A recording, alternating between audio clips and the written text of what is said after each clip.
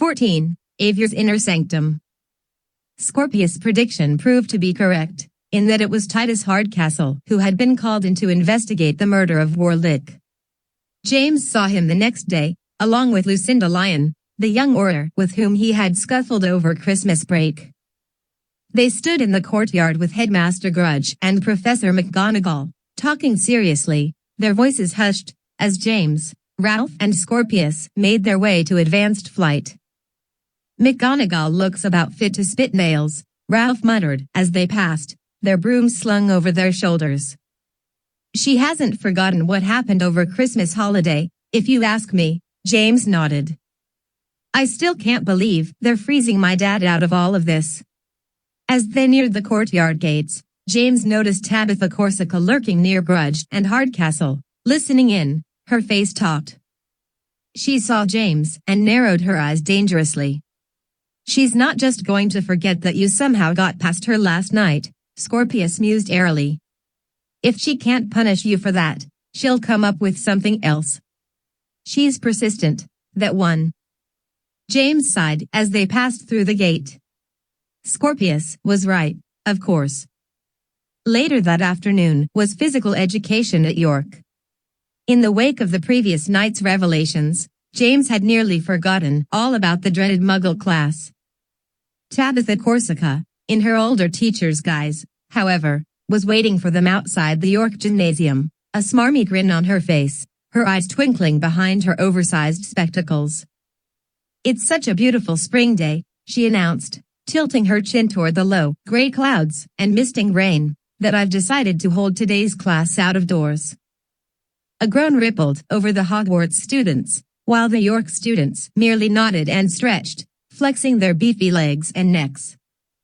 Even the girls, James noticed, seemed a head taller than him and ropey with muscle. He wondered for the first time if Tabitha Corsica had purposely teamed the Hogwarts students with older, stockier York students. "Not rugby again," Ralph muttered next to James, crossing the fingers on both hands. "Please not rugby again." "Anything but that." Corsica tilted her head thoughtfully. "Today, I think we shall play a spirited game," she exclaimed, as James hunched his shoulders, expecting the worst.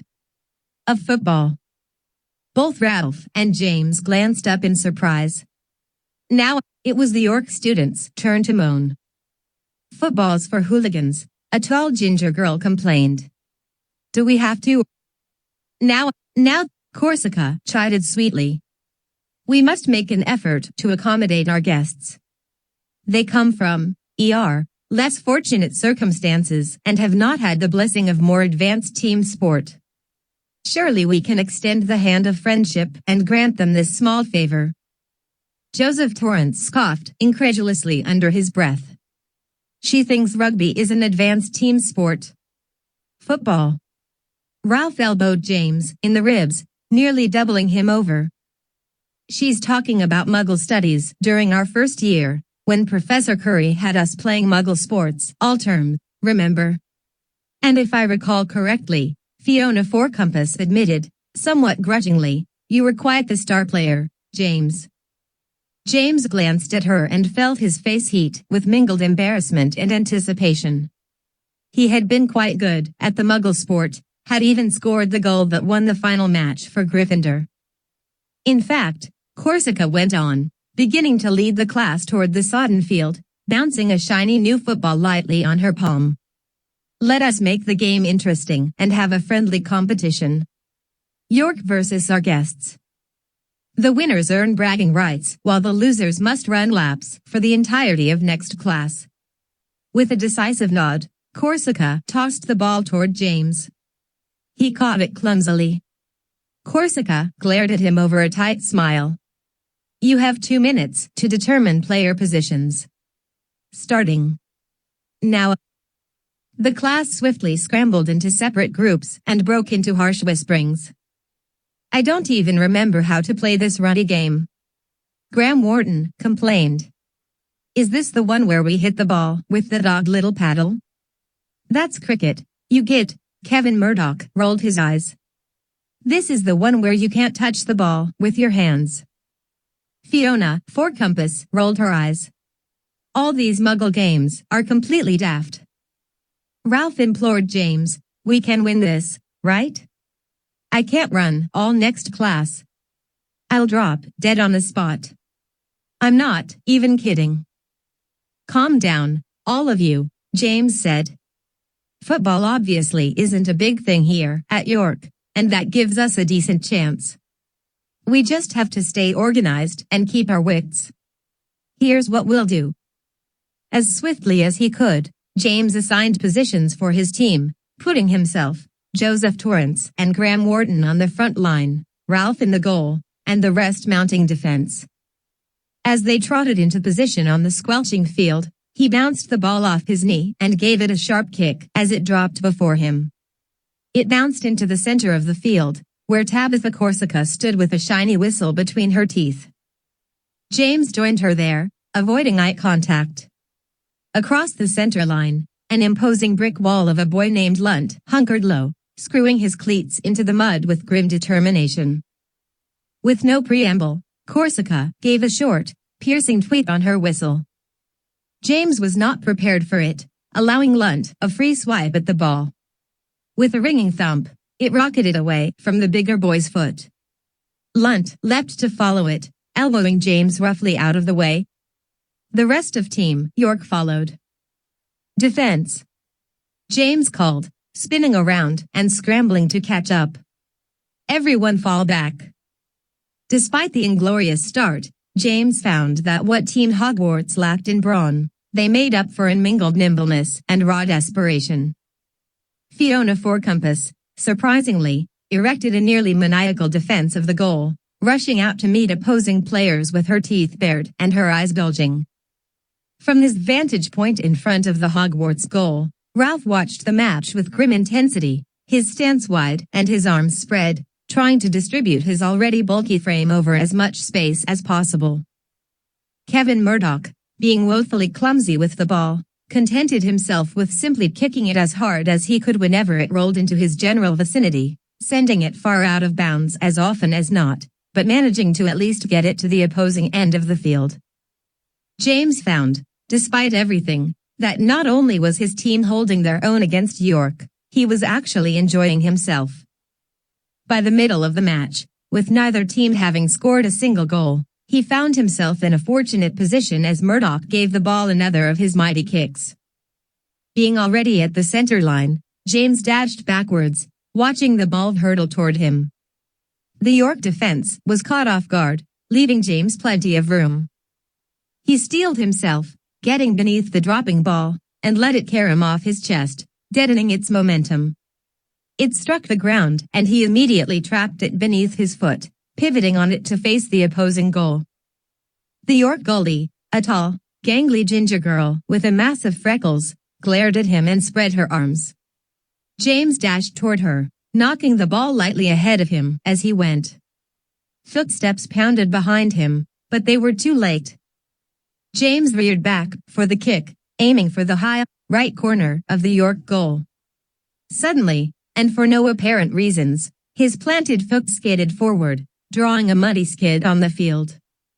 He flailed wildly, tried to salvage his kick, but succeeded only in tripping over the ball. He fell full length onto the wet grass with enough force to drive his teeth together with an audible clack. His right foot was still resting on the ball. Frantically, James clambered to get his feet beneath him again, scooping the ball forward, but Lunt had finally caught up to him. The bigger boy swept James' feet out from under him, stealing the ball and bowling James into the mud again, cursing vividly. Cleats pounded past him as the action moved back to the opposite end of the field. As James finally regained his feet and pelted to rejoin the match, he saw Tabitha Corsica standing on the sideline, watching him smugly, her eyes narrowed behind her ridiculous glasses. James knew immediately what had happened. While she had confiscated their wands, as usual, upon their arrival at York, she had of course kept her own. She was using magic to surreptitiously sabotage him from the sideline. The look on her face as he passed was a small, challenging smile. York scored their first goal quickly thereafter. What happened up there? Murdoch demanded, panting heavily as James headed back toward the center line. You had a clean shot. It's not my fault. James spat. Corsica's cursing me. Fiona Fourcompass gave him a skeptical look, her face speckled with mud. James glared back at her defiantly. It's true, he declared, pointing to the sideline. Fiona merely shook her head and rolled her eyes.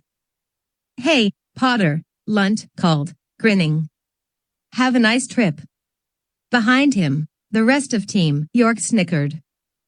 As the game resumed, James began to sense that Corsica was subtly cursing him at almost every turn, making the grass supernaturally slick beneath his feet, causing the ball to take unexpected and unnatural bounces. Or giving it unusual momentum so that it bowled him over as he tried to trap it. As a result, he missed 2 more opportunities for goals, while York scored 3 goals under extremely suspicious circumstances. The last goal was a long kick from center field, which seemed to hang in the air far longer than possible, arcing toward the goal and squirreling past Ralph as if it was alive. Team York erupted into ecstatic cheers as James skulked back toward his team. What's happening out there? Ralph muttered angrily, flinging his sweaty hair out of his face. I've never seen you so clumsy, James. For the first time, I think I could do a better job out there than you. And believe me, that's not a happy thought. It isn't me. James insisted furiously. It's Corsica. It's got to be. She's cursing me from the sideline. Have you seen her doing it? Joseph asked. Because I have to say, it looks like you've just sort of lost your touch. James. Fiona seethed, grabbing him by the shoulder and turning him around. I am not running all next class. And I am not going to listen to these muscle-headed morons gassing on and on about how they beat us into the ground. You've got to score. The match is nearly over. I know. James exclaimed, throwing her hand off his shoulder. It isn't my fault. It's Corsica. Stop blaming your clumsiness on others. Fiona hissed, shoving James in the chest. I'm not getting mud in my hair for nothing out here. Win this match or I'll curse you myself. James opened his mouth to argue, but was interrupted by a sharp, long whistle from the sideline. Score 3-0 in favor of York Academy, Corsica called, letting the whistle drop from her teeth and dangle around her neck. With only 5 minutes left to play, perhaps our guests would like to forfeit the match. She eyed James across the field with one eyebrow arched, still smiling that smug, half smile. James shook his head. No chance, he called. The match isn't over yet. As you wish, Corsica shrugged lightly. Proceed. She retrieved the whistle and gave it a sharp tweet, pointing toward the ball on the center line. James dashed forward to claim it as the match resumed. He had no hope of actually winning at this point, but there was no chance that he was going to let her see that she had defeated him. He chased Lunt as the big boy zigged down the side of the field. When Lunt attempted to pass the ball to a teammate near the goal, James lunged to intercept. He trapped it against his foot, pivoted and kicked it back toward his own goal.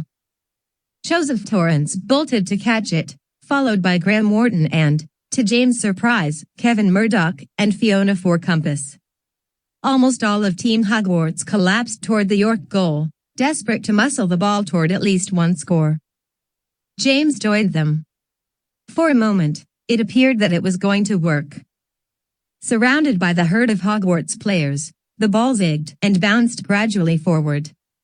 Lunt and his teammates muscled into the herd, but could not manage to turn the ball around. Finally, the entirety of both teams crowded in front of the York goal, rioting and shouting and kicking viciously. James saw his opening. Through a mist of rain and flying gobbets of mud, he sensed that the York goalie had inched too far forward, leaving a gap.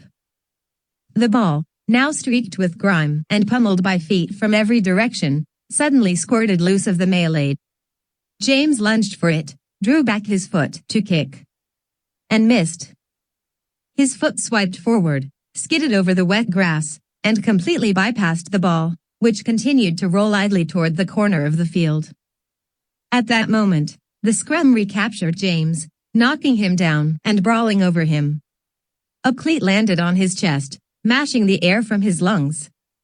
Another kicked him in the ear. Still another landed on his wrist with an audible crunch. Someone was screaming in pain. After a second, James realized it was himself. He rolled over and cradled his wounded wrist. It felt horribly loose, and a soft grinding sensation accompanied its movements. The fingers on that hand tingled numbly. Tabitha Corsica's whistle sounded in 3 short bursts. "Everyone back away, now," she called as she approached. "Give the young man some air." "Thank you. Lunt, if you would be so kind as to line everyone up, we shall return to the locker rooms now." James felt Corsica hunkering over him. Her shadow blocked the dull gray sky. He resisted as she reached for his broken wrist, but she was persistent. "Nasty break, that," she said, gripping and turning his forearm like a dead fish. "Unfortunately, medical methods here at York are not quite what you may be accustomed to. Here, there is no magic remedy for a broken bone." "Of course," she mused, cocking her head and lowering her voice, "I do have my wand with me, as you know. I could help you. But that would rather defeat the purpose of this program, don't you think? I fear you will simply have to bear the pain until your return through the cabinet. You can bear the pain, can't you?" James didn't reply, but simply attempted to wrench his wrist from her grasp. It hurt immensely as the broken bones ground together. She saw this on his face, and her eyebrows rose slightly, along with the corners of her mouth. "I didn't curse you that last time," she whispered conspiratorially. "That was good old-fashioned Potter clumsiness. Perhaps that adds a bit of insult to your injury, but I thought you should know it, nonetheless." James pushed her away and struggled to sit up. His ribs felt bruised where they had been stepped on, but he pushed through the red mist of pain, using his good hand to leverage himself to his feet. Next to him, Tabitha Corsica sighed as she also stood. "I hope you'll take note of what happened here today, James," she said, glancing aside to where the rest of the class was lining up along the edge of the field. "You can't get away with your little shenanigans any longer. You can't beat me. You never really could. Your luck's run out. And I'm not done with you. I'll be watching every little thing you do. If you so much as stick one toe out of line," she smiled, as if this was her greatest wish. "Believe me, I'll be there to chop it off." She met his eyes, still smiling wistfully, assuring he saw that she meant it. Then, with a brisk sigh, she turned away, addressing the rest of the class. "He's all right, everyone. Just a little sprain. Nothing to be concerned about. Much ado about nothing, quite frankly. Back to the locker rooms, now. And in honor of how our guests will be spending their next class period," she glanced back at James again with a vicious smile, "why don't we run?" "She's gone completely mental," Ralph seethed as he stood next to James in the hospital wing half an hour later. "Sorry, I didn't believe you straight away, mate. I should have known there was nothing she wouldn't stoop to. But cursing you to the point of injury," Rose said wonderingly, settling into a seat opposite the little medical table upon which James sat, his arm outstretched in a bath of sparkling magical light. He winced with each enchanted flash as the bones in his wrist slowly realigned. "Not that anyone would know that she was responsible," he sighed. "She's sneaky. No one saw a thing. And technically," Rose admitted dourly, "she didn't actually cause your injury. She just created the conditions that allowed it to happen. And refused to help when it did." Ralph's face was stony. "There was a time when I actually thought of her as almost a friend, or at least someone to look up to," he admitted. "And later, after the whole mess with the gatekeeper and her thinking she was the bloodline of Voldemort, I sort of thought she might have learned her lesson. I wanted to think she wasn't all bad, after all, just a little twisted and misguided. That's because she's pretty. Rose rolled her eyes. Boys always think the best of pretty girls. It's like a mental illness.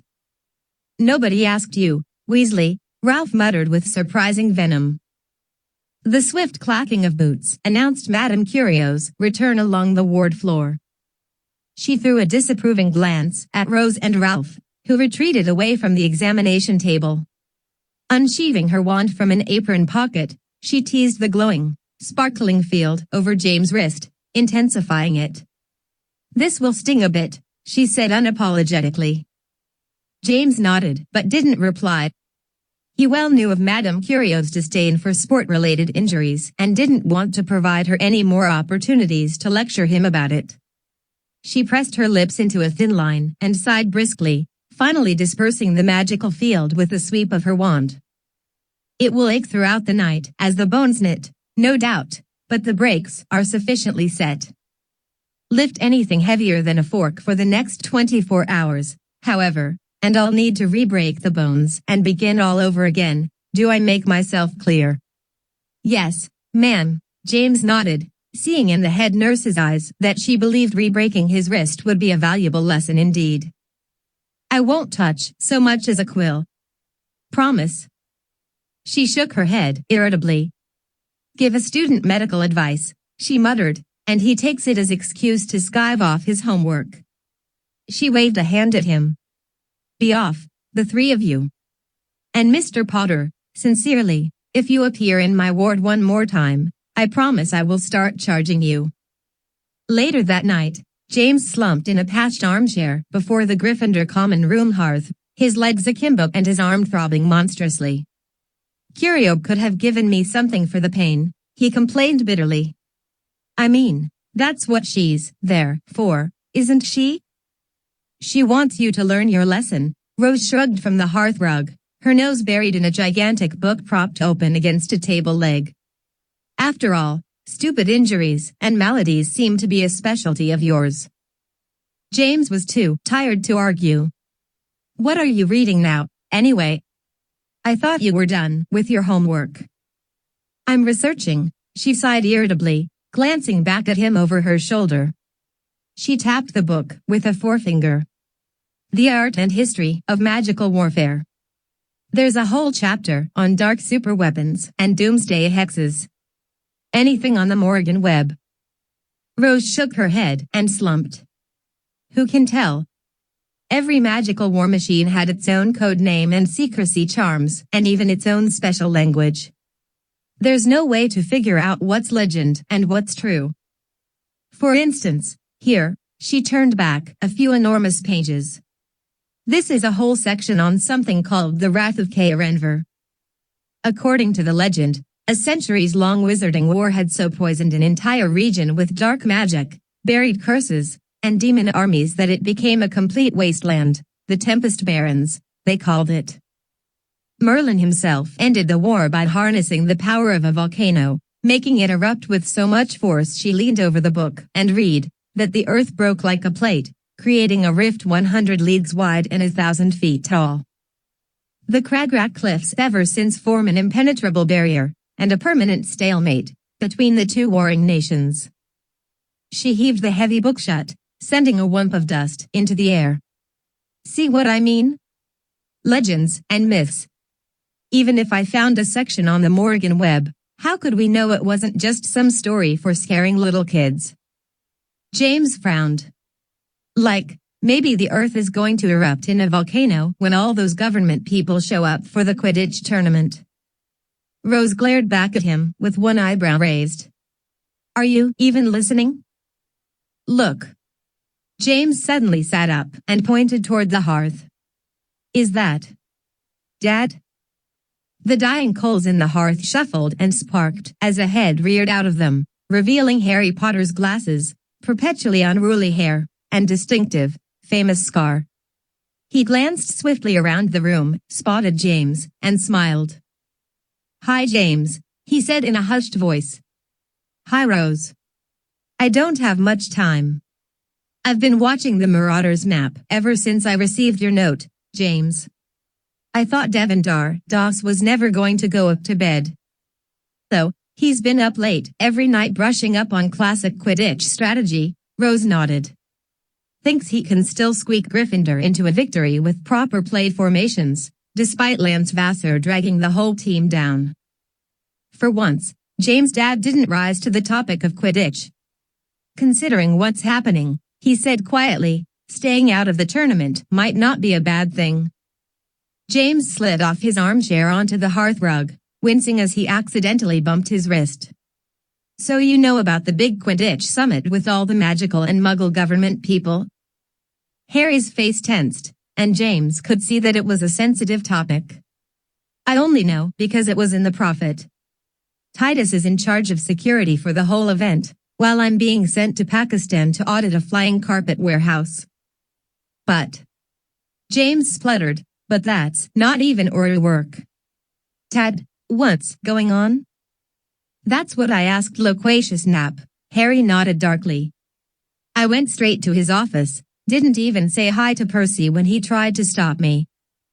The Minister of Magic says that I'm too valuable to risk on such techie missions. He also says that since Revalvier's books were famous even in the Muggle world, my presence would be a distraction. Rose frowned. But that's ridiculous. The whole point of showing the Muggle leaders a Quidditch match is to show them we're friendly. If you're already known to them, at least as a fictional character, you'd form the perfect bridge into the magical world.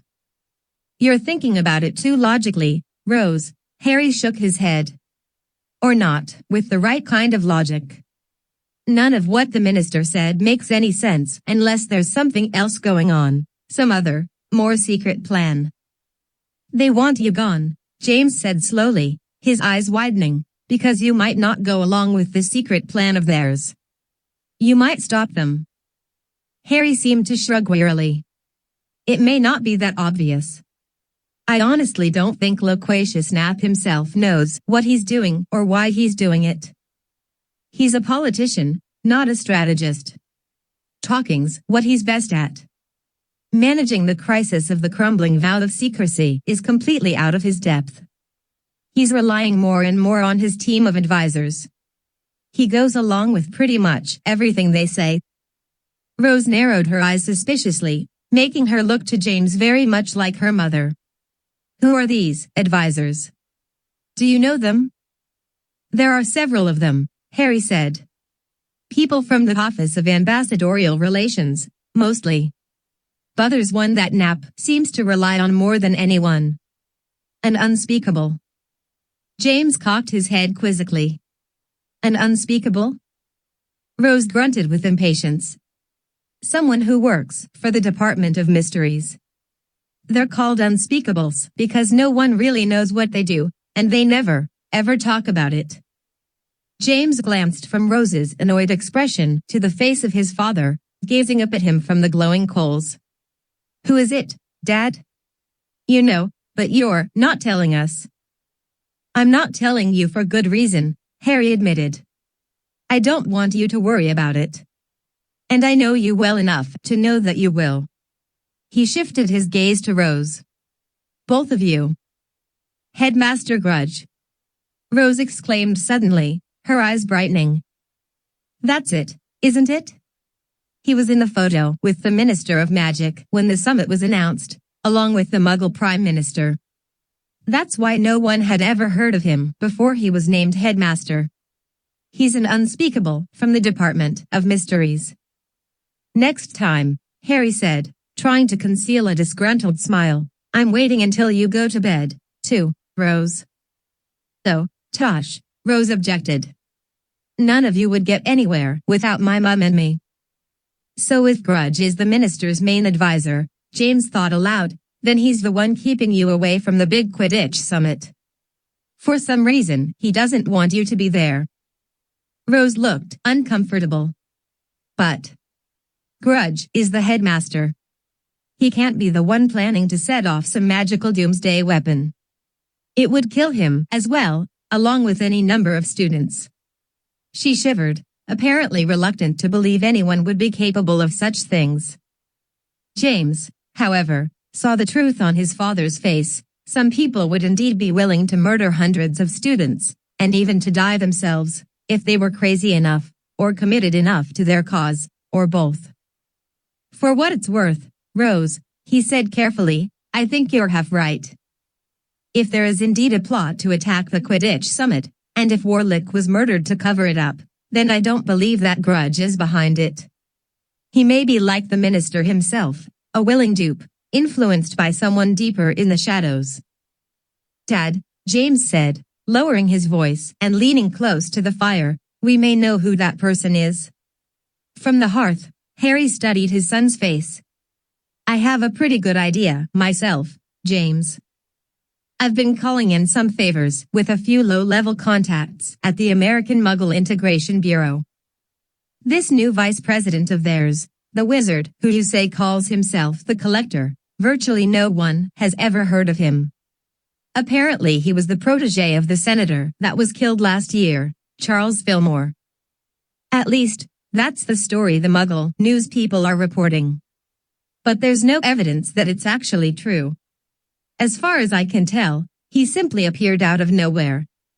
If he is indeed a wizard taking advantage of the broken vow of secrecy, then his plan may be to murder the American president and assume his position, Rose nodded. Sorry, Uncle Harry. We already figured that bit out. But that's not who I'm talking about, James said exasperated. When we discovered Warlick's body, we saw someone else. Well, at least Lucia and I did. Harry tilted his head. Who's Lucia? That's not important, James insisted. The point is... He paused, suddenly unsure how, precisely, he should proceed. How should he tell his dad that one of the most important people in his life, the long-dead Albus Dumbledore, seemed to have a sort of evil twin, a mysterious dark mirror in the form of Aviador Cascathan? Suddenly, James heard Avier's own words echoing in his head. Accompanied by the deep chill of the Durmstrang classroom, it would be best, Mr. Potter, the hauntingly familiar wizard had said calmly, almost kindly, if you did not tell your father about this. Harry might be a bit conflicted. James felt stymied before the patient gaze of his father. The words dried up and he found he simply could not speak. Finally, Harry himself broke the silence. I know this is all very worrisome and confusing, he said, addressing both James and Rose. And I am sorry that you lot have gotten involved in this at all. I wish I could tell you what I've told you in the past, that this isn't your problem, that we adults will handle it. But the fact is, you are no longer exactly children yourselves. You've seen too much. Here, Harry looked directly at his son, and James knew what he was thinking of. Poor, lost cousin Lucy, held in Ralph's arms, carried through nightmare after nightmare. No matter how much I might wish otherwise, Harry went on, this isn't only my battle. I told you at the beginning of this year, James, that I might need to rely on you, that you might be in a position to do what I cannot. It seems that time has come. A sudden chill of fear descended upon James at these words. He hadn't realized how comforting his father's old reassurances had been, assurances that the world was an essentially safe place and didn't need to be saved by him and Ralph, Zane, and Rose, that the adults were in charge and were fully equipped to handle anything that came their way. That his only duties were to his schoolwork and his friends and to enjoy being young and free of weighty responsibilities. He had always rejected those assurances, always chosen to involve himself anyway, and to bring along those of his friends who were willing to help. Now, he realized that there was a secret luxury in assuming responsibilities that weren't his, the luxury of knowing that no one expected him to succeed, the luxury, at the heart of it all, to fail. James met his father's eyes and nodded slowly. He swallowed and heard an audible click in his throat. Whatever you need, Dad. Harry closed his eyes, seeming to war within himself. He drew a deep breath.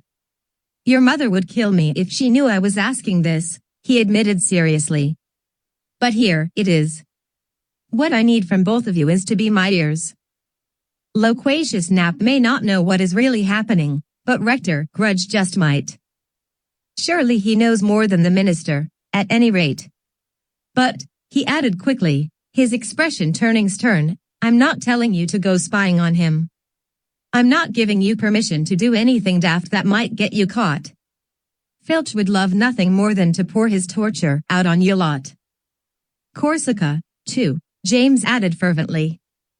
I'm only telling you, Harry went on, ignoring this, to keep your ears open. If there are more attempts to stifle the flow of information in and out of the school, if there are any new decrees or rules about what teachers are allowed to teach, or what clubs are permitted to meet, or if there are any other changes to the way things are done, I need you to let me know. Grudge won't come out and say what's coming, but we might learn something just by the preparations he makes. James ran a hand through his hair in frustration. But how can we tell you anything even if we want to? All our post is searched, remember? I've already thought about that, Harry said, firming his voice. Just send a note to your mum saying you miss her cooking. She'll be happy to hear from you, and I'll know that you need me to contact you. Be here in the common room when everyone else goes to bed, and I'll find you. James nodded his understanding. But what should we be watching for most of all?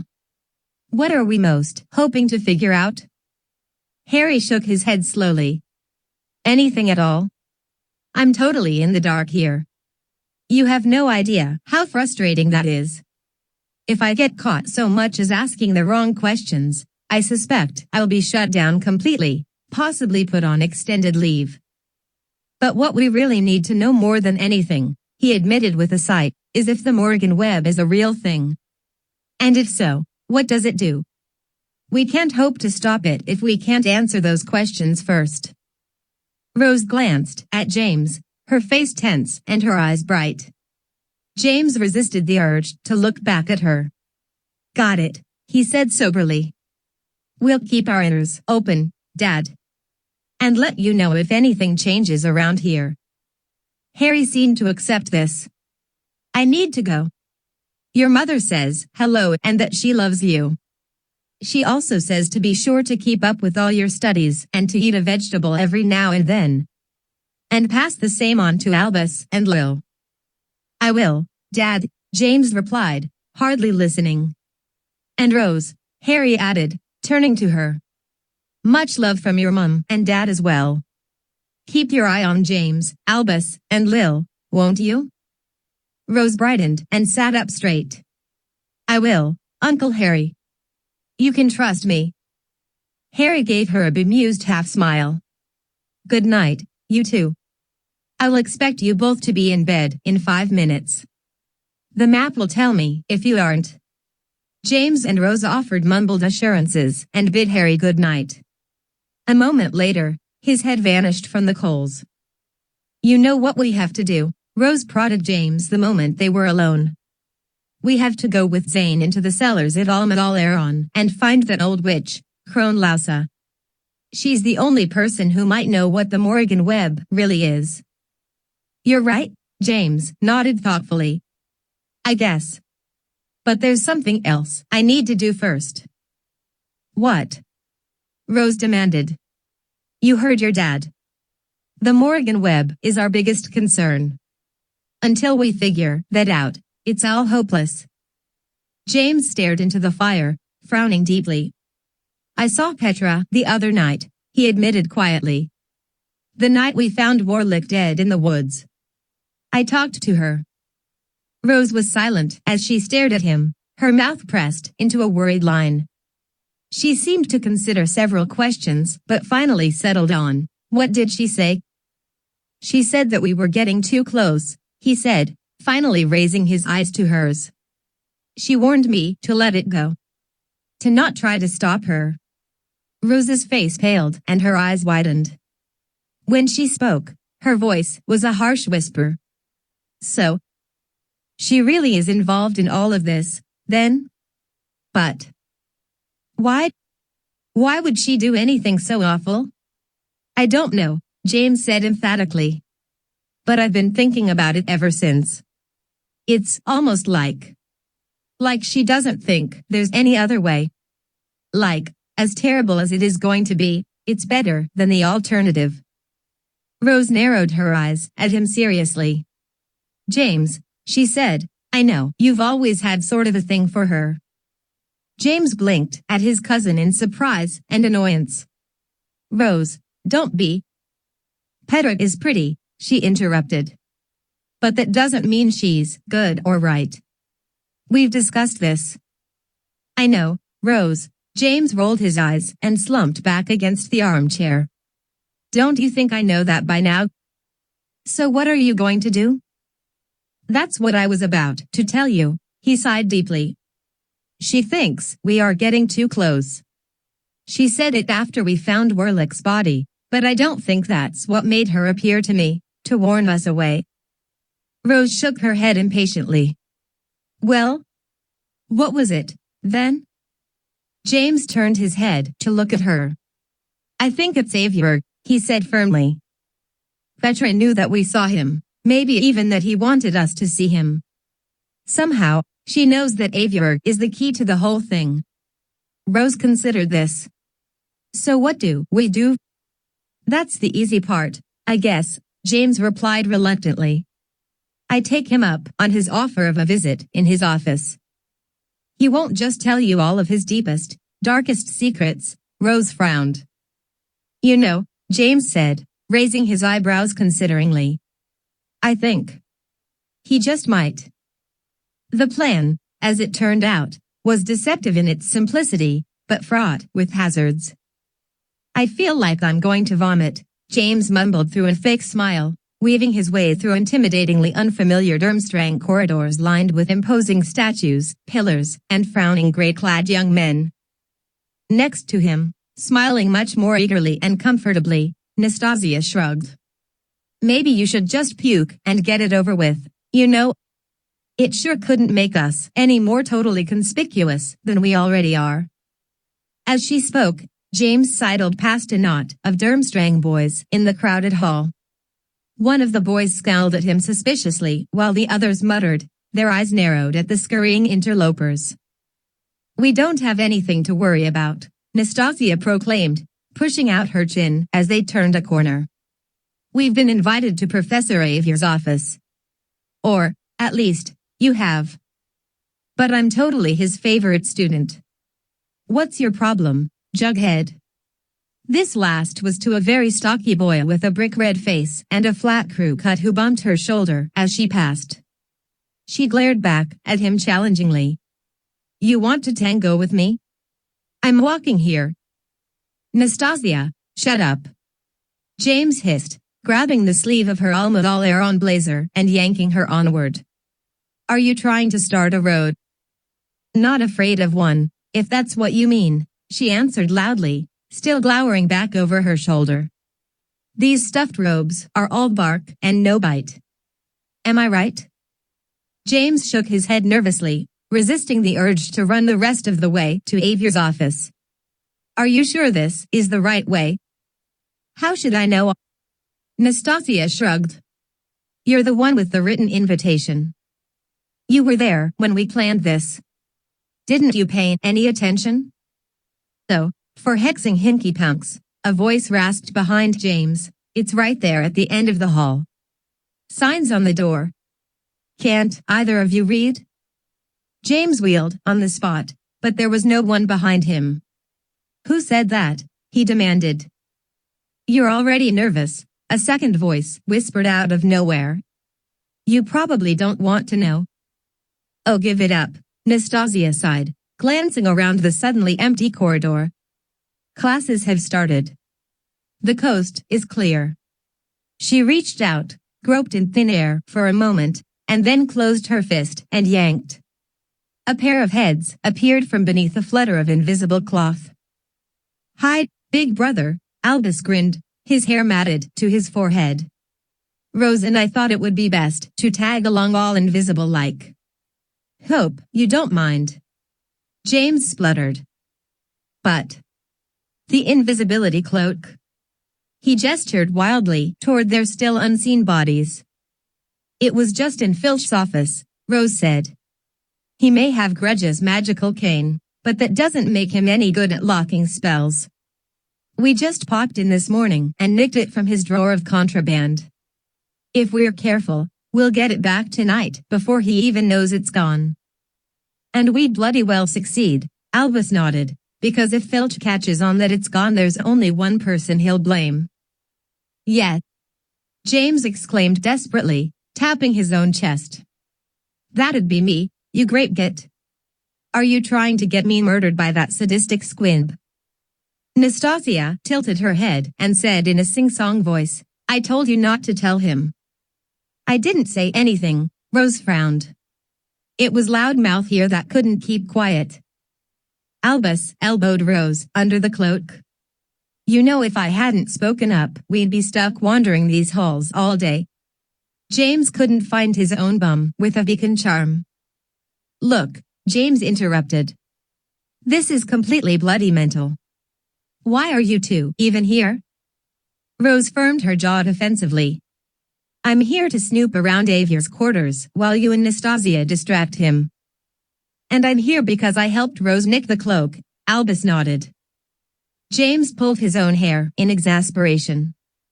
We don't need your help. If you get caught here, we're all totally doomed. We can't know that Avier will tell us anything meaningful, Nastasia sighed. And besides, they won't get caught. Will you? Not if Loudmouth here can keep his lips sealed for more than 30 seconds, Rose said, tilting her head at Albus, who shrugged and rolled his eyes. All right, James declared helplessly. Just get back under the cloak and don't bump anything.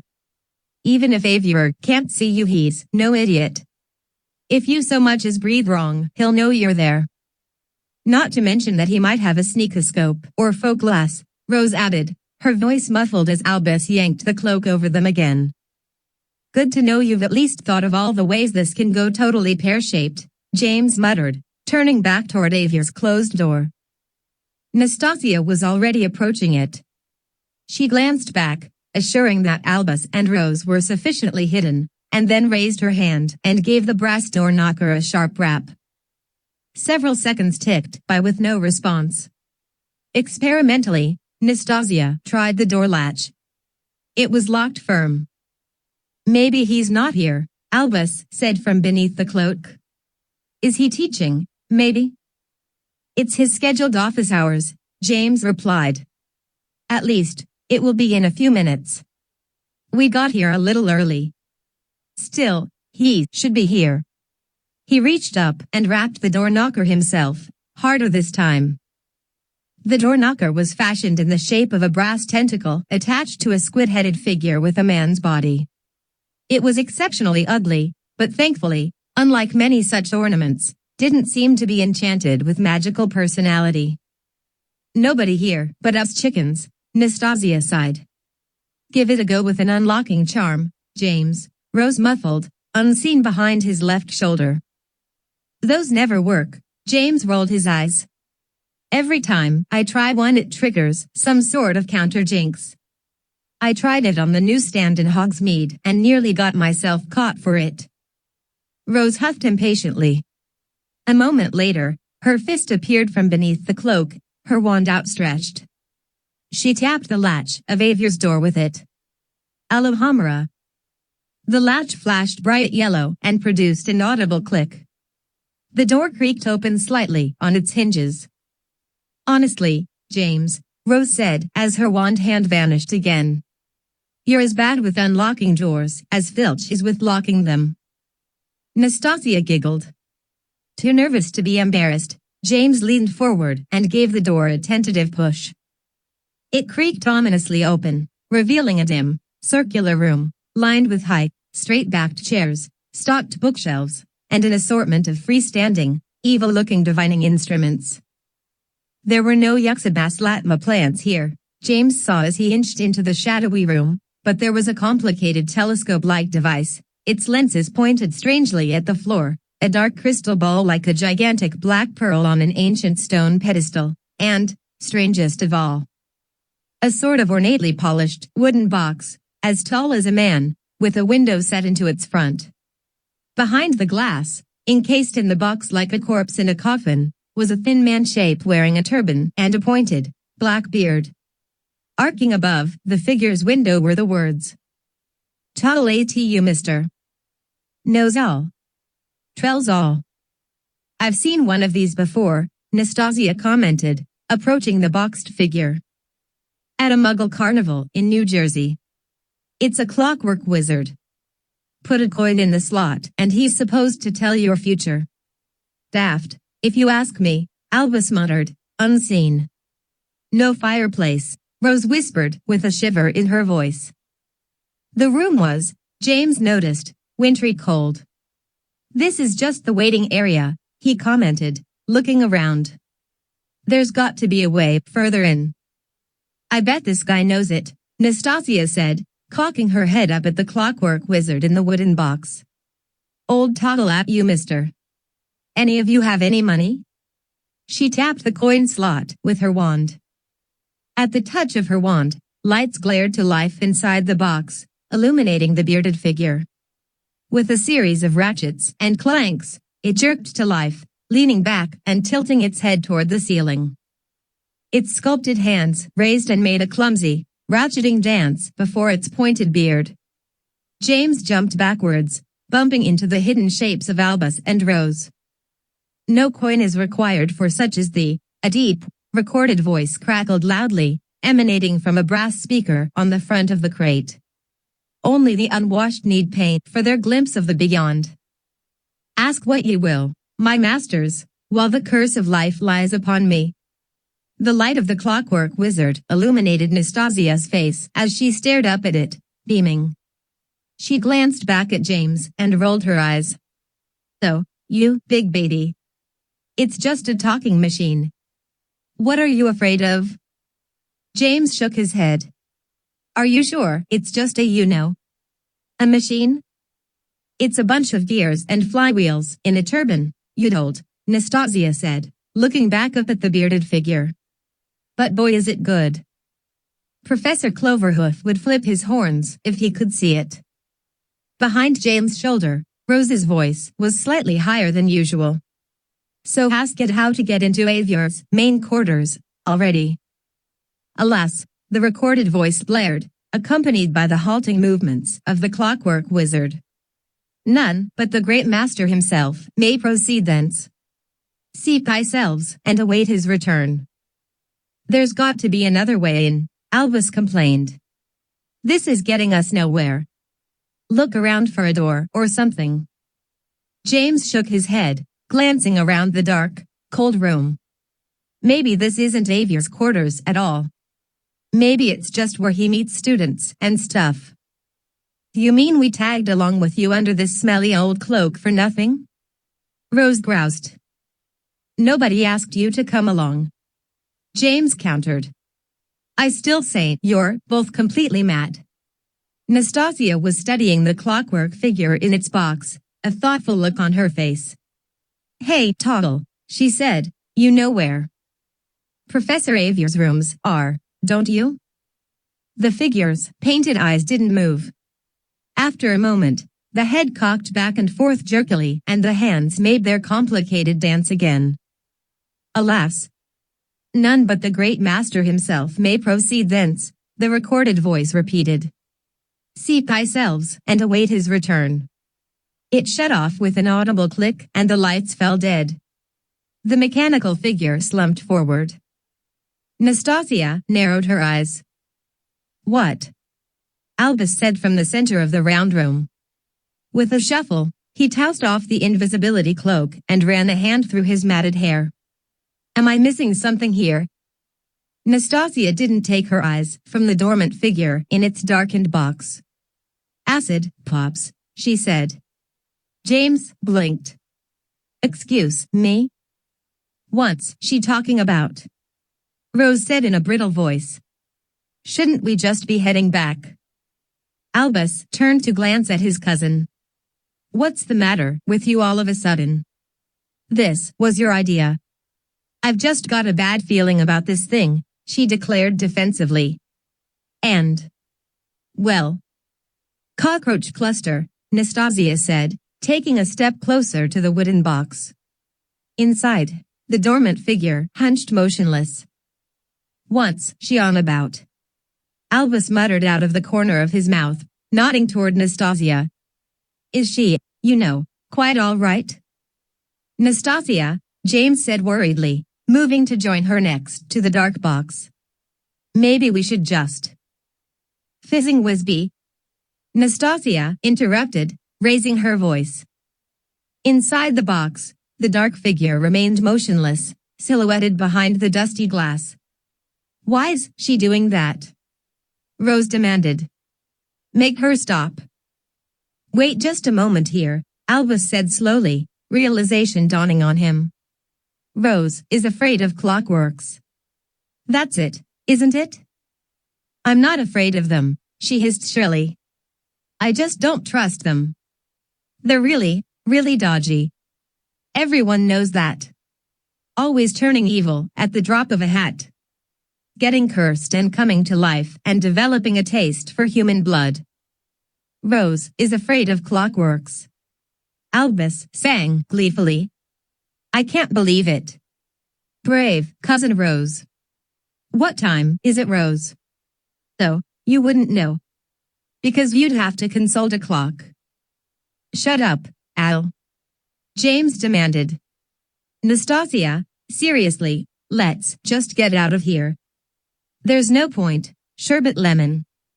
Nastasia announced, nodding to herself with satisfaction.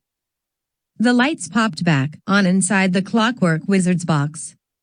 Rose clutched James' shoulders in alarm as the mechanical wizard jerked back to life, ratcheting and squeaking noisily.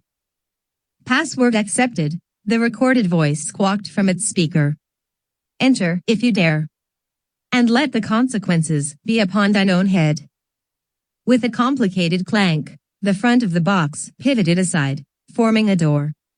Behind it, the clockwork figure of tall, at-you Mister stood full length, its robe hanging limp around hinged, mechanical legs. Its wooden feet were carved with sandals and covered in flaking flesh-colored paint. It stepped haltingly out of the cabinet, its joints squeaking and its head bowing obediently. Lights flickered to life deep inside the wooden box, and James saw that it was actually a doorway into a much larger room. He glanced from the suddenly revealed doorway to Nastasia. How'd you know? She shrugged evasively. Lucky guess. Well, Albus spoke up, we going in or what? James glanced back. Rose's face was as pale as a tombstone. She tore her gaze away from the clockwork man and met his eyes. Jerkily, she nodded. Let's be quick about it, he said. If Avier isn't here, he's bound to be back at any moment. He turned back to the doorway formed by the wooden box. Beyond it, a large, dark room flickered with blue light. Complicated shadows leapt on the high walls and ceilings. He braced himself, felt Rose clutch his shoulders again from behind, and stepped forward. 15. Origins Unveiled. The inner chamber of Professor Avier's office was circular, and much warmer than the waiting area had been. Flames roared in the maw of a monstrous fireplace. Pillars lined the room, stretching up into shadowy vaults. Looks a lot like the headmaster's office back at Hogwarts, Albus commented. And what is that in the cage? That's not an actual phoenix, is it? James and Rose followed Albus to a very large cage standing on an ornate brass stand. The creature inside seemed to take up nearly every inch of space where it hunched on a low perch. The cage floor was littered with what appeared to be rodent bones, all charred black. That's no regular phoenix, Rose said, curling her lip. It's a jiskra, sometimes called a black phoenix. See the two heads? Cool. Albus leaned close, peering through the bars. It looks more like a feathered lizard than a bird. The head nearest him reared back between its furled wings. The beak split open, revealing rows of tiny pointed teeth, and the creature hissed, exhaling a foul-smelling mist. Holy! Albus spat, leaping back and waving his hands to disperse the Jisco's wet, acrid breath. What the bloody hell was that? Defense mechanism, Nastasia giggled. Another name they go by is death breath. It's a good thing the other head's asleep. James kept a safe distance from the monstrous bird thing. Dumbledore had his phoenix, he mused darkly. Avier has this thing. Near the enormous cage on its stand, a large wooden desk was covered to overflowing with parchments, inks, books, instruments, and, strangely, an oversized wizard chess set. James approached this, examining the pieces where they stood in mid-play on the board. The black figures seemed to be made of ebony, while the white figures sparkled in the firelight like diamond. Someone really likes their board games, Albus said as he joined James near the desk. Who's winning, do you think? James shook his head. Ralph would know. He's the chess player, not me. Too bad Ralph wasn't invited to this little party, Albus shrugged, turning away. Neither were you, James mumbled grumpily. In truth, he would have preferred Ralph under the cloak than Albus. He leaned closer to the chess set, intrigued. The figures seemed strangely familiar. He studied the ebony king where it stood on its square. It was tall, robed, with a hood covering most of its face and thin, knuckly hands protruding from its sleeves. He gasped with recognition. What? Rose whispered immediately. What did you find? Come, here. James gestured, not tearing his eyes from the board. Look. Rose joined him, huddling shoulder to shoulder. She leaned over the board with a puzzled expression. James glanced at her. Do you see it? The ebony king?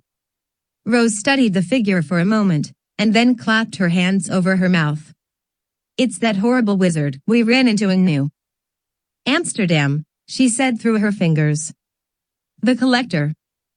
The new American vice president, James nodded. But look next to him.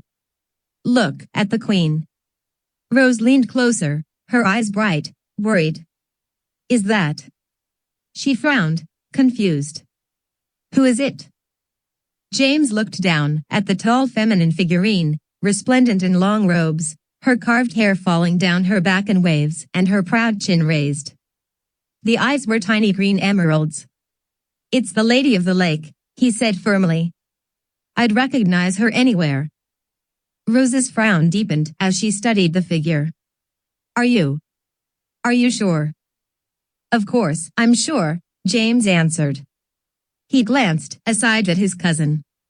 Why? Rose seemed reluctant to answer. Because. Well, to me. She sort of seems like she looked aside at him, her eyes bright in the darkness. Like Petra. James opened his mouth to protest, but as he did so he dropped his eyes to the chessboard again. Carved in black ebony, the figure's cascading hair did suddenly look like Petra's dark locks. The raised chin could be seen as determined rather than proud. The eyes now seemed to be pale blue amethysts. Who are the figures on the other side? Rose asked, changing the subject. It's hard to tell. What are they made of? Crystal? Diamond? James leaned closer. Firelight played on the facets of the opposing figures, obscuring their details. The king was tall, with unruly hair and a pair of tiny, unmistakable spectacles. As if there was any doubt about the identity of this figure, a tiny lightning bolt glowed faintly, etched onto its forehead. Rose saw this at the same time as he. She grabbed his elbow. It's your dad, she whispered. And the queen. It's is that. My mum? But James shook his head slowly, tensely. No, Rose. That's not your mum. That's. Jackpot. Nastasia's voice suddenly sang out. I think you're all going to want to see this. James looked up, following the sound of Nastasia's voice. He was about to tell her that what she'd found certainly couldn't compare to the eerily familiar chess pieces, but closed his mouth as the pink-haired girl parted a heavy, intricately embroidered curtain. Beyond it, a blue torch flickered to life, illuminating a tiny, circular alcove. The space was entirely empty but for a high wooden table and, upon it, a small book. Nastasia glanced back at them with a crooked smile. "I may be mistaken," she said, "but I think that is a diary." James glanced at Rose, whose face was still unusually pale. Together, they rounded the desk and approached the curtained alcove. Albus joined them there. As one, the four students crept inside, surrounding the tiny table. The book was surprisingly small, its page edges rough and thick, its cover made of deeply tanned leather. To James' eye, it did indeed look like a sort of personal journal or notebook. "You found it, Nasty," Albus said, nudging Nastasia. "You do the honors and open it up." "Not me," she replied, taking a step backward. "I'm all for snooping around and all, but I smelt curse on that thing." She glanced at James, and for the first time there was something like fear in her expression. He shuddered and turned back to the book. "Well," he gulped. "What else did we come here for?" Quickly, before he could reconsider, he reached forward and touched the leather cover, bracing himself. Nothing happened. He glanced back at the others. "Make with the reading, already," Albus declared. "What, are you hoping it'll suck you into its pages or something?" The moment broke. James rolled his eyes and turned his attention back to the book. He flipped back the cover carefully, revealing a creamy blank page. Was the writing invisible, perhaps? He stared at it, waiting for something to happen. When it didn't, he turned the first page, then the next. There, on the third page, was a neat column of handwriting. He leaned over it. In a low, tense voice, he began to read. "This is an account of the unspoken and hidden life and times of..." He paused as a wave of coldness fell over him, chilling him to his heels. "Albus Percival Wulfric Brian Dumbledore." Behind him, Rose gasped. "Holy hinky punks," Albus said in an awestruck voice. "My namesake?" "The Big Al himself." "Hush," Nastasia said quietly. "Go on, James." James nodded. Taking a deep breath, he continued. "I fear that this shall not be a happy account, and it is quite possibly as private a record as has ever existed, chronicled by my own hand for whatever peace of mind it may offer. The memories cached in these written words would much more cheerfully be relegated to the comfort of the pensieve, hidden away and forgotten. But alas, as will soon be revealed, that is an impossible luxury forbidden to this woeful tale. But first, a forewarning for anyone who, either by mistake or subterfuge, finds themselves viewing these words. As you peer into the void, be assured that the void peers into you. Let it be known that by reading this account, I shall be reading your thoughts, and marking you. The curse that will result shall not be on my head, indeed, I may not even wish you harm, but it will befall you nonetheless. Some costs cannot be paid with other than blood. For your sake, and my peace of mind, turn back now." James took an involuntary step back from the table and the leather diary. "Called it," Nastasia said faintly. "Should we go on?" Rose asked, her voice nearly a whisper. "Oh good grief," Albus rolled his eyes. "It's just a standard warning curse. We Slytherins put them on everything, up to and including our to-do lists. Only first years are afraid of them." "But this is the diary of Albus Dumbledore," Rose countered.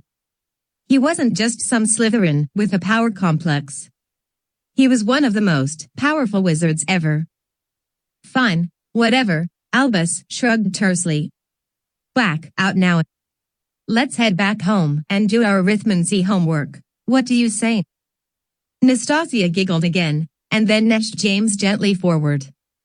"Dumbledore's dead and buried," she said. "He can't curse anyone anymore.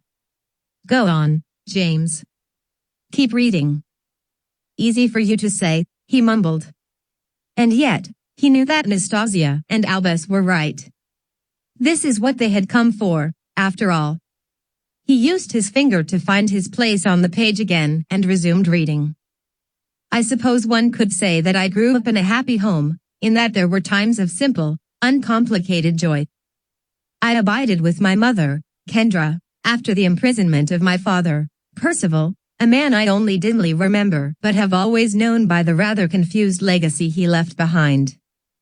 He was sentenced to Azkaban after attacking a cabal of Muggle boys, an act of fatherly vengeance.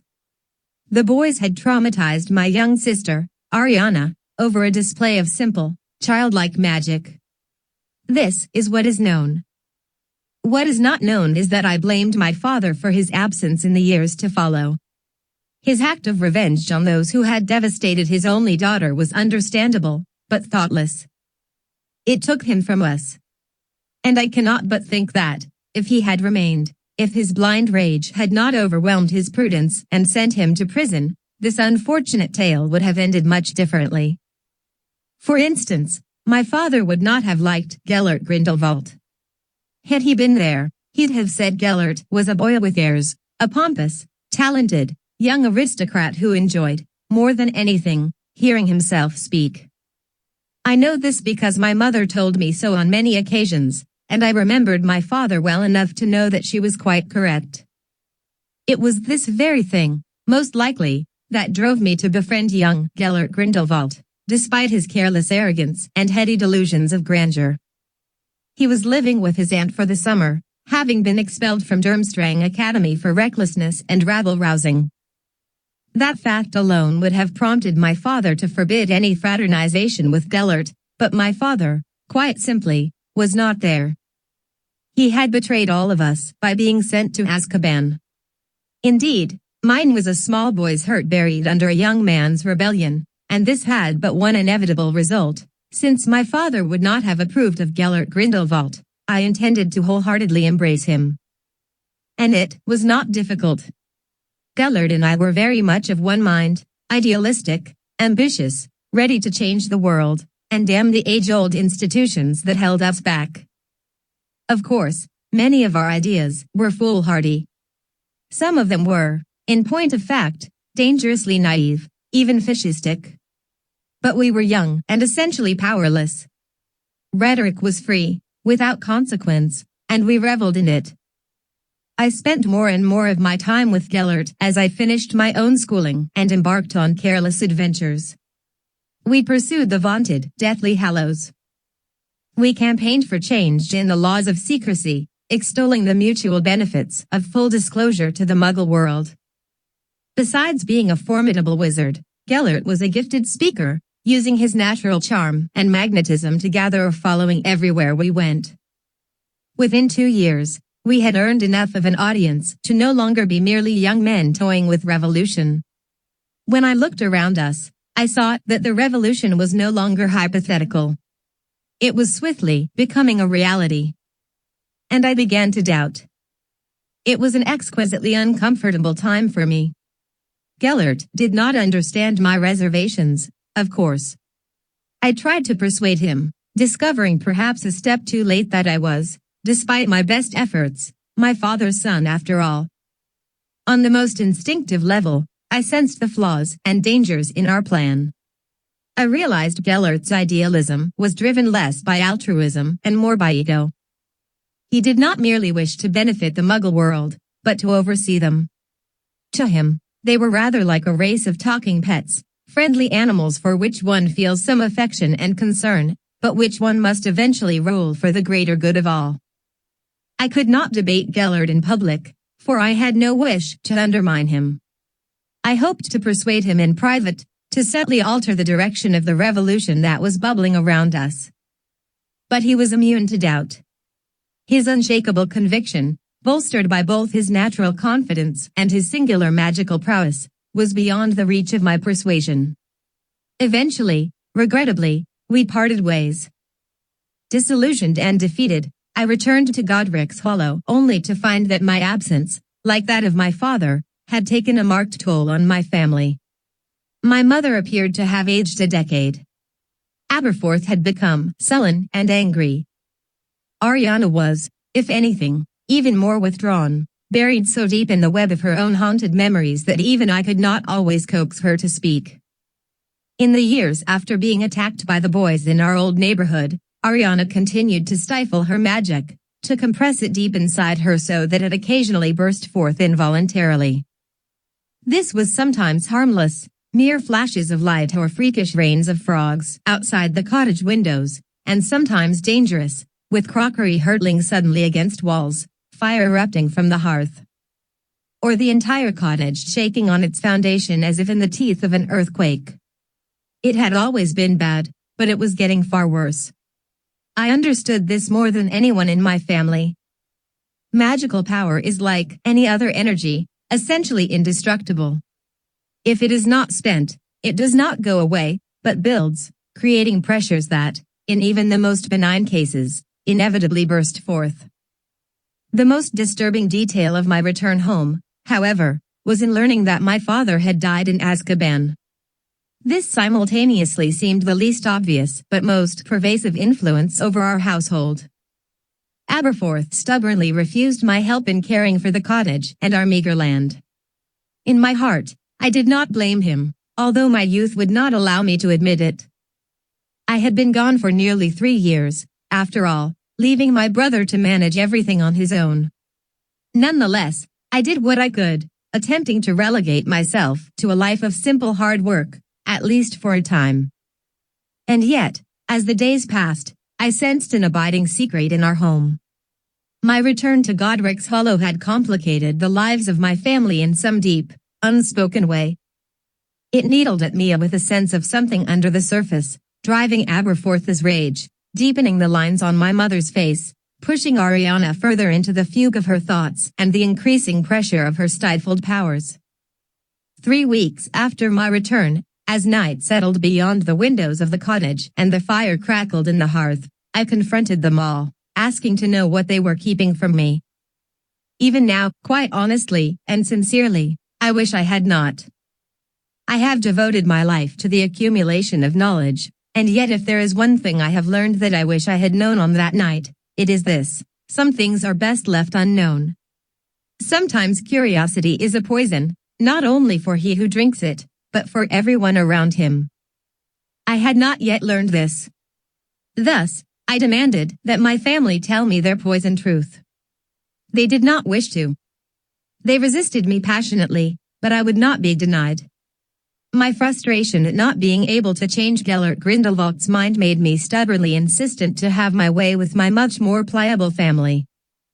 And in the end, after much shouting, after Aberforth had stormed out into the night, not even closing the door behind him, with my mother sobbing by the fire and Ariana kneeling before her, silhouetted so that I could not even see her face as she spoke.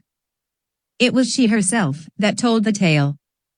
Ariana, my young sister, was with child. With that knowledge, I understood everything: Aberforth's worried rage, my mother's mounting fear, and Ariana's increasing instability. After all, what could cause more raw havoc in a woman's mind and body than the fundamentally visceral process of pregnancy? The father was a muggle, the young man in the village. Ariana insisted that she loved him, that he understood her, and that she ardently desired to marry him. Aberforth patently refused this, of course, going so far as to threaten the young man if he so much as showed his face at the cottage door.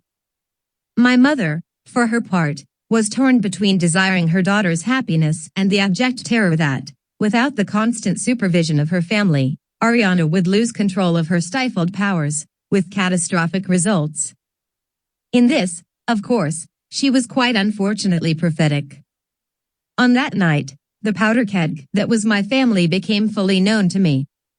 Ariana was entering her 3rd month with child, only just beginning to show the bulge of her belly. And as the baby grew, so did the tension in the cottage. Ariana's uncontrollable fits became more pronounced. One morning, as the common sickness of pregnancy took her, she split the kitchen butcher block with a mere look. A week later, as she took to the weeds behind the cottage to retch, a quantity of black ooze vomited from the chimney like a volcano of tar. It became more and more difficult to predict what might spawn one of Ariana's events, which subsequently made them much more difficult to manage. Aberforth spent his time out of the house, working the land, which left me and my mother to tend to Ariana. These were some of the most interminable and difficult months of my life. My only distraction, unpleasant as it was the news of my old friend Grindelwald. On his own, he had become a political power so pervasive that he threatened the Ministry of Magic itself. Those who followed him did so with a nearly fanatical devotion. Those who opposed him portrayed him as a totalitarian powermonger threatening not only the stability of society, but the very foundation of Muggle and magical coexistence. And in my heart, I knew that those fears were not unreasonable. Grindelwald would not deviate from his plan to eventually subjugate the Muggle world beneath his purportedly benevolent boot heel. He would not doubt himself, because he was utterly convinced that his goals were right and good. His mantra, our mantra, if I am to be completely honest, was the prevailing doctrine that anything was acceptable for the greater good. Of course, I now knew that the vilest evils in the world could be justified by that cause. I gradually came to accept the fact that, somehow, some way, my longtime friend and compatriot had to be stopped. And yet, this problem would have to wait. I had learned my lesson. The duty to my family was my first priority. And amazingly, in the midst of it all, there were still moments of beauty. The time I spent with my sister necessarily drew me closer to her than I had ever been. I began to understand her unconscious impetus to deny her powers. What had begun as a defense mechanism had become a habit so ingrained that it was insurmountable. She had erected a barricade in herself so strong that she herself could no longer breach it. But the young witch inside that barricade was still there, beautiful and charming and eerily intelligent, whenever I could coax her to show herself. We talked for hours at a stretch, and I began to realize something amazing. She truly did love the father of her child. She had met him on one of the frequent trips into the village, accompanied, as always, by the watchful eye of our mother. In a way, it was my mother's vigilance that facilitated their meeting. Ariana was always left outside the shop, waiting patiently on a bench, for fear of having an incident inside. There, waiting primly and obediently, she had caught the eye of the son of the shop owner, himself just back from university and preparing to begin a new life. He wanted nothing more than to make Ariana a part of that life. He had no knowledge of her heritage. To him, she was just a girl in the village with a rather overbearing mother.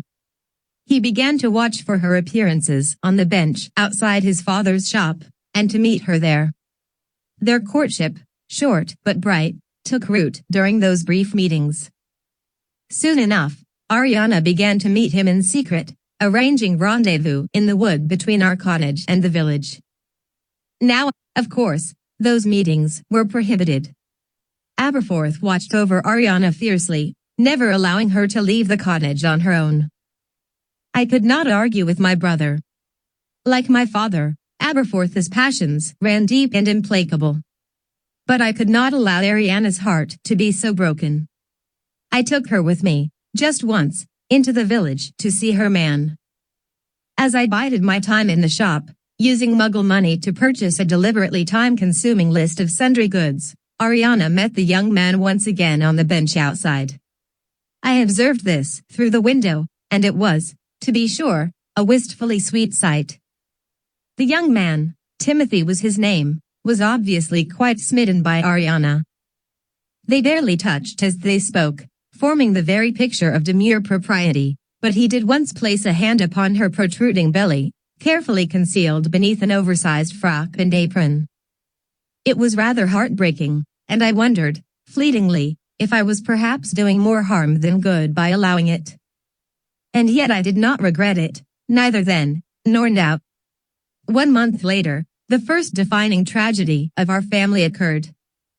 There are those who know that my sister Ariana inadvertently killed our mother, Kendra Dumbledore. It happened when Ariana lost control of her powers catastrophically, causing a magical explosion that destroyed the rear bedroom of our cottage. No one knows the impetus of that explosion, other than that Ariana was disturbed, psychologically damaged, a danger to herself and everyone around her. I, of course, know the whole truth. Ariana did not lose control because she was mad, or angry, or mentally broken. She lost control because she was giving birth.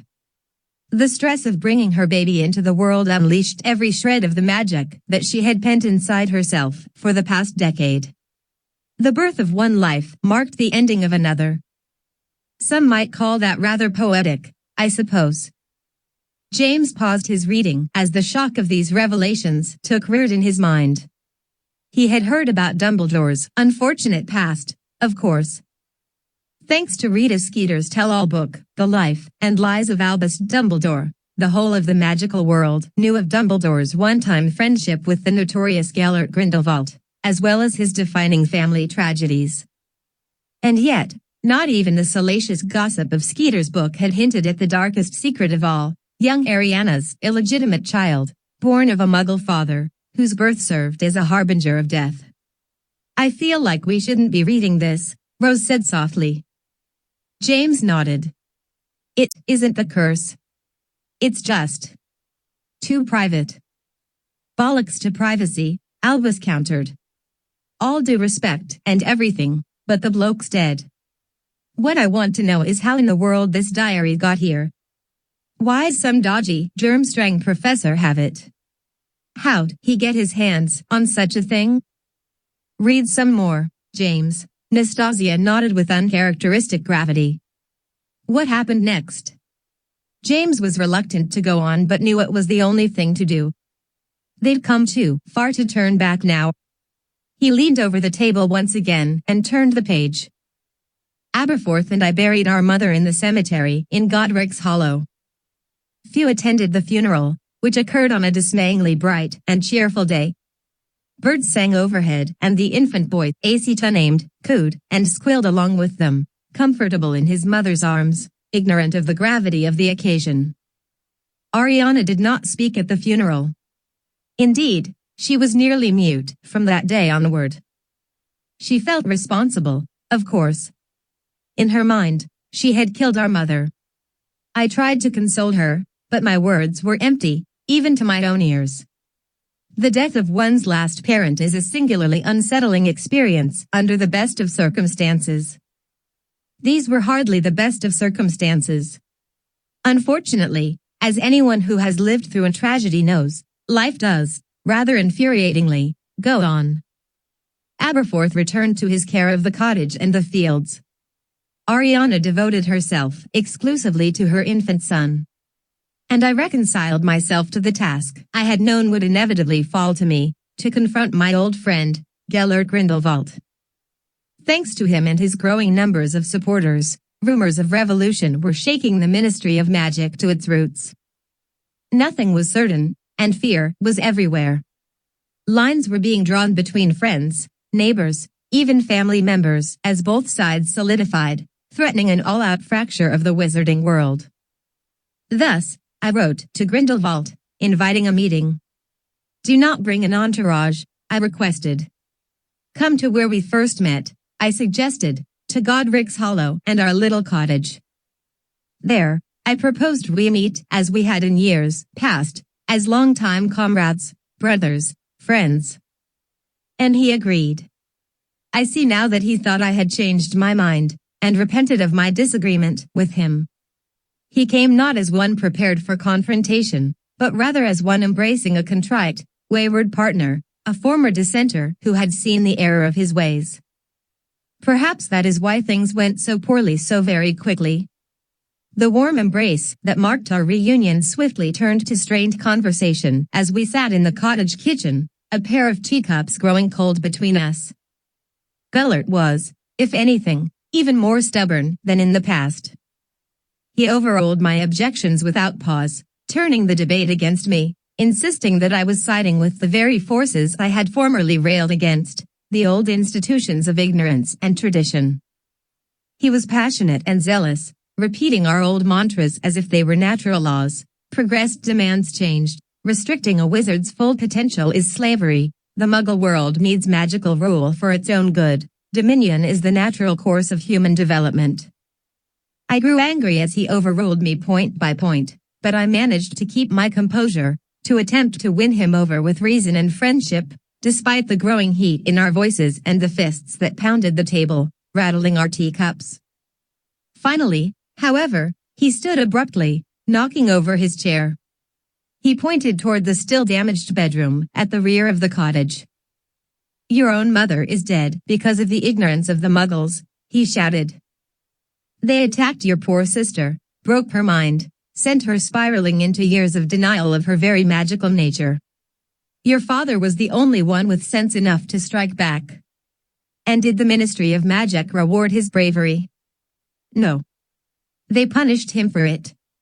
As a result, he is dead. Your mother is dead.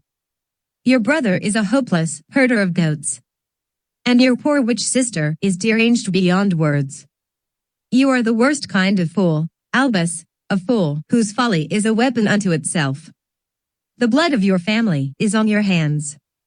And I, for one, despise you for it."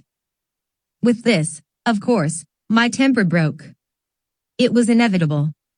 I leapt to my feet. Wands flashed. I attempted a mere disarming spell, meaning only to subdue and shame him. He was too fast, however, countering instantly. And with that, the duel was engaged. Technically, we were quite evenly matched. Gellert, however, had expanded his grasp of dark magic since I had last seen him, and this threw me off balance, forced me to retreat, to defend rather than to attack. And yet, as the duel progressed, this was not my greatest weakness. The simple fact was that I did not truly wish to defeat my old friend. I had summoned him to reason with him, to convince him of the error of his plans. I had no desire to destroy him. I was partly responsible for him, after all. I had helped define his revolutionary ideologies. And even in that moment, some small part of me still clung to them. My divided mind hobbled me. Grindelwald, however, had the zeal of absolute conviction on his side. He was an unstoppable force, firmly in the teeth of his perceived destiny. He would kill me, I realized, and feel quite justified in doing so. It would be regrettable, but necessary, for the greater good. Spells flashed and exploded all around, illuminating and damaging the cottage as we thought. Fortunately, we were alone in our duel, both Ariana and Aberforth being out in the fields. The noise was indescribable, and I wondered that the cottage should be able to withstand such a magical onslaught. This was a distant concern, however, as my lack of conviction foretold my own impending loss. Gellert would defeat me, and all because I could not separate myself from the memory of our years together. I simply could not think of him as a true enemy, worthy of my fiercest attacks. Desperately, I broke away from the duel, turning my wand toward the hearth, destroying it and summoning an avalanche of broken stone. In the chaos, I escaped into the hall and ducked into a bedroom, sealing the door with an immobility charm. And only then did I learn that Gellert and I were not, in fact, alone in the cottage. Ariana's baby lay in the crib, at the foot of the bed, his eyes wide, his tiny fists curled against his chest. He blinked at me silently, still wrapped in bedclothes. Coldness enveloped me. I could not allow harm to come to the child, especially not after what Gellert had said to me. Because deep down, I feared he was correct. Perhaps I was partly responsible for everything that had happened so far. Perhaps I should have joined my father in attacking those who had harmed Ariana. Perhaps my mother's blood was indeed on my hands. I shook these thoughts from my head and clamped my eyes shut. It was this very duplicity that weakened me. At the moment, I had no luxury for self-doubt. If I was to save myself and my infant nephew, if I was to defeat my former friend and newfound nemesis, I needed something more than magical prowess. I needed conviction. I needed to rid myself of the memories that hobbled me. I had no pensieve in those days, but I knew of their existence, and had experimented with them. I knew that they allowed a wizard to extract and view his own memories. What I needed in that moment, however, was a method of completely removing memories from my own mind, if only temporarily, if only for the time it would take to defeat Grindelwald. I knew such magic was possible, albeit fraught with dangers. But with no pensieve at my disposal, how could I accomplish such a thing? Where could I store the memories of my old friend? Where could I temporarily hide the clouding influence of our long history and shared ideas? Gellert pounded upon the door, not with his fists, but with a convulsive spell. I recognized the strength of it. He called to me, demanding that I open the door, that I face him and finish what was begun. I knew that he would not relent, and that the sealed door would not keep him long at bay. The walls shuddered and cracked as he renewed his attacks. And it is at this point in the tale that I hope the reader, not that there shall ever be one, will extend to me some small grace. I was young, and desperate, and afraid. I had, perhaps, a bit more intelligence than wisdom. For when I turned back to the darkness of the bedroom, I saw the very thing I most needed. I saw a pensieve. It awaited me patiently, silently, sucking its tiny fist as it regarded me with solemn, wide eyes. The infant could hold my conflicting thoughts for me. There was no harm in it. The child's tiny brain would no sooner comprehend them than it could comprehend the words in my spell books. My own thoughts and memories could lie undiluted in that tiny brain for the time it would take to defeat Grindelwald, leaving me unconflicted and steady of conviction. And that, I fear, is exactly what I did. I approached my infant nephew's crib, even as the floor shook and the door pounded, even as magical light exploded through widening cracks in the ceiling and walls. I touched my wand to my head, and amidst the increasing chaos, I concentrated, calling on every shred of my creative magical energies. I siphoned off all memory of my friendship with Gellert Grindelwald, leaving no echo of it in my own mind.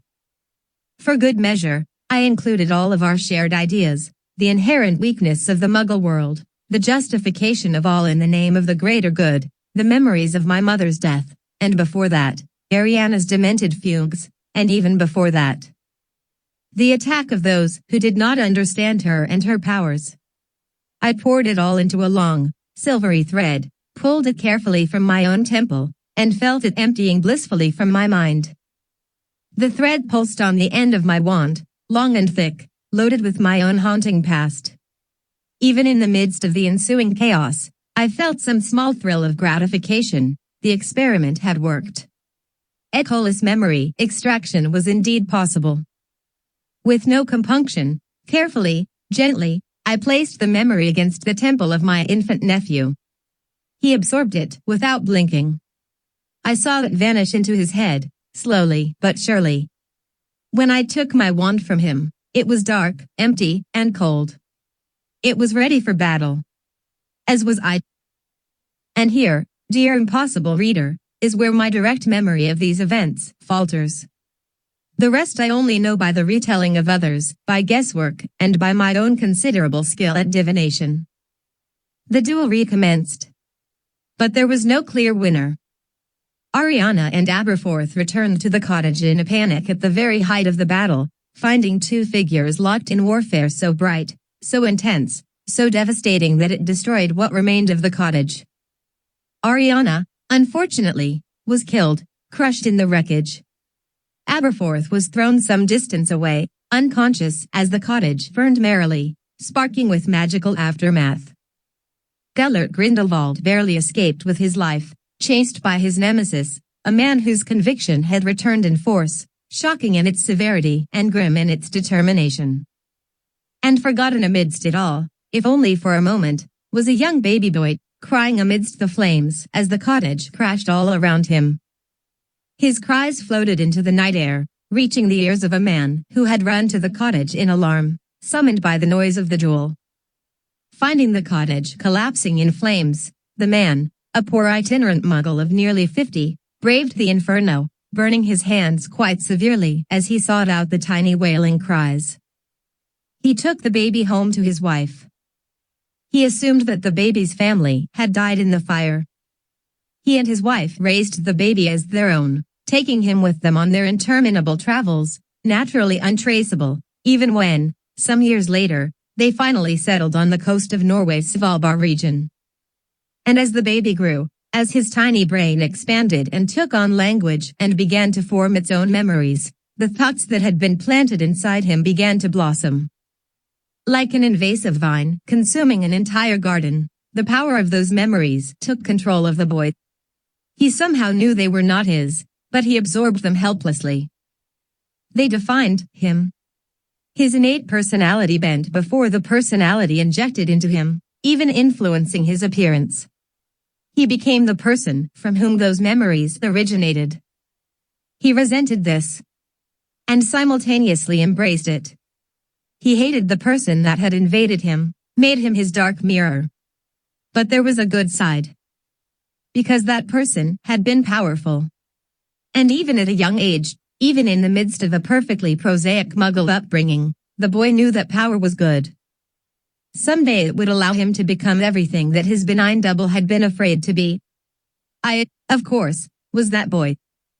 I have adopted the name given to me by my Muggle family, Aviador Cascathan, but I am now, and will forever be, Albus Dumbledore's unwitting doppelganger. He abandoned me to my fate. Admittedly, he searched for me. I know this now. I have made quite a study of my now-dead benefactor. But he failed to find me. He failed because I did not wish to be found. I used his own prodigious magic to construct a shield, to hide myself from him, and others like him. He made me. He gave me both his convictions and his powers. The guilt of this consumed him, but I would not allow him relief. I was a mere ghost to him, untraceable, haunting his past. I desired nothing more than that he live with the torment of what he had done. Not to mention the fact that, had he found me, he could have undone his work. He could have removed the memories that define me, and with them the exceptional power that drives me. I refused to allow that to happen, despite the fact that his memories imprison me. I am their slave, and for me there is no respite, no bliss of a pensieve. I am a pensieve, you see. This is the burden that I have borne throughout my years. I lived in the terror that Albus Dumbledore would find me and take from me his dark gift. And yet, I lived in the hope that he would find me nonetheless, and grant me release. The friction of those two desires was like a fault line in my soul, tearing me in two. But now, thankfully, blessedly, Albus Dumbledore is dead. His body lies buried in a white tomb. I go there to be sure of it sometimes, to assure myself that he is indeed gone, a mere husk of dead flesh and bone. His death has freed me. Now, finally, I will accomplish the destiny that he was too conflicted to fulfill. I will finish the work of the man he bested. For I'd have the best of both of them. I have Gellert Grindelwald's singular conviction, and Albus Dumbledore's unmatched power. Let this record stand for the manifesto I could never write, but which will surely arise once my work is complete. My plan is set into motion. The pieces move according to my design. Allies have come to my side. Soon, the destiny of all magical kind will be fulfilled with finality. For wizard kind. For progress. For the natural order. For the greater good. James stared at the diary's last phrase, too stunned to move. Albus stirred next to him. Tentatively, he reached forward and turned the page. It was blank. You were right, James, Rose said, awed. Avier is Dumbledore's magical twin. James shook his head. He's not a twin at all, he said, stepping back from the diary. He's something else. Something worse. He's a golem, Nastasia said soberly. Albus glanced at her. A what? A golem. We just learned about them in Professor Bunyan's History of Magic. It's a clay statue brought to life by a magical scroll in its head. The words on the scroll give it its personality and drive its every action. Except the words on Avier's scroll are all the worst things about Albus Dumbledore, Rose nodded, her eyes wide and grave. It's all of his faults, but without any of his virtues. He's evil, Dumbledore. The words hung in the air, sounding simultaneously preposterous and chilling. And in the main chamber of Avier's office, the hearth flared bright green, illuminating the room and throwing shadows onto the flimsy curtains of the diary alcove. He's coming, Albus declared, slamming the diary shut. Quick, hide. Instinctively, James jerked the alcove curtains shut and threw himself against the wall next to them, dragging Nastasia alongside.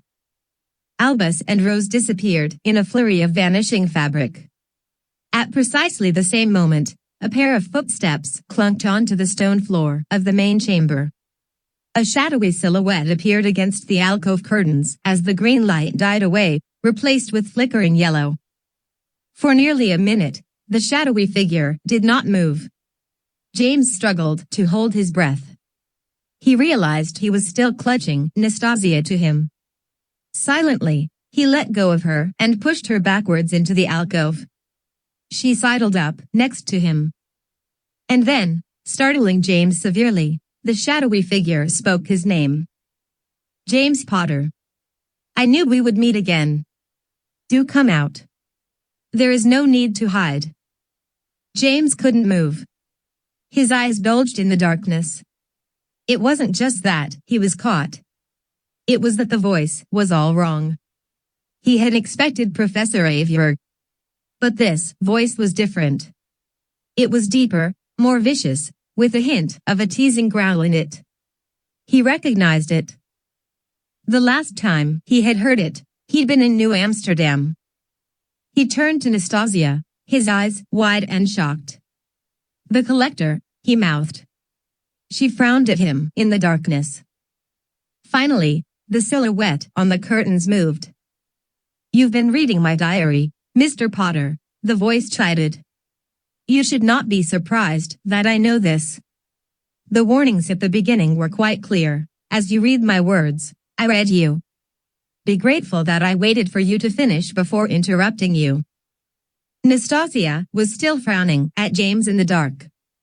She shook her head. Avier, she mouthed. She was right.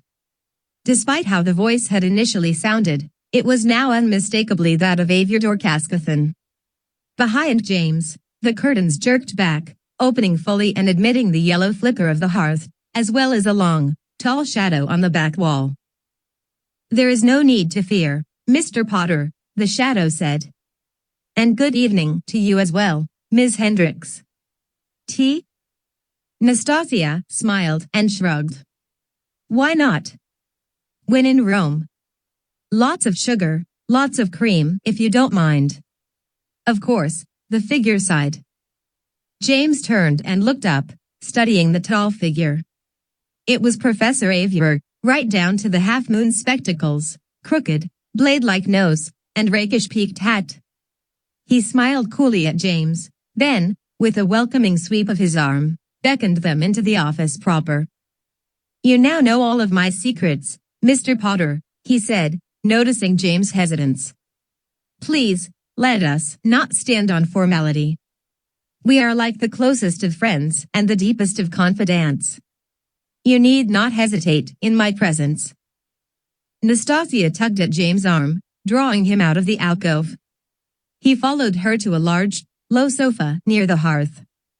She plopped onto it easily, but James remained standing.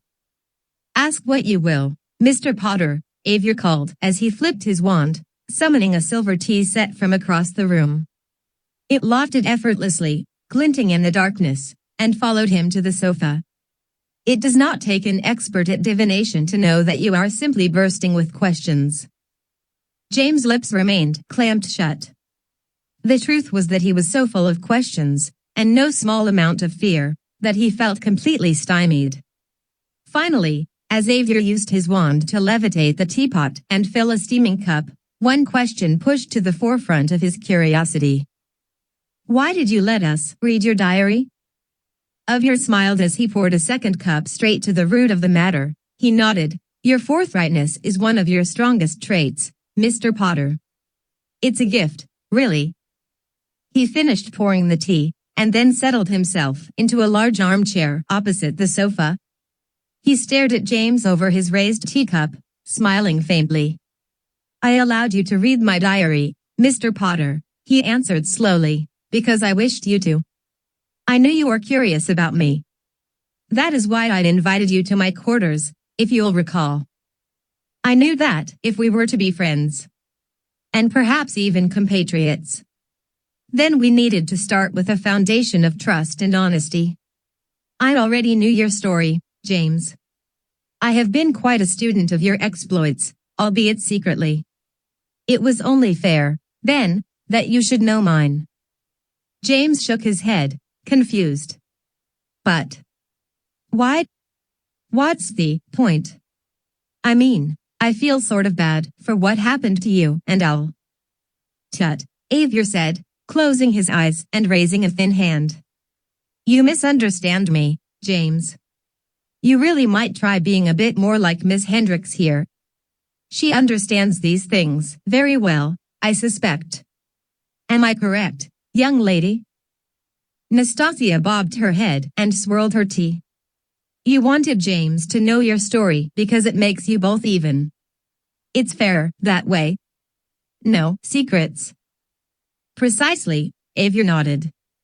"I do not require your sympathy, James. Nor anyone else's. I do not begrudge my fate any longer. No, in fact, I embrace it. The simple fact is that I do not suffer from my benefactor's greatest flaw. Albus Dumbledore, you see, was a legendary keeper of secrets. He hid them away from those who most deserved his trust. Your father, James, suffered for this. For months at a stretch, Albus Dumbledore kept him deliberately in the dark, starved of information and trust.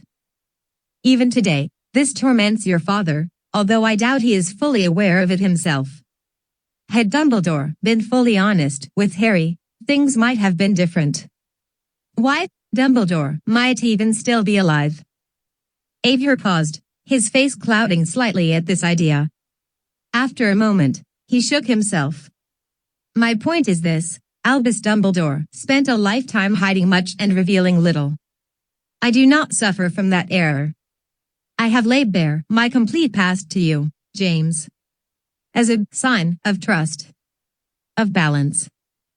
James finally sank onto the couch next to Nastasia. "But I still don't understand. Why?" Avier turned from James to Nastasia, his eyebrows rising inquisitively. "Have you read the books based on the famed Harry Potter, Miss Hendricks? The ones by the talented Ms. Valvier?" Nastasia nodded and grinned. "Who didn't? When I was a kid, we devoured them like candy." "Tell me," Avier went on, gazing thoughtfully into the darkness overhead. "Why do you believe it is important to me that I undo the mistakes of my unwitting twin?" Nastasia drew a deep breath and seemed to give the question a moment's thought. James watched her, both impressed and annoyed at her apparent ease. "I suppose because just as old Dumbledore needed Harry, you need James," she finally suggested, shrugging. "Wheels within wheels, history repeating itself and all that." "Well," Avier hedged, "need is a rather strong word. But I do believe you have hit upon the crux of the matter nonetheless, Miss Hendricks, and I am not surprised. Time, James, is a circle. You are too young to know this, but the past does repeat itself all the time, endlessly. Even the Muggles understand this. They have a saying, those who do not study history are doomed to repeat it. But this is a flawed idea.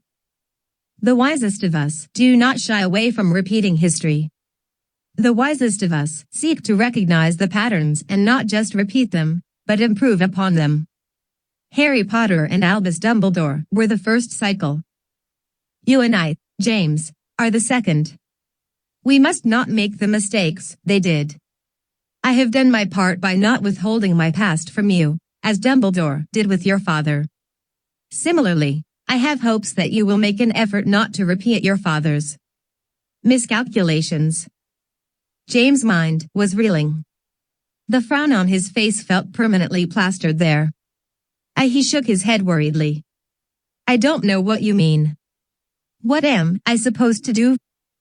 It's simple, James, Avery answered easily. You have begun to oppose me. You do not know it, but it is true. You followed me in the Forbidden Forest, uncovered some small corner of my plan, and attempted to reveal it to the powers that be, for all the good that it will do. This is not the way it is supposed to happen, my young friend. Destiny has a different plan for you.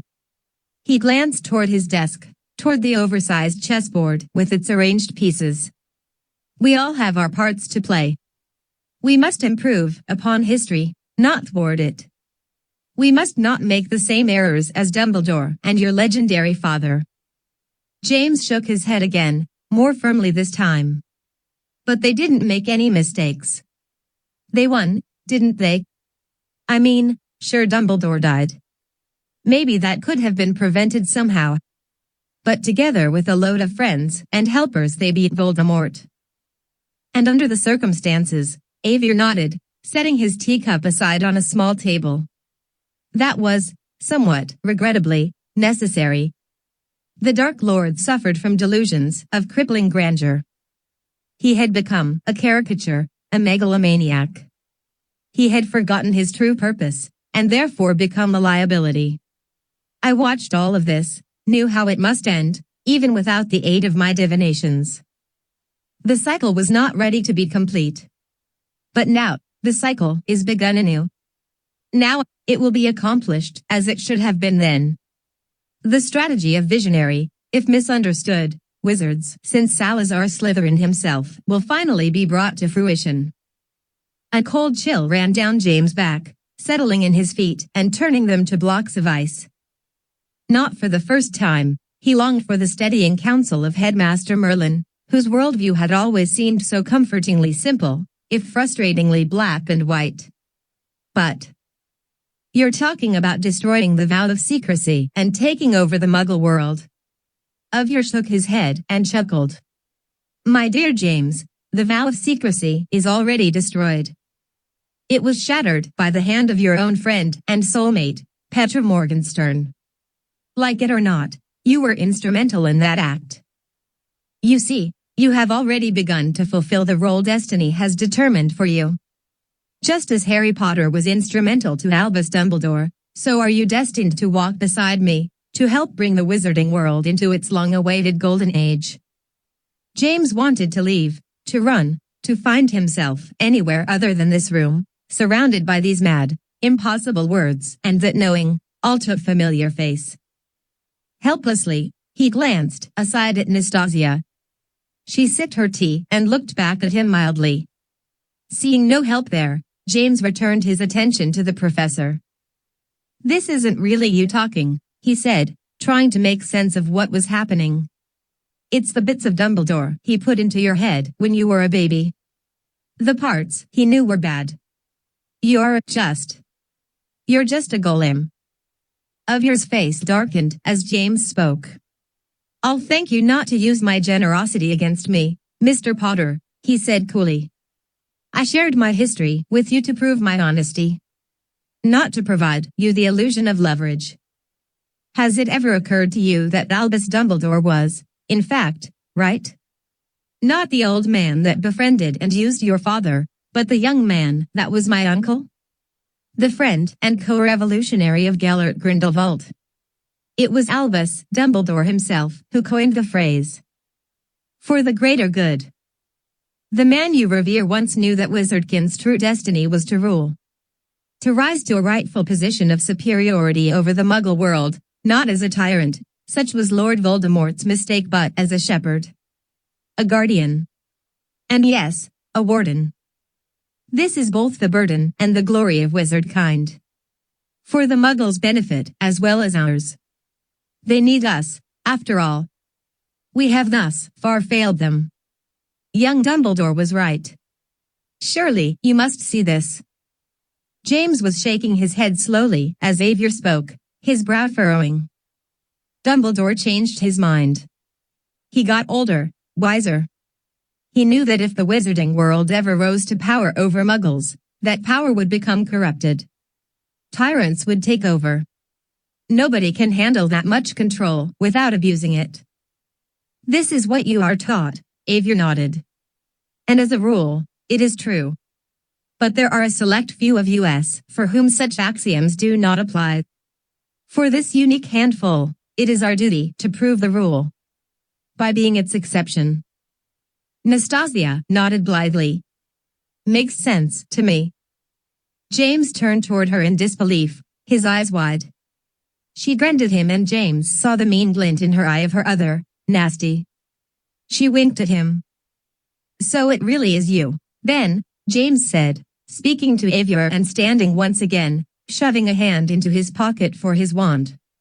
You really are planning to set off some sort of magical superweapon at Hogwarts at the end of the year, attacking and killing a bunch of Muggle world leaders. Revolutions are simple math, Mr. Potter, Avier bowed his head sadly. The winner is always the one willing to provide the right number of casualties. The Morrigan web is a mysterious, dastardly weapon, of that there is no doubt. But its black grandiosity is what makes it so effective. Better a single strike, cutting down all opposition at once, than an interminable war, rife with unintended victims, innocent bystanders, and unfortunate human shields. This, after all, is how human leaders maintain the illusion of superiority, not by being the most powerful, but by hiding behind the most soldiers. If you think about it, my plan, targeting the leaders themselves, surgically, like the cancers that they are, is more than humane. It is our moral responsibility. You're completely bloody mad, James shook his head slowly. You're not just planning to kill Muggle world leaders. You'll kill wizard leaders as well. The Minister of Magic himself will be there, as well as loads of other wizard presidents and kings and chancellors. Avier nodded, grimacing. Alas, the cancer has spread to the ranks of wizard kind as well, James. But even amongst wizards, government leaders are simply the tools in the hands of the populace. If a tool ceases performing its function, it must be destroyed and replaced. James backed away slightly, slowly, his right hand still buried in his robes, fisted on his wand. The Morrigan web, he said slowly. Sure. All right, then. So tell me, if I am going to join you, work with you. What does it do? How does it work? Avier chuckled breezily. There is a reason I had to destroy Mr. Orlick, he said, his eyes twinkling. Even my greatest allies can become liabilities simply by knowing too much. Orlick knew very, very much. It was a shame to kill him, for he was an effective tool, but it was prudent and necessary. Had he been captured, say, by your father James, as he already was once, he might have revealed the very secrets you ask. Believe me, I am doing you a favor by not revealing to you the mysteries and secrets of the Morrigan web. Besides, you do me a disservice. You do not mean to assist me, even now, but to find a weakness, to take advantage of me, to thwart me. I do not blame you for this. Alliances such as ours take time. A thought occurred to James, creasing his brow as he looked directly at Avier. How do you know all this? The Morrigan web was created by some bloke in the United States, some daft American wizard, using a bunch of Muggle slaves to gather his supplies. He's got to know all of your secrets, too, doesn't he? Are you planning on killing him as well? We've met him, and I've got a pretty good idea that killing him would be a lot harder than killing Orlick. He'd expected Avier to be angry at this, or shocked and surprised. Instead, the old professor simply shook his head and laughed softly, closing his eyes again. James, my boy, I admit I expected more from you. You are smart. I provided you with all of the necessary pieces. All you had to do was put them together. But perhaps I should not blame your wit. It takes more than mere intelligence to comprehend such cunning. In time, you may develop the proper skills, as Miss Hendricks has done. Avier leaned forward now. meeting James' gaze, his own eyes piercingly blue above his half-moon glasses. Look closely at me, James. What do you see? James did look closely, squinting. As usual, he hadn't brought his glasses. He shook his head vaguely. It is not unusual for witches and wizards to learn the art of the animagus, Avery said, lowering his voice to a low rumble. Your own Professor McGonagall has mastered this skill. She transforms herself into a common feline at will. I have simply taken this technique to the next level. He stood, removing his spectacles and tucking them into his robe. Still smiling, he withdrew his pointed hat from his head and dropped it unceremoniously to the chair behind him. I have mastered the art of transfiguring myself into the most dangerous animal of them all. His smile widened, showing all of his teeth. He spread his arms slowly. The human animal. As he spoke, he changed. His narrowed shoulders expanded. His thin arms grew round with muscle beneath his robes. His beard shortened, darkened, and shrank away to no more than a gray shadow on his cheeks and chin. But worst of all was his face. The kindly, wizened visage of Albus Dumbledore grew cold, chiseled, with cruel, sneering lips and eyes black as tar. I need not fear what my compatriot in the United States knows, the professor's new face said with its deeper, gloating voice. Because I am he. The collector is my alter ego. My mask. It is the face I shall wear as I ascend to power in the United States, and soon after, the world. James nearly fell backwards onto the sofa. He steadied himself clumsily, unable to take his eyes away from the professor's new, dark visage. But he stammered, his voice suddenly very dry. But, you sent monsters after us. You tried to kill us. I did indeed, the transformed figure said, bowing his head as if offering an apology for an accidental slight. I was, perhaps, a bit rash. I invented the collector as a sort of puppet, a decoy, but he has developed rather a personality of his own. When I am in his guise, I admit, he occasionally gets the better of me. And yet, in my defense, I did not then know how important you might be to me, James. I did not respect the role you would play. Things are different now. I do beg your forgiveness as we forge our potential new alliance. I won't form any alliance with you, James said, finally drawing his wand, shakily, from his robe. I just won't. The collector looked pained. That would be regrettable, James. Please, for your own sake, I beg you not to answer so quickly. History will repeat itself, but with subtle changes. Think back to the past. Albus Dumbledore was killed in the course of the last cycle, cut down by the wand of a friend disguised as an enemy. If you resist me, if you attempt to stand in the path of destiny, I fear this time you may be cut down by the wand of an enemy. Disguised as a friend. James sensed movement out of the corner of his eye. He glanced aside and saw that Nastasia had stood as well. Her wand was out, pointed at him. The look on her face was regretful, but steady and unflinching. Sorry, James, she shrugged one shoulder. I tried to tell you not to trust me. Really? I gave you plenty of warning. James shook his head, his confusion steadily overwhelmed by a sort of disgusted anger. You're in on this? She rolled her eyes impatiently. Don't get all high and mighty on me. I just figured it all out a few days before you did. The only difference between you and me is that I know the professor is right. That's a pretty major difference. James spat, raising his own wand. He nearly killed us in New Amsterdam. Expelliarmus, Nastasia called in a bored voice, flicking her wand at him. James' wand wrenched out of his hand and spun through the air. Nastasia caught it deftly. Wow, she said, impressed with herself. That was pretty good, wasn't it? You totally should have seen that coming. Power belongs to those unafraid to use it, the collector said approvingly, still standing before his armchair. You could learn a lot from Miss Hendricks, James. The Americans have always appreciated the inevitability of progress. Of course, she is helped very much by her family heritage. I recognized this immediately about her. Blood carries its own memories, and hers is a very rich blood indeed. James studied Nastasia's face. Nasty? That would be easier, wouldn't it? She smiled wanly, her wand still pointed unflinchingly at him. James was dismayed to see that this wasn't some fractured half-version of Nastasia's personality.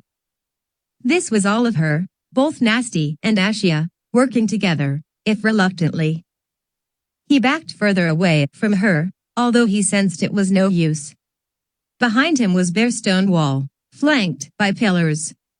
Across from him, the chamber entrance was guarded by the imposing clockwork figure of Toddle-at-you, Mr.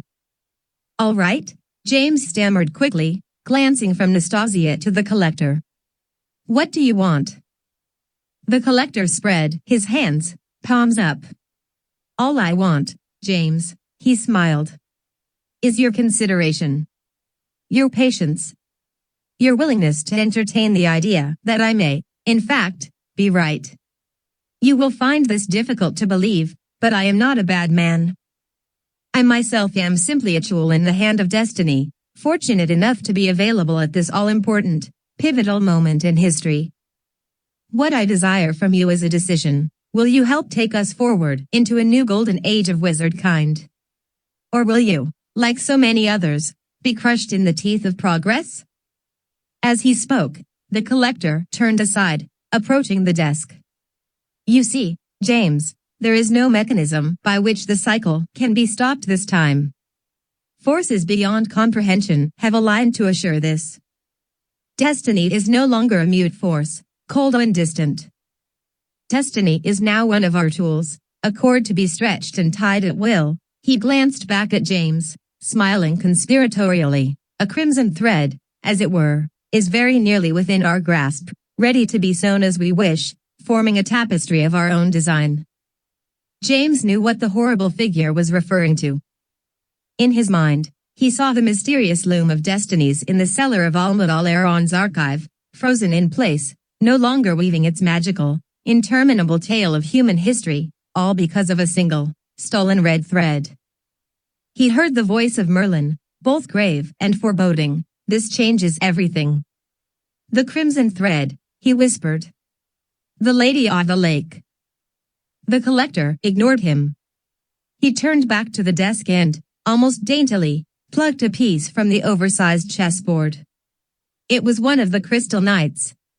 The tiny figure glimmered and sparkled in his hand. Your choice, James, he mused, staring at the chess piece, is not whether to join me, or to attempt to stop me. There is no stopping me now. The pieces are very nearly in place. The secrets of the Morrigan web are safely hidden. The plan of months and years and centuries is now in motion. No, James. Your choice is to join me. Or to die. The collector's words hung in the air like smoke, lingering, echoing in James' head. Was he really being threatened with death? Right here, right now? He glanced toward Nastasia's outstretched wand, then to her eyes. She offered him an impatient grimace and a minute shake of her head, as if to say, what are you waiting for, stupid? Across the room, a ruffle of fabric and a sudden movement caught James' attention. A hand appeared in midair, hovering a few feet behind the collector. The hand, James recognized it as Albus, was fisted around a wand. Petrificus, he called, his voice muffled beneath the invisibility cloak, and then, interrupting himself, Bobugger. There was a scuffle, a grunt, and Albus' hand swung toward the floor, dropping his wand. James' relief was replaced with annoyed frustration as both Albus and Rose tumbled out from beneath the cloak, falling atop each other onto the stone floor. The collector did not turn around. Amazing things, invisibility cloaks, he commented idly. But with the fatal flaw of being a constant tripping hazard. Miss Hendricks, Please assure that our new guests won't cause any trouble." Nastasia rolled her eyes irritably and, cursing under her breath, summoned both Rose's and Albus' wands. They clacked against James as they flew into her hand. "Welcome, my young friends," the collector announced. "I'd have offered you tea as well, but you seemed to be so enjoying your sense of secret adventure. Please, if you would just stand over there, we'll be finished here quite soon." Rose made to throw herself upon Nastasia, but a mere wave of the collector's wand tossed her backwards, knocking Albus aside. Both tumbled messily to the floor next to the Jiskra's giant birdcage. "Stop it!" James cried, stepping forward again. "Leave them alone." Still holding the crystal knight in his left hand, the collector looked back at James, his expression serious. "Let this be a lesson, Mr. Potter. Your decisions are never yours alone. The repercussions influence everyone around us. Your brother and cousin, for instance. But I know what you are thinking. You are thinking of your poor, unfortunate cousin Lucy." He nodded slowly, his eyes unwavering. "She paid the ultimate price for your decisions, did she not? A pity you haven't learned how to avoid such errors. Or have you? Be careful. Your next words will decide the course of many, many lives." But it was not James who spoke next. It was Albus. "Hey, Professor," he said, adopting his most churlish tone of voice. "You forgot. We Slytherins don't need wands to cause trouble." James turned toward his brother, as did Nastasia and the collector. Albus had both of his hands hooked into the framework of the Jiskra's cage. With a hard grin, he heaved it over. The cage toppled, crashed, and broke open. With an ear-splitting screech, the Jiskra burst out of it, seeming to immediately double in size as it reared, unfurling great leathery wings matted with red feathers. The two heads pivoted on goose-like necks, swiveling furiously, and locking fixedly onto Albus. "Oh, bugger!" Albus cried again, grabbing Rose and yanking her aside. The Jiskra screeched, this time exhaling a directed spray of mist from one head. The other head spat a streak of white sparks, like a stone striking a flint. The sparks ignited the mist, which exploded into blue-orange flame. James boggled as the flames filled the space where, only a moment before, Albus and Rose had been standing. Fire bloomed against the wall, lighting an enormous tapestry. A hand suddenly seized James' wrist. He glanced up to see Nastasia, her wand lowered, her face wide-eyed and impatient, dragging him toward the fireplace. "Come on, Cornelius," she declared. "You want to become a permanent resident?" The collector strode forward, his wand raised. For the moment, however, he was distracted by the burning tapestry. A jet of water erupted from his wand, hissing against the flames. "Ow!" James cried. "Rose." Nastasia grabbed a small pot from the mantel over the fireplace, flow powder, of course. She heaved it into the fire, where it shattered. "Jump," she commanded, pulling James along with her. Green flames swirled around him as he half leapt, half fell into the hearth. Behind him, Rose screamed, Albus cursed, the collector roared. An instant later, the noise fell away, engulfed in spinning green flames. Wherever James and Nastasia were headed, he could only hope that his cousin and brother had both the good sense and great fortune to follow.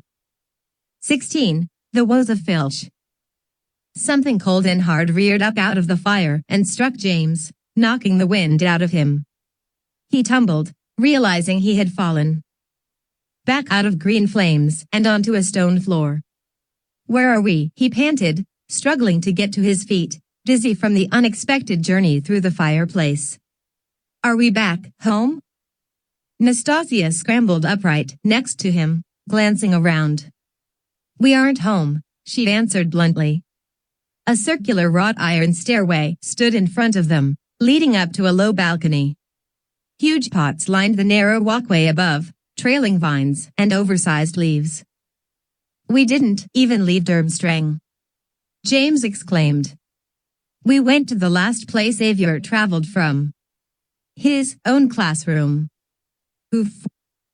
He tumbled forward as another figure bowled into him, erupting from the green flames of the classroom's fireplace. A fourth figure tackled all three of them, knocking the entire assembly to the floor in a messy heap. "Must go faster," Albus panted in James' ear. "Run. Go, go, go." He clambered upright, planting a knee in James' back as he went. Rose screamed again, much closer this time, as the green fire flared once more. A large, complicated shape exploded from the hearth, trailing flames and screeching monstrously. The Jiskra landed directly behind James, its wings flapping for balance, its twin heads swiveling. It spied him with its four beady eyes and reared. James rolled frantically aside, barely avoiding the blast of liquid fire. Hands grabbed at him, dragging him to his feet as the Jiskra scrambled forward, wings flailing, struggling for flight. Footsteps clanked on the iron stairs as Albus pounded up, followed by Rose, Nastasia and, stumbling in the rear, James. Claws scrabbled at the railings as the Jiskra lurched up after them, half flying, screeching with both of its heads. "Wands!" Albus cried, scrambling onto the balcony. "Nastasia! Give us our bloody wands!" "No time!" Nastasia exclaimed. "I don't even know whose are whose." A burst of fire boiled up through the wrought iron balcony floor, singing the leaves of the Yuxabaslatma plants. The Jiskra followed, mounting the balcony railing and launching into the air. It flapped overhead, flailing and snatching at the ducking students with its claws. "Out!"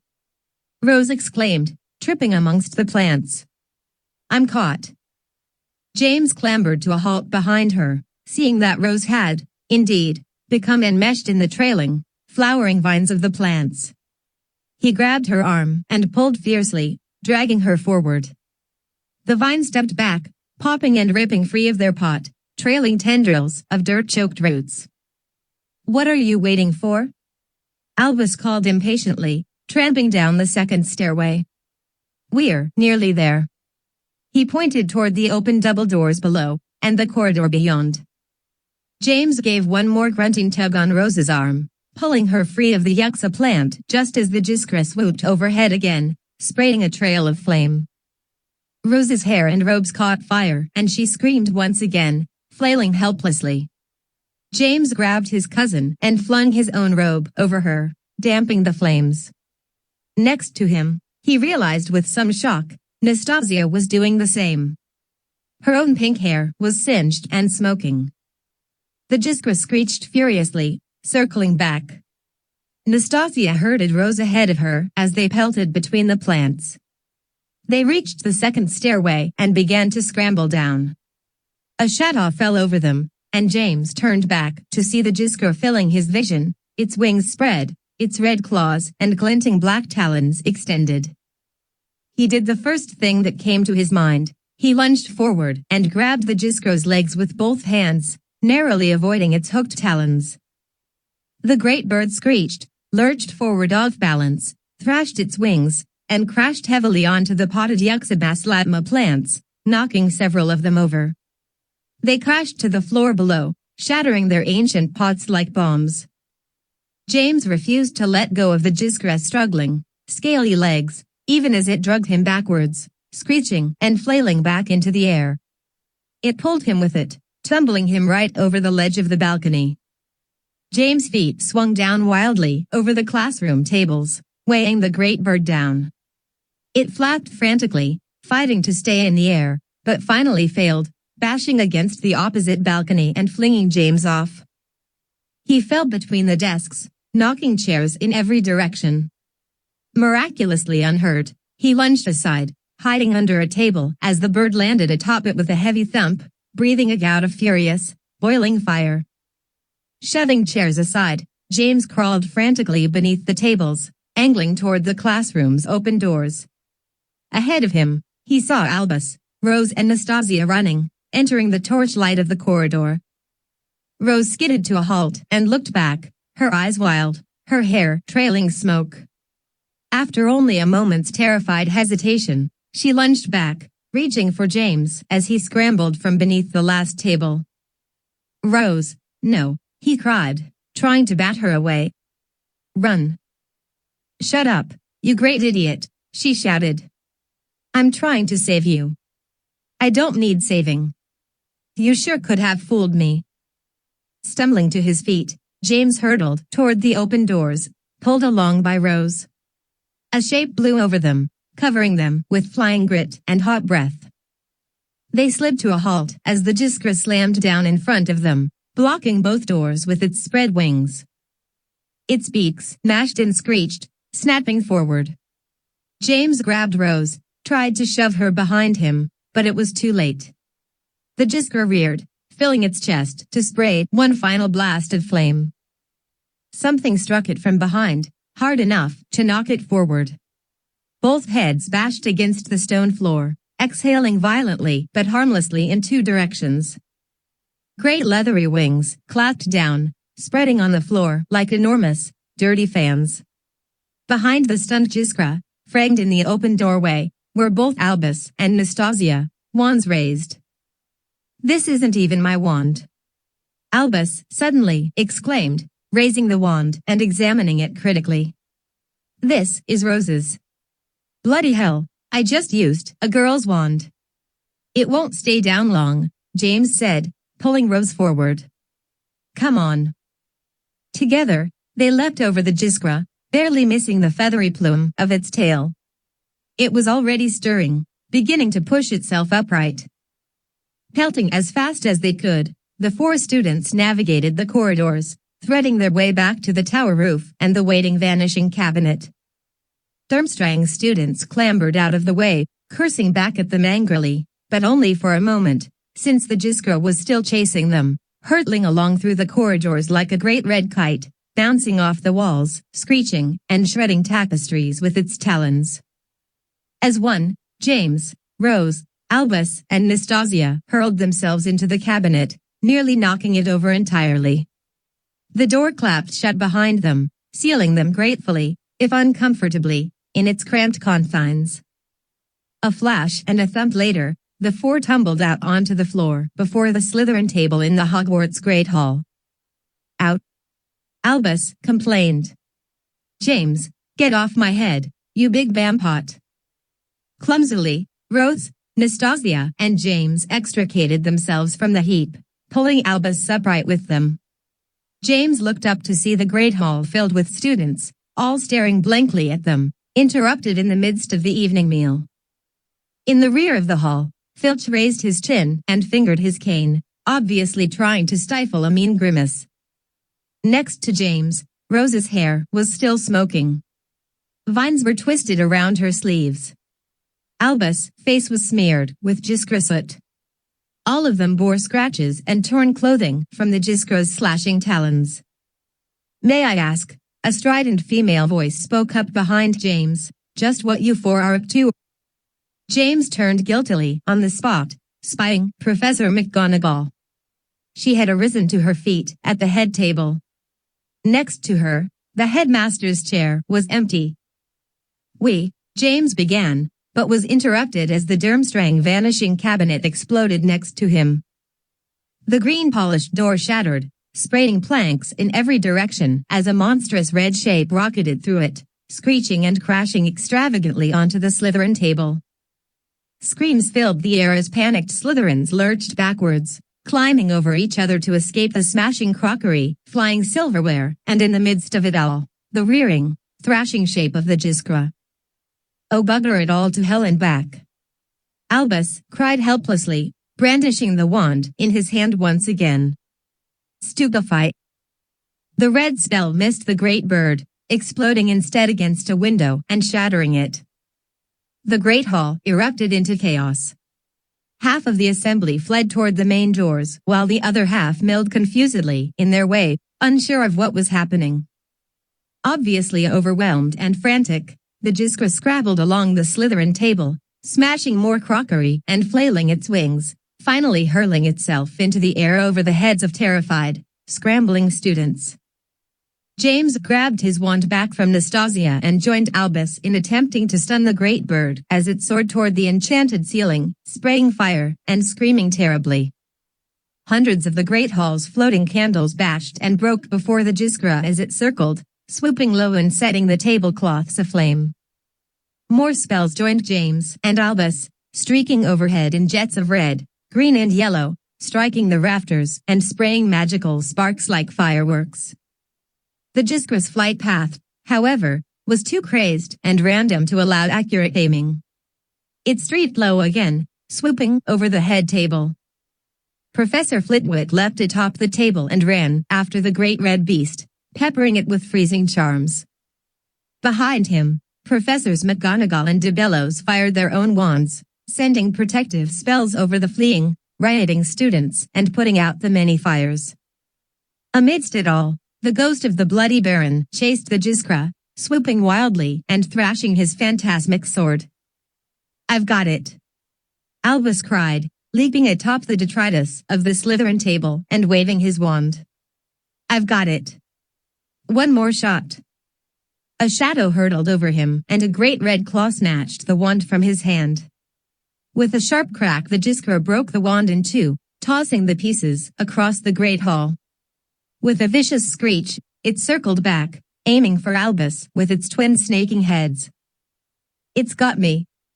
Albus exclaimed, his eyes widening. "It's got me! Get out of the way!" He made to leap off the table, but the crowd was too thick, milling and screaming and firing random spells into the air. James made to grasp at his brother's robes, to pull him down and out of the Jiskra's reach, but a huge, dark figure suddenly moved in front of him, completely blocking his path. The figure smelled vaguely of barn and wet leather. "Gotcha!" the figure bellowed jovially, grunting with sudden effort. A wash of gritty air and flying debris blasted over James as the Jiskra thrashed its wings, suddenly held in place by a pair of enormous, ham-like hands. It was Hagrid, of course, smiling despite everything, his beetle-black eyes filled with twinkling joy. "Well now, who might ya be, my little pet?" he said, as if he had just caught a kitten by the paws rather than a monstrous fire beast by its thrashing wings. The Jiskra reared and spat a blast of flame at Hagrid's face, but Hagrid ducked, raising the bird overhead so that its torch billowed over the tables, melting more of the floating candles into a rain of wax. "You're a lively one, Iron Shot," Hagrid chided, laughing. "Hagrid!" Professor McGonagall called, her voice cracked and shaking with rage. "Please take that creature out of the Great Hall immediately." "Yes, ma'am, Professor," Hagrid agreed, still obviously beside himself with happiness. "I've got just the place for ye, don't I then? I bet ye'd like a nice hot bowl, though, turpentine, wouldn't ye? Why, you're probably plumb tapped out by now, Iron Shot." The Jiskra screeched again, coughing a weak blast of flame and thrashing its wings in Hagrid's meaty fists. Hagrid seemed to take this as friendly enthusiasm. He was still chuckling and coddling the beast as he ducked through the Great Hall's entrance. In the ringing silence that followed, James took in the state of the hall. Night breeze blew merrily through several shattered windows, playing in the crackling fires that dotted the tables. Smashed crockery and scattered silverware littered the tables and floor. Broken candles spun and drifted in all directions. All around, muttering and swearing and cursing, students were getting to their feet and climbing from beneath tables.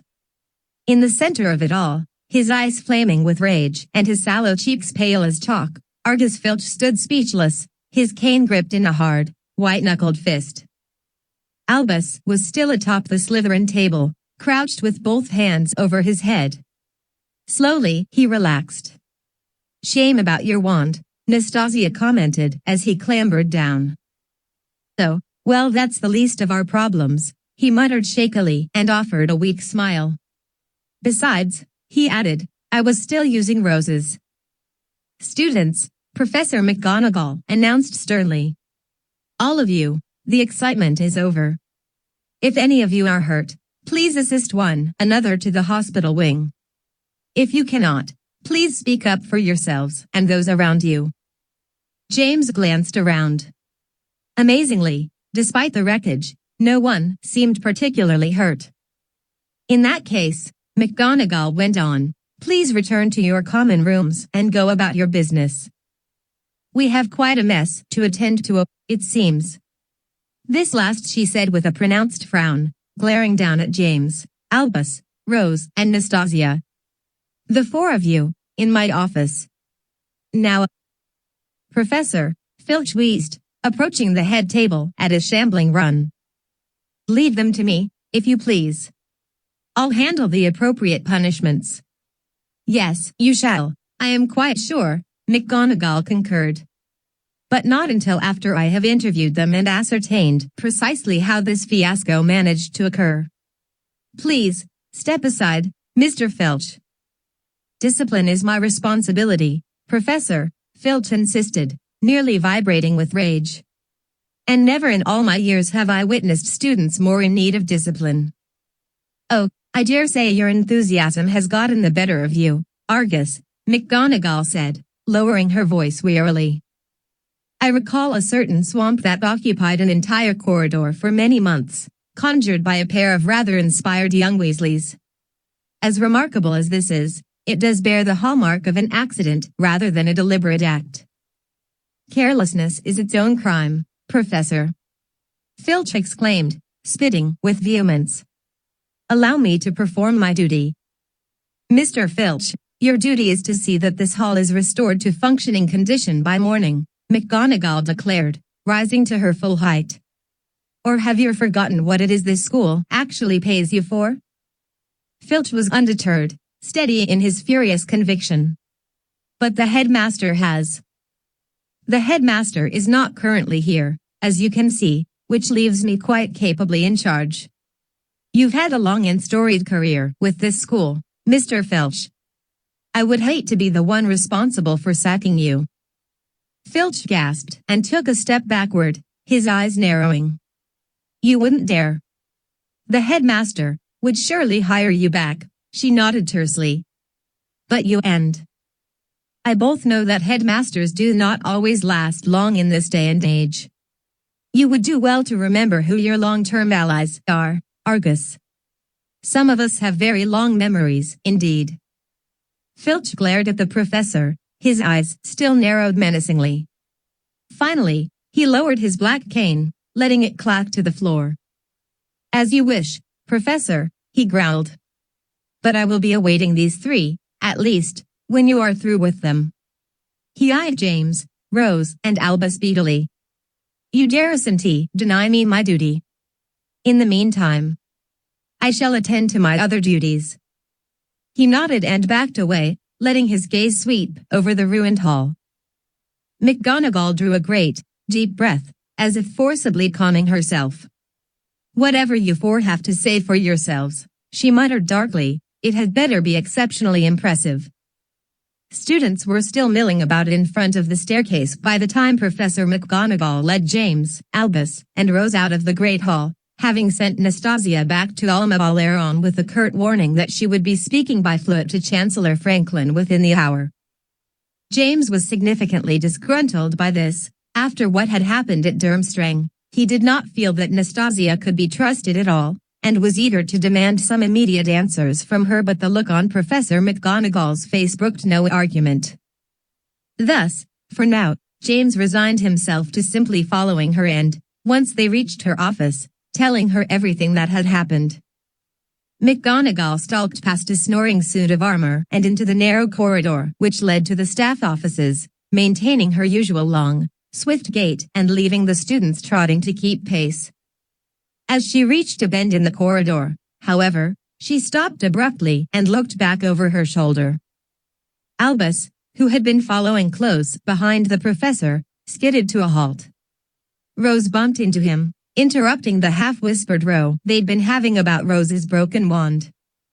James looked up at Professor McGonagall, but she was not looking back at him. Rather, she peered over his head, at the receding corridor behind him. Apparently satisfied with what she saw, she turned toward a broad, closed door emblazoned with brass letters that spelled out the words Teacher's Lounge. The professor tapped the L with her wand, causing it to spin upside down, as if loose on its screw. Leaving it that way, she pocketed her wand and stalked onward again. Rose ventured, pushing Albus aside and trotting to catch up to Professor McGonagall. Isn't your office just back there, Professor? Across from the teacher's lounge? Hush and keep up, McGonagall muttered sternly, offering no further explanation. Nervously, Rose glanced back at James and Albus. After yet another bend in the corridor, Professor McGonagall stopped once more. Without looking back this time, she stepped into a shallow alcove, shimmied behind a statue of a very fat wizard wearing a ruff the size of a lorry tire, and disappeared into a low, hidden doorway. Albus paused for a moment, examining the secret doorway. He glanced back at the others, eyes wide, and then ducked behind the statue and into the doorway. Curious and intrigued, Rose and James followed. The doorway led to a very narrow, very dark stairway angling up between blank stone walls. The glowing halo of Professor McGonagall's lit wand bobbed high above, following the sounds of her clacking footsteps. I never knew there was a secret passage here, Albus whispered, impressed. McGonagall's voice echoed back, hushed in the darkness. That is because there wasn't. Not until 2 months ago. I trust that I need not explain to any of you why its secrecy must remain intact. The stairs went on much further and higher than James thought possible. Finally, the stairs stopped at a shallow landing and a blank wall. With her wand still lit, McGonagall tapped the wall in 3 places, leaving each brick glowing faintly. After a moment, a dull rumble of scraping stone echoed from the landing and the bricks folded apart, revealing a door. Hurriedly, McGonagall stepped through, leaving the door open behind her. The 3 students hastened in her wake. As James emerged from the door, a wave of vertigo seized his stomach, weakening his knees for one brief, but tense moment. The doorway had opened into the throat of a very deep, circular chasm, lined with rickety wooden steps. Carefully, James leaned against the railing in front of him and peered up, observing the spiral of stairs that led higher into lofty darkness. Where is this? Albus whispered, following the professor as she marched heedlessly up the creaking stairs. I've never seen this part of the castle before. James knew where they were, but couldn't make any sense of it. We're climbing up to the Sylvan Tower, I think. So? Rose enthused. I've always wanted to see that. It's one of the oldest parts of the whole castle, you know. One of the few remaining bits from before it was even a school. But. She paused and frowned. Why are we going up there now? James shook his head worriedly.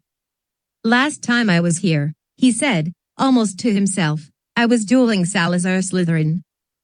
Hiding while he dueled you, more like it, Albus rolled his eyes. Hurry, you 3, McGonagall called down, still keeping her voice hushed. We have very little time before everyone else arrives. Rose's eyes widened. Everyone else, she repeated. Do as she says, James urged, pushing his cousin up the leaning, creaking staircase. The inside of the tower grew darker and hotter as they climbed, until, after what seemed like several minutes, they reached a low room, surrounded by narrow windows. Set into the room's ceiling was a closed trapdoor. McGonagall approached this, unlocked it with her wand, and heaved it open. Finally, she climbed the last, steep stairway up into pale, blue moonlight. One by one, James, Rose, and Albus followed. The Sylvan Tower looked the same as always, and yet, as always, exuded an air of solemnity and ancient purpose. Its circular, terraced steps led away and up to a low wall, beyond which stretched the seamless depths of the night sky, dusted with stars and studded with gray, drifting clouds. The moon was a high sickle, casting inky shadows beneath the twin stone thrones that faced each other across the tower's floor. McGonagall approached one of the thrones, turned, and sat upon it, heaving a great, heavy sigh.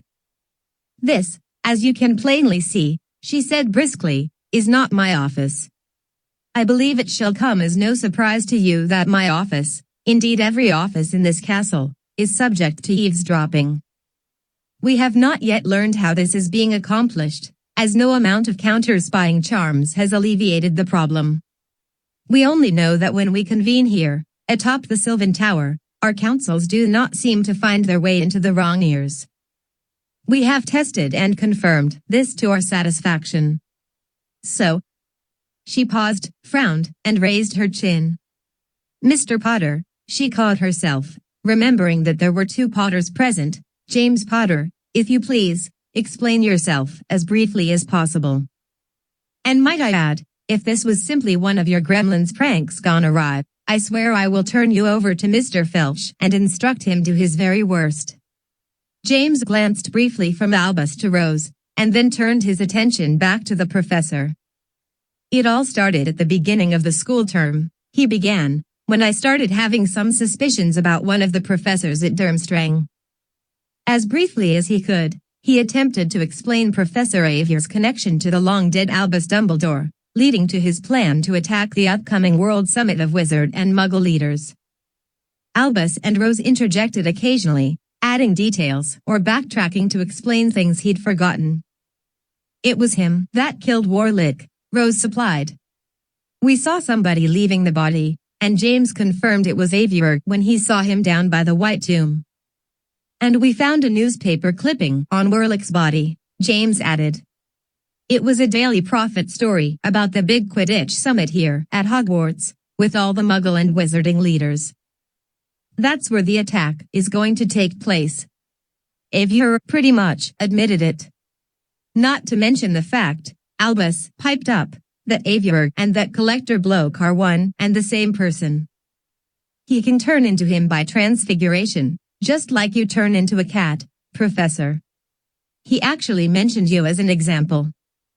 And the Collector is just another name for the man who's become the new American Vice President. Rose interrupted. He's no Muggle at all. He's planning to have the American president killed off at the Quidditch summit so he can assume his place. As the 3 spoke, sometimes overriding each other in their urgency, Professor McGonagall merely watched, her expression tense and unreadable. Her eyes flicked from speaker to speaker until, finally, all 3 fell silent. After a nervous pause, Rose asked, "You believe us, don't you, Professor?" McGonagall closed her eyes wearily. Belief does not come into it, Ms. Weasley. These are monstrous allegations, not to mention a frankly preposterous tale about a legendary headmaster, and yet I've known too many Potters and Weasleys in my tenure to simply dismiss them. We shall investigate these matters in great detail, of that you can be sure. A surge of relief welled in James, loosening the cords of worry and tension that had been cinched tightly around his chest ever since his interview with Avier. He suddenly felt very tired. Durmstrang Academy is a school which greatly values its secrets, McGonagall went on, frowning thoughtfully. Very little is known about its practices and methods, and especially its staff. It is, quite frankly, the perfect home for someone with much to hide. Still, she focused on James again. It is a far stretch to believe that Albus Dumbledore could not have found this individual had he a mind to. And more importantly, it was criminally irresponsible of you to approach this Professor Avier on your own. Professor, James began, but McGonagall overrode him, getting to her feet. After everything you've witnessed, she said sternly. All 3 of you, to take such a risk was perilously foolhardy. Have you no idea what is at stake? We didn't think he was dangerous, exactly, Rose explained. We just thought he was dodgy. We didn't think he would try to hurt anyone. You didn't think at all, McGonagall scolded, her voice low and grave. There may be a time for youthful expeditions of adventure. Believe it or not, I was young once myself, and am not yet old enough to forget my own flirtations with mischief. But this is no longer that time. It is more than your personal safety at stake. Some of the best teachers of this school, and the strongest allies of its charges, are already gone. The few who remain are rendered nearly powerless. You were with us all this past holiday, so you have no excuse. Your actions are no longer merely a risk to yourselves, but to all of us. The Order of the Phoenix, Albus sighed.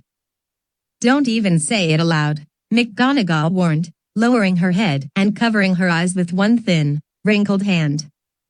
Suddenly, to James' eyes, the professor did not look like an imposing force of authority. She looked disconcertingly like an old, rather tired woman. I have no choice but to turn you over to Mr. Filch for punishment. But Professor, James exclaimed again, and was once again overruled. You will accept your punishments without a word of complaint, she insisted, dropping her hand and glaring back at him. It is the least of your concerns at the moment, regardless of how it may seem to you. Do I make myself quite clear? James deflated. Yes, ma'am. Yes, ma'am, Rose concurred. Next to her, Albus Merley fumed silently. McGonagall softened. I should have retired at the end of my time as headmistress, she mused with a shake of her head. Tend to my garden. Finish my memoirs. Smoke my pipe. Anything but this. Rose spoke in a small voice. We're sorry, Professor. McGonagall sighed briskly. Don't apologize, Ms. Weasley. In truth, and you will likely never hear me admit this again, it is the mischief makers who manage to save the world every time. I didn't always believe that, but experience is a persistent teacher. Ah, and here come the others. Footsteps creaked on the stairs below the trapdoor as more figures approached. James turned toward the sound, as did Rose and Albus.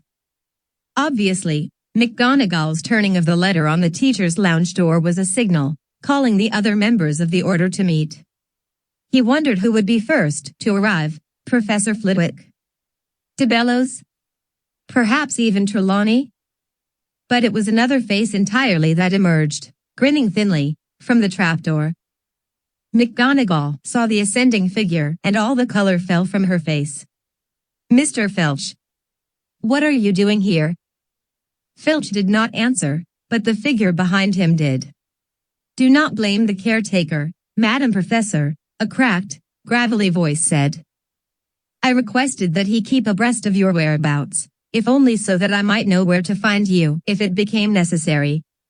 I presume it became necessary, McGonagall said, holding her ground as Headmaster Grudge stepped past Filch into the moonlight. Grudge peered around the tower's terraces and low walls. An odd place, I admit, to interview misbehaving students, Madam Professor, he commented. McGonagall's face remained perfectly stoic. Perhaps you think so, Headmaster. I find it quite pleasant. I find it quite suspicious, Professor, Grudge admitted plainly, raising his thin, gray eyebrows. And I add it to a long list of things I find suspicious about you, Madam. With all due respect, I wonder if you are ill-equipped to function under my leadership. Has it occurred to you that you have outlived your effectiveness at this school? McGonagall's face hardened, turning her gaze into a flinty stare. I don't believe for a moment that it is my effectiveness you are concerned with, sir, she said, all pretense abandoned. But my usefulness. And I admit I have never been particularly interested in being useful to such as you. Quite the contrary, Madam, Grudge said, reaching into his robes and producing a thin scroll. You do not content yourself with being disagreeable, but with being actively subversive. I see that I have procured this not a moment too soon. He held the scroll out to her, but she did not accept it. He sighed, and unrolled the scroll himself. Be it known, he read pedantically, that by the general agreement of its body of governors, Madam Minerva McGonagall is heretofore relieved of her post as professor and instructor at Hogwarts School of Witchcraft and Wizardry, effective immediately. In light of her many years of service, she shall continue to be a valued and respected regent of academic excellence and shall receive a severance compensation equivalent to no less than 70% of her current contract, etc., etc. He re-rolled the scroll and sighed regretfully. You should know, madam, that it was I who negotiated your severance. I believe you will find it quite fair. And this is what you call leadership, McGonagall said, her nostrils flaring. Not winning over those who disagree with you, but removing them outright. I have done my best, madam, Grudge explained patiently. But these are difficult times. I am sorry you disapprove of my methods.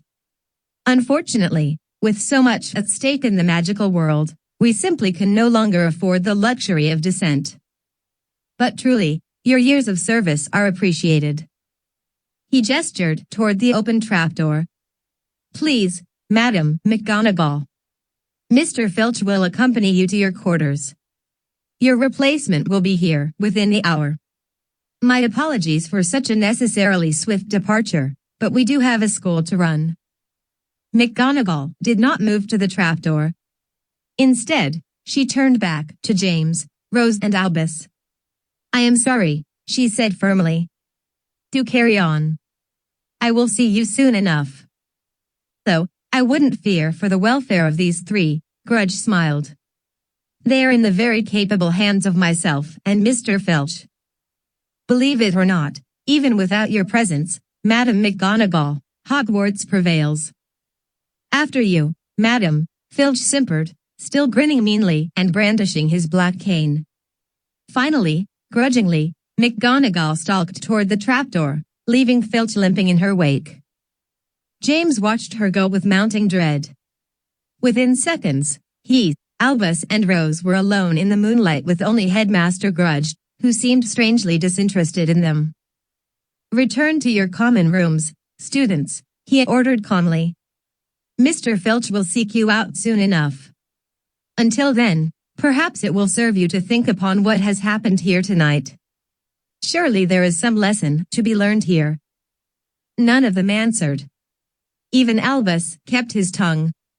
Silently, hastily, they trooped down the stairs, fleeing the headmaster's blank, bored gaze. I don't believe he sacked Professor McGonagall. Rose finally rasped, panting as they made their way down the spiraling staircase. We can only hope she's able to pass on what we told her, James said. If she tells Dad and the rest of the order. Despite this meager hope, by the time they made their way back to the entrance hall, James felt somehow darker and more disheartened than he'd ever had in his life. Good night, Albus, Rose sighed as Albus turned toward the descending staircase. He shook his head irritably and clumped down without a backward glance. Rose paused, watching him go and leaning heavily on the ascending banister. I can't believe she's gone, she said again, faintly.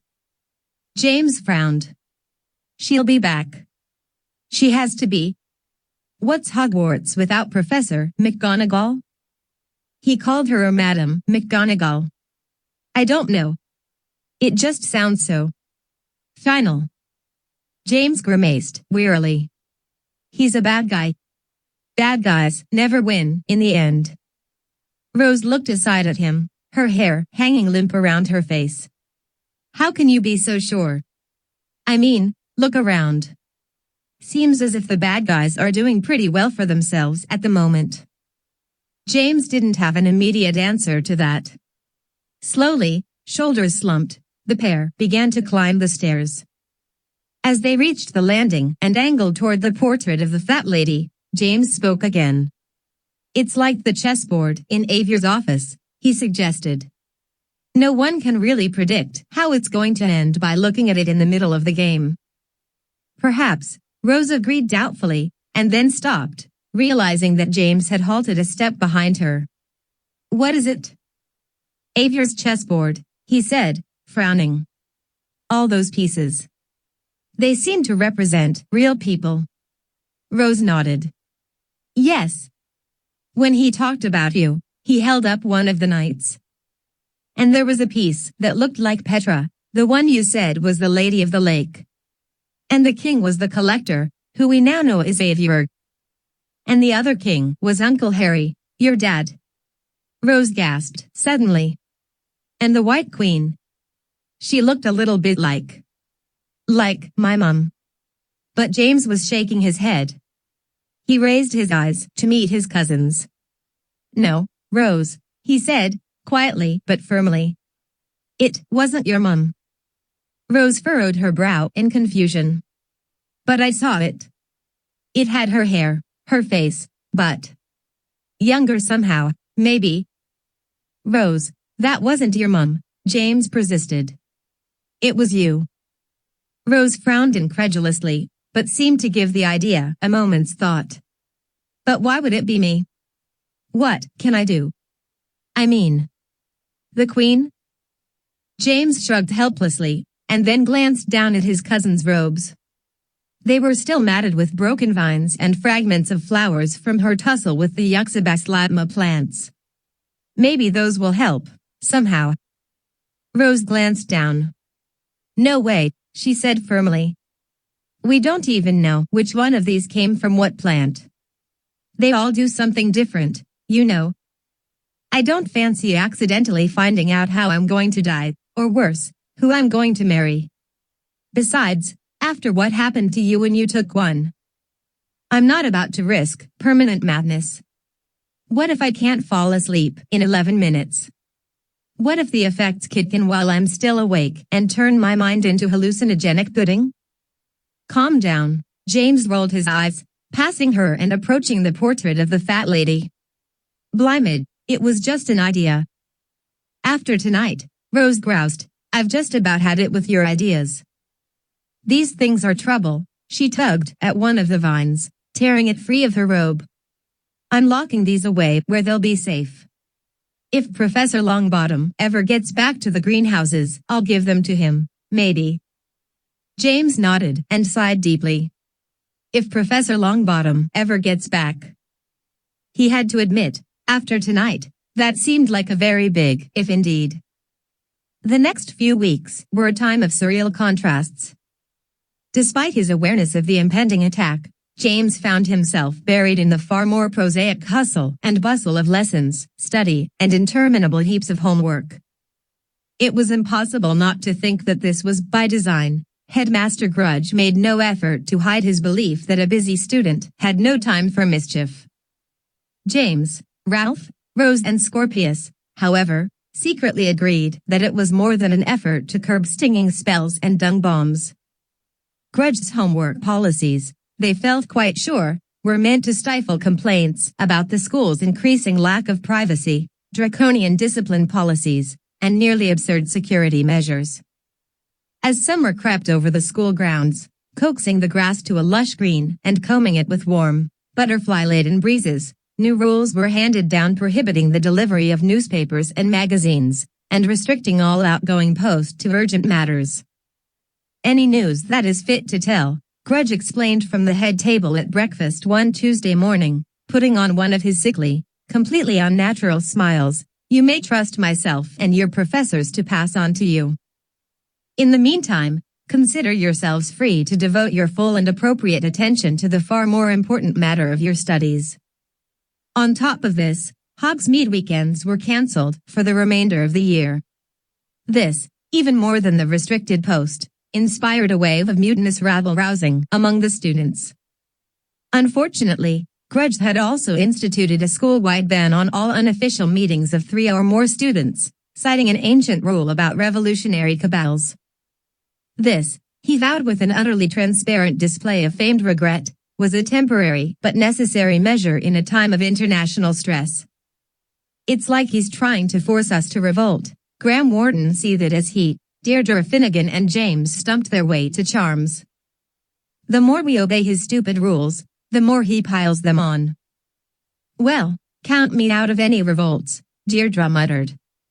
I'm not facing Filch and his stupid cane one more time.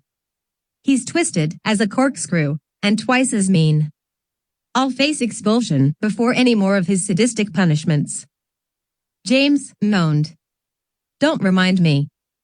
We still haven't gotten our punishment for that whole disaster with the Jiskra and the Durmstrang cabinet. I think Filch is just letting us stew while he thinks up something especially vicious. Break it up, you three, Professor Shirt called from the doorway of the arithmancy classroom as they passed. James dropped behind Graham and Deirdre, fuming impotently under his breath.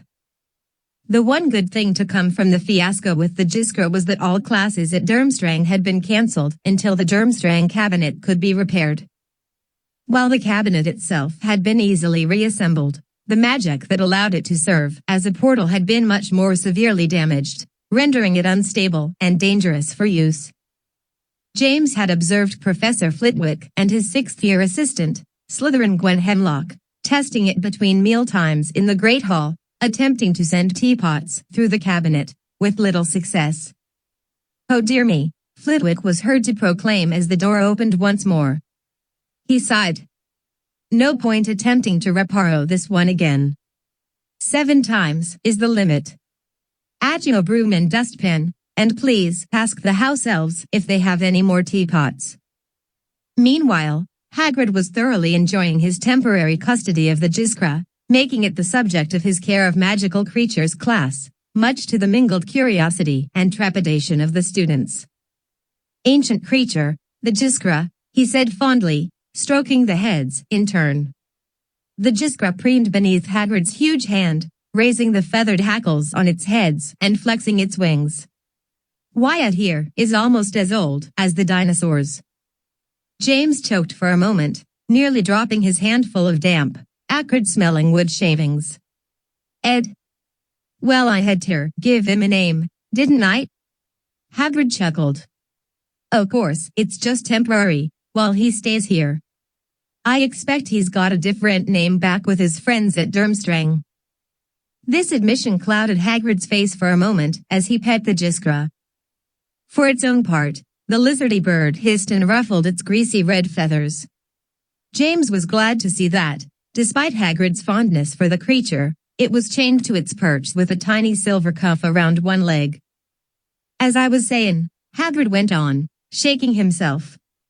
"Ancient creature, the Jiskra, and when I say ancient, I don't mean as a species. I mean this particular specimen. The Jiskra's called a black phoenix for a reason, see? Why, Ed here barely ages at all until he hits 300 years old or so. Then he starts to shrink, to lose his feathers, to get all wrinkled and ancient looking. The centuries all fall on him at once, yesy, making him look like the most pathetic thing you've ever seen. Then, Ed builds a nest for himself somewhere secret, usually in the deepest swamps or on topmost cliffs and such, and he lies down there and makes an egg for himself. After 11 days in that egg, Ed pops back out again as a chick, with his aging clock reset right back to 0. "You mean," Trenton Block clarified, stepping forward as Hagrid beckoned him. "This thing is, like, super old. Thousands of years? Could be millions," Hagrid nodded encouragingly. "That's it, Mr. Block, just step right in front of him. Ed won't see it as a threat if you don't act like one. Offer him the wood shavings. They're steeped in a special blend of turpentine, ginger, and nurgle water. It's Ed's a special favorite." Remembering the fiery blasts that had peppered the Great Hall, Trenton stood well back from the Jiskra, extending his open hand as far as he could toward the creature's bobbing heads. After a tense, calculating moment, the Jiskra's right head snapped forward, snatching the shavings from Trenton's hand and gulping them down. "There," Hagrid proclaimed happily, clapping Trenton on the back and nearly knocking him over. "Easy as poison berry pipe. Ms. Four Compass, I believe you're next." When it was James' turn, the Jiskra eyed him beadily, hissing with both of its tooth-lined beaks. Hagrid muttered under his breath, taking the shavings from James' hand. "Sorry, James. Same thing, appeared with your brother. Ed is a long memory, you know, and keeps a bit of a grudge. Nothin' personal." James nodded gratefully. "No problem, Hagrid. I'm not so comfortable around him either." The new Transfiguration teacher, it turned out, was a seemingly stern young wizard who worked for the Wizarding Examination Authority. Hofminster Tofty had hair so lank and black and eyes so narrow and cold that he looked, to those familiar with their Hogwarts history, like a younger reincarnation of notorious potions master Severus Snape. This effect was ruined, however, the moment Tofty opened his mouth, revealing a high, reedy voice and a pronounced stutter. As much as James wanted to hate Tofty, he couldn't help finding the contrast of his appearance and his voice oddly endearing. Furthermore, even Rose had to grudgingly admit that Tofty was quite accomplished at transfiguration, with a passion for the subject that was infectious, despite his constant attempts at a stern and imposing demeanor.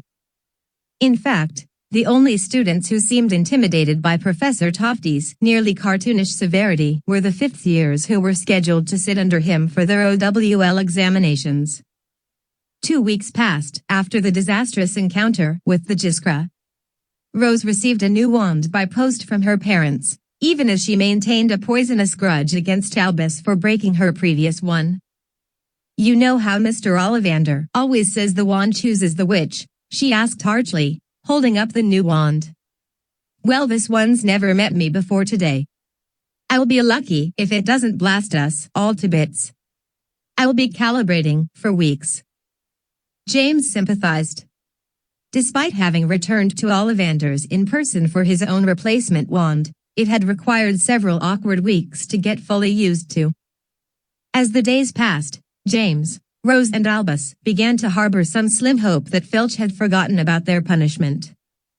Finally, on a stiflingly hot Saturday morning, just as the three, along with Ralph, Scorpius, and Deirdre Finnegan, were leaving breakfast and considering a gratefully lazy day out by the lake, Filch rounded them up and herded them downstairs to his office. He seemed unusually terse, distracted and grumpy, despite the fact that he was engaged in one of his favorite activities, punishing students. James, Rose and Albus followed him silently into his cramped office, frowning worriedly at each other as the old caretaker muttered tensely to himself. "Sit," he ordered, waving his cane and summoning 3 rickety chairs from the corners of the office. To himself, he whined, "Where are they, the dragged things? Bob? No, those are dead. All the magic leaked right out of them. Curses. I knows I was keeping one aside here, just in case. Bob." He brandished a very bedraggled black quill, stripped nearly bare of its feathers. He examined it triumphantly in his hand, and then seemed to realize how pathetic the thing looked. The smile fell from his stubbly gray cheeks, and he rolled his eyes. "Here," he ordered gruffly, rummaging on his desk again. "I've only got one of these left, and it doesn't work so well as it once did. Just swap it around while you do lines so you all get a taste of it, see?" Gathering 2 normal quills and adding them to the pitiable black quill, he shoved them into the hands of the waiting students. James took the black quill, noting how limp it felt in his hands, how mashed and lifeless its tip appeared. Filch waved his cane once again. "Exorior," he commanded. With a soft thwomp, several sheets fell out of the air onto a small, rickety table between the students. "Now, let me see," the old squib grumbled, stroking the sandpapery stubble of his chin. "What was it these 3 did? Was it illegal loitering? Skipping lessons? No unsanctioned club meeting?" "We set the Jiskra loose in the Great Hall," Albus offered helpfully. "I was just getting to that," Filch exclaimed angrily, running a hand through his thin, greasy hair and leaving it in a wild strew. "If only you'd give me a moment to think. Gore. Blimey." He blinked, and then turned around, nervously examining a huge chart that covered the wall behind his desk. The chart, which was a new addition since James' last visit to the caretaker's office, was crammed with names, offenses, and a series of color-coded check marks, cross-outs, and circles. Filch muttered to himself feverishly, running a calloused index finger back and forth over the gridwork of names and dates. "Wait a moment. I did you 3 already, didn't I?" James glanced aside at Rose, then Albus. ER. No, sir, Rose admitted honestly. But, well, we certainly can't blame you for thinking so. What with so much to keep track of. Gore, Filch shook his head and heaved a great sigh, still studying the chart. You've no idea, young miss, and that's a fact. So many punishments. So many misbehaving students. Albus nodded tentatively. And there's really only so much one man can do, he suggested. I mean, it's a thankless job, isn't it? Filch's shoulders drew up in a sudden, hitching sigh. When he turned around, James was shocked to see tears welling in the ancient caretaker's eyes. A simple thanks wouldn't go amiss, he agreed, his voice high and choked. He dropped weakly into his chair, producing a startled, wrenching squeak from the old springs. Not that I'm complainin', mind, but there's just so many punishments a man can hand out. There's only so much a man can manage. Keep order, Mr. Filch, Filch suddenly mimicked, lowering his voice to a gravelly approximation of Headmaster Grudge's. You are the iron fist of discipline, Mr. Filch. Let nothing slip through your grasp. The school is counting on you. Why, it's almost too much for a man to live up to. James nodded, and adopted a sympathetic tone of voice. Takes all the fun right out of it, I'd wager.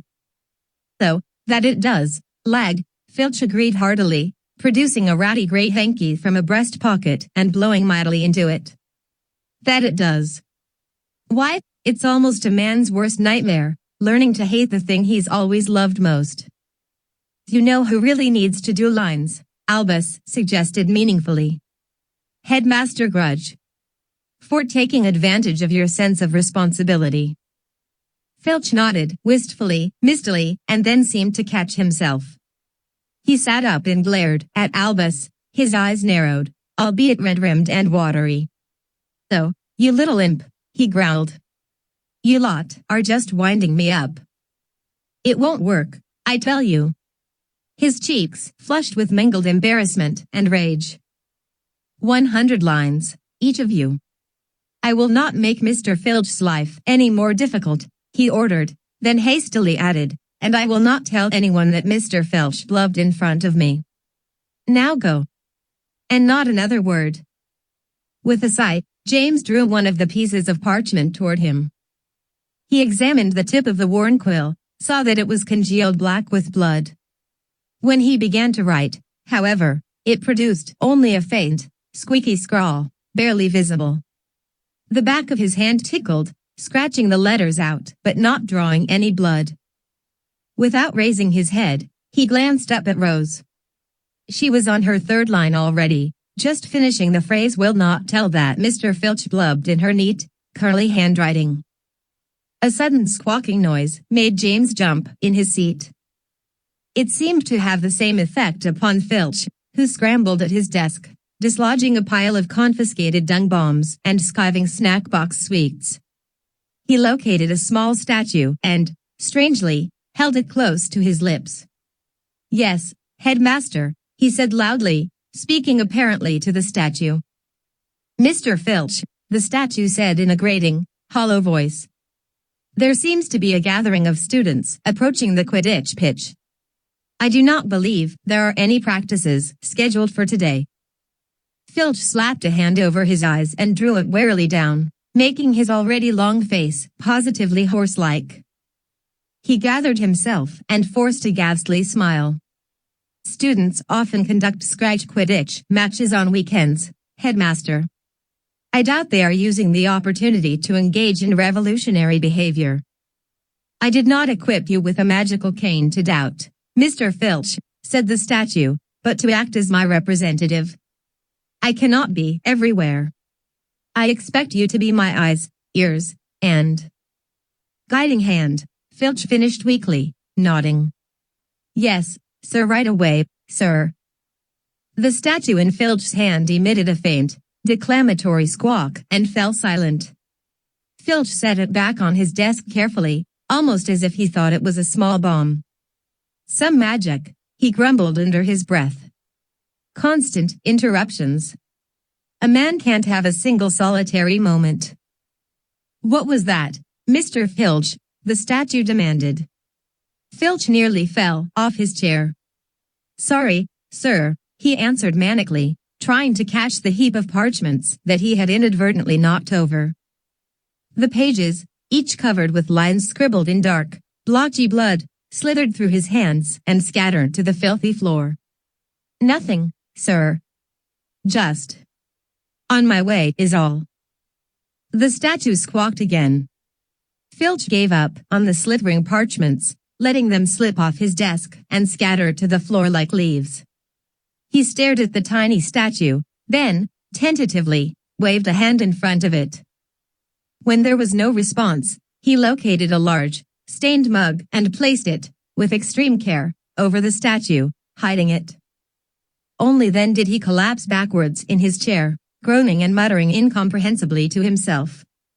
After a minute, wearily, he heaved himself to his feet, collected his cane, and stalked from the room without a word or even a backwards glance.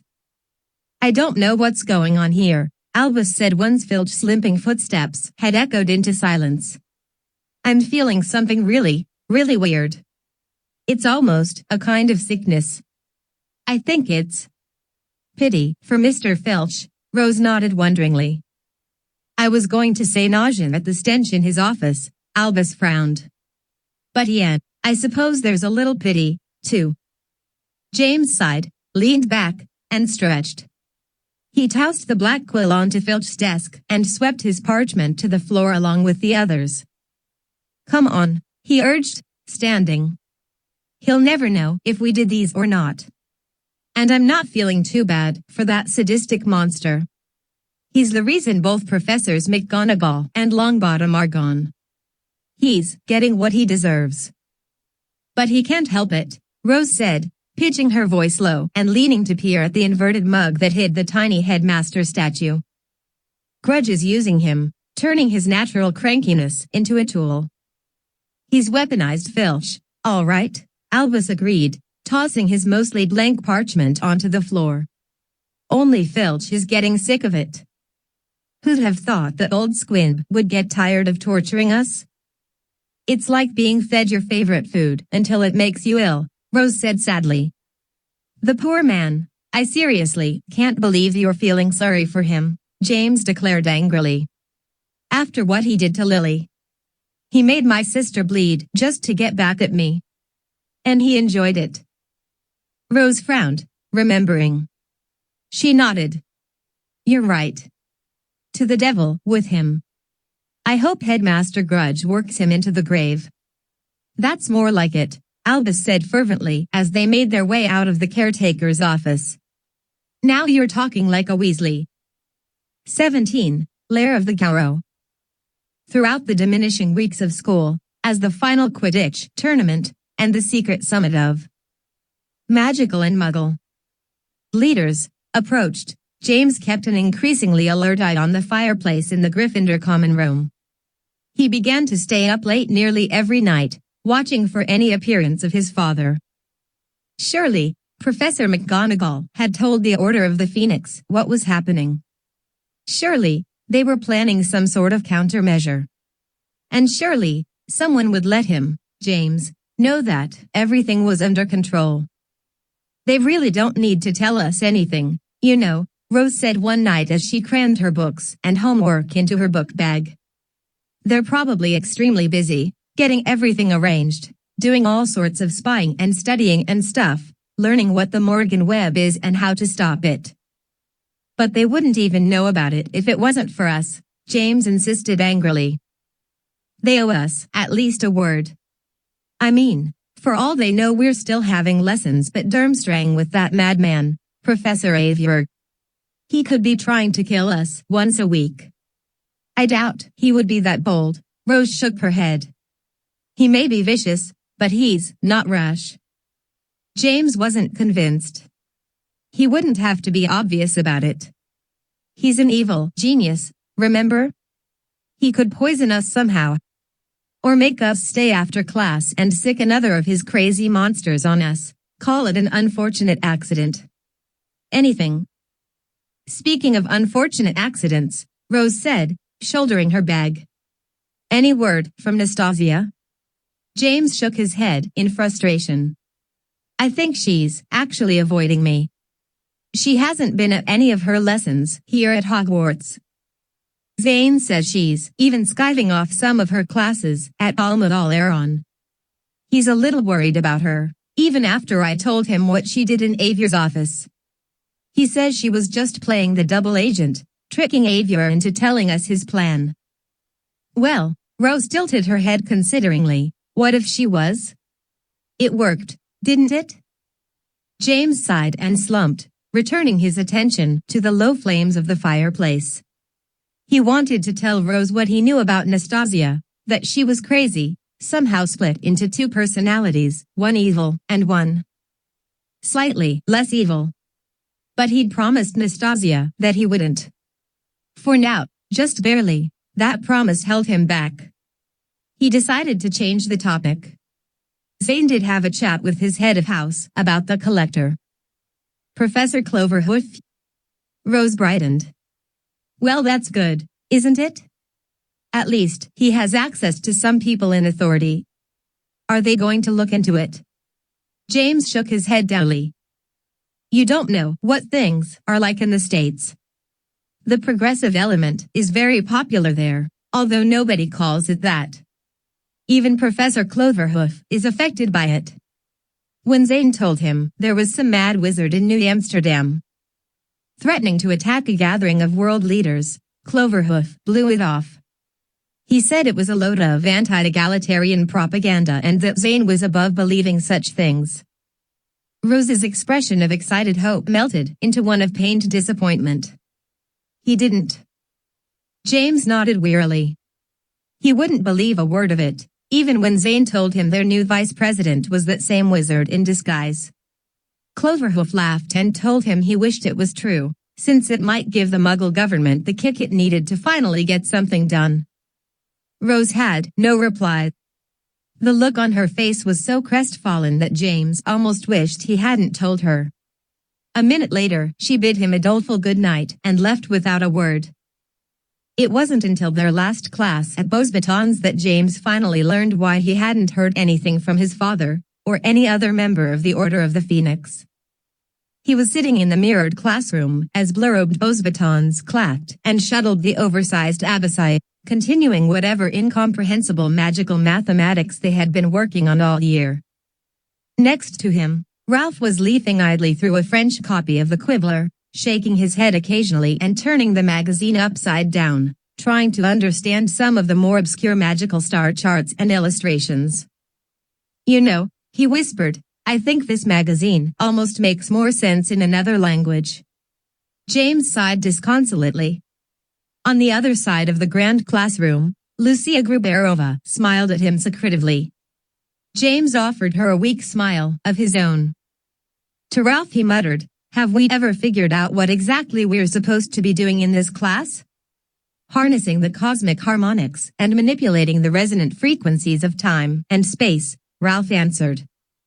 Whatever that means. Well, whatever it is, James said in a bored voice, we better wrap it up. We're almost done for the year. It's really a shame that you can't even understand the coolest thing your people have worked out about magic, Morton Comstock commented, standing back from his abacus and cracking his knuckles. I mean, you waste all your time turning teacups into turtles and you completely miss out on the magical equivalent of one small step for man, one giant leap for wizard kind. James rolled his eyes. What are you talking about, Comstock? I'm talking about space travel, the ginger boy answered smugly, his eyes bulging behind his glasses. Done. Flitting around the stars, without any spaceships, just by using the power of magical constants. I mean, I knew math was powerful, but this stuff is amazing. And Wizard Boy here doesn't even get it. He snickered to himself. Here's an idea, Comstock, James suggested, his cheeks reddening in spite of himself. Why don't you do us all a favor and zap yourself to some other planet? Comstock sniggered again. Shows what you know. Nobody's haps themselves anywhere. Magical constants are about moving the universe around you. Next thing you'll be telling me you want to fly to the moon on one of your turtle teacups. He snorted at his wit. James, Ralph said suddenly, his voice low and tense. Take a look at this. Still fuming, James glanced down at the magazine in Ralph's hands. Immediately, all thought of Comstock emptied from his mind. Is that, he asked, disbelieving his own eyes. Is it Professor McGonagall? Ralph nodded fervently.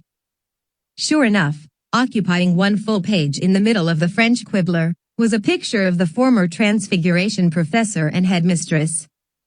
The photo appeared to be quite old, showing a rather younger version of McGonagall standing in the Great Hall, unsmiling, surrounded by students during what appeared to be an examination.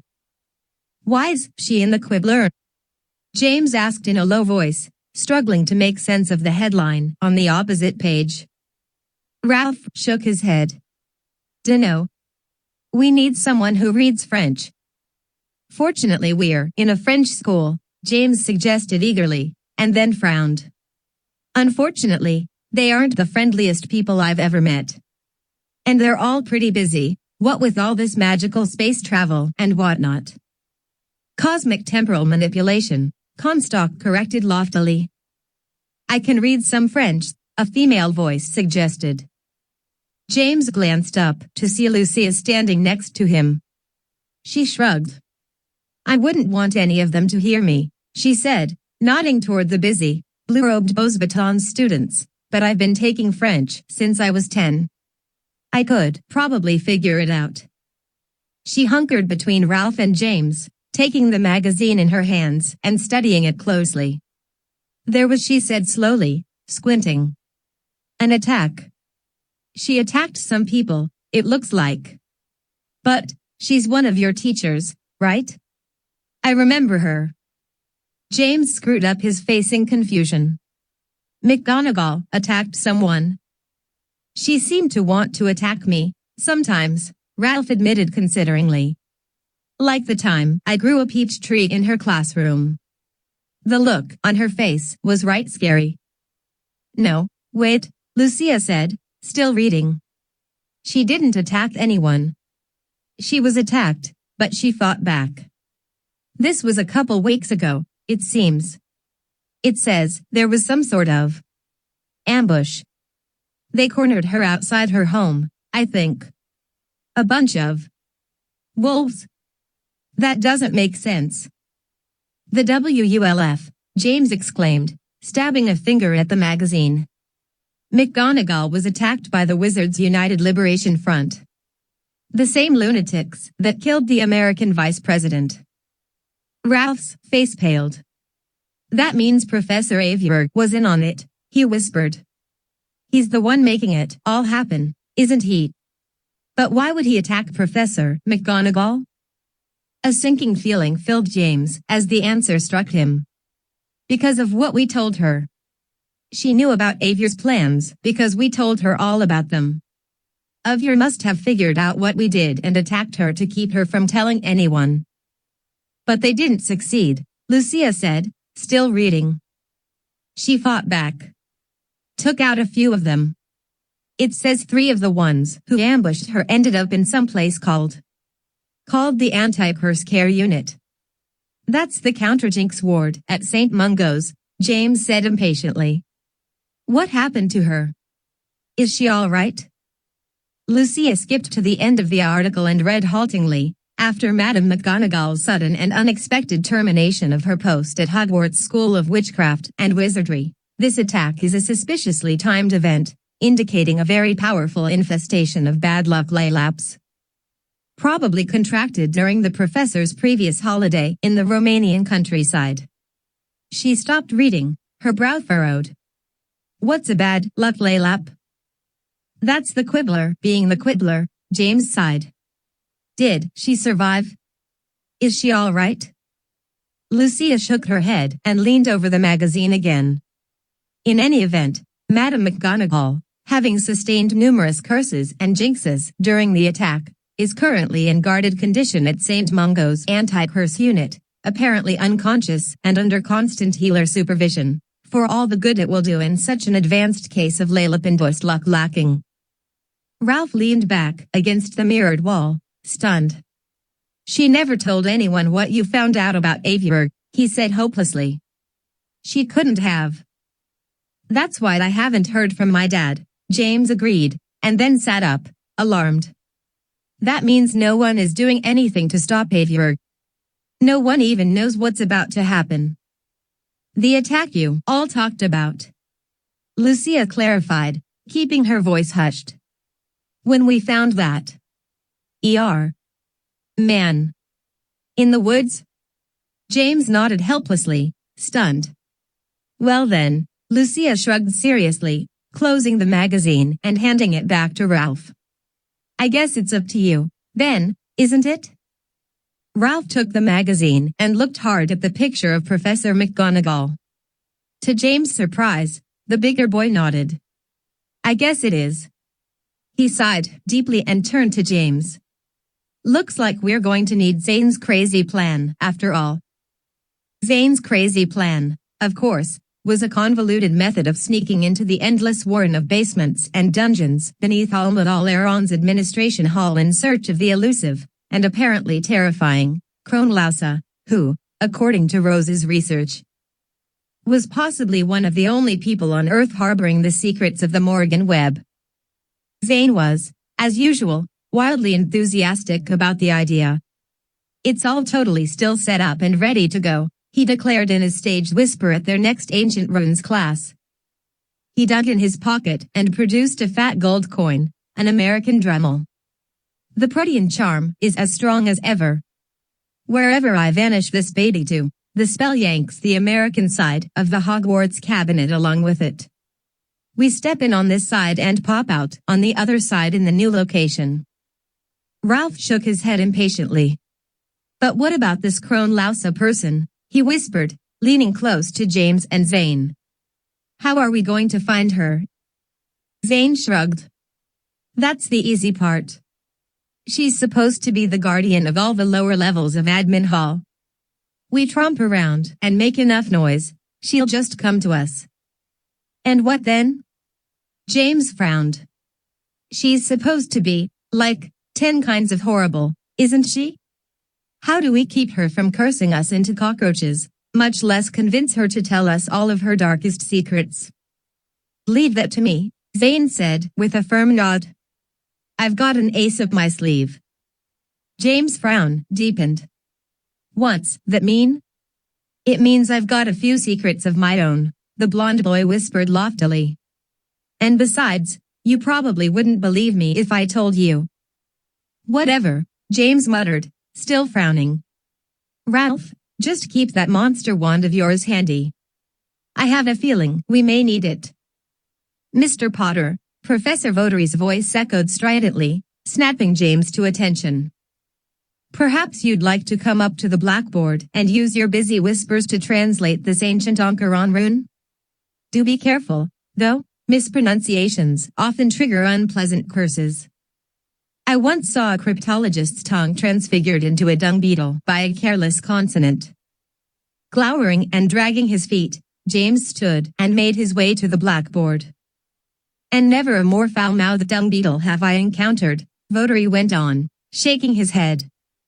The Sumerian swear words that creature uttered. Why, it was enough to make a rock troll blush. James' tongue, fortunately, did not get transformed into a foul-mouthed dung beetle, but he did spend the dinner hour haunted by a particularly pesky Onkaron demon, which circled his head like a semi-transparent bat, pecking at him and screaming incomprehensible insults. Makes me wonder whatever happened to Peeves, Rose commented, watching the demon with a wistful expression. Haven't seen him in months.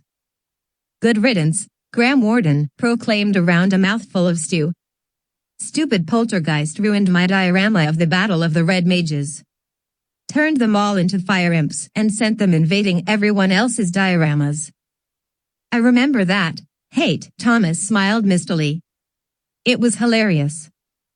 It was a miniature massacre, Ashley Doone called spitefully from the Ravenclaw table. I spent weeks on that model of King Creagle's court. Took those imps about 10 seconds to pillage it and burn it down. Hate nodded. Like I said, bloody hilarious. Quit it. James shouted, waving his hands at the Encaron demon. So I mixed up job and jot. It's a dead language already. Get over it. Ignoring the demon, Albus squeezed in next to James. So when are we going to visit old Kronlaus, huh? James blinked at him. Who's we? How do you even know about that? Albus nodded toward Ralph, who was cramming in between Rose and Scorpius. James glared at him. What? Ralph proclaimed, taken aback. He was with you in Avier's office, wasn't he? He's as much a part of this as we are. And at this point we need all the help we can get. How many people do you think we can shove into the vanishing cabinet? Easy, Scorpius replied. We just take 2 trips. Or more, Rose nodded. Besides, Albus said blithely. Not all of us are the size of a bloated yeti. Hey, Ralph said, sitting up straight in his seat. I'm just big-boned. I can't help it. Where are you lot headed, then? Graham Wharton asked, nudging Albus with an elbow. Down into the dungeons of Alma Aller. Nowhere. James exclaimed, overriding his brother and shoving him backwards off the bench. Doesn't sound like nowhere to me, Lily said, replacing Albus on the bench and narrowing her eyes. Out. Albus complained, clutching his head where he lay turtle on the floor.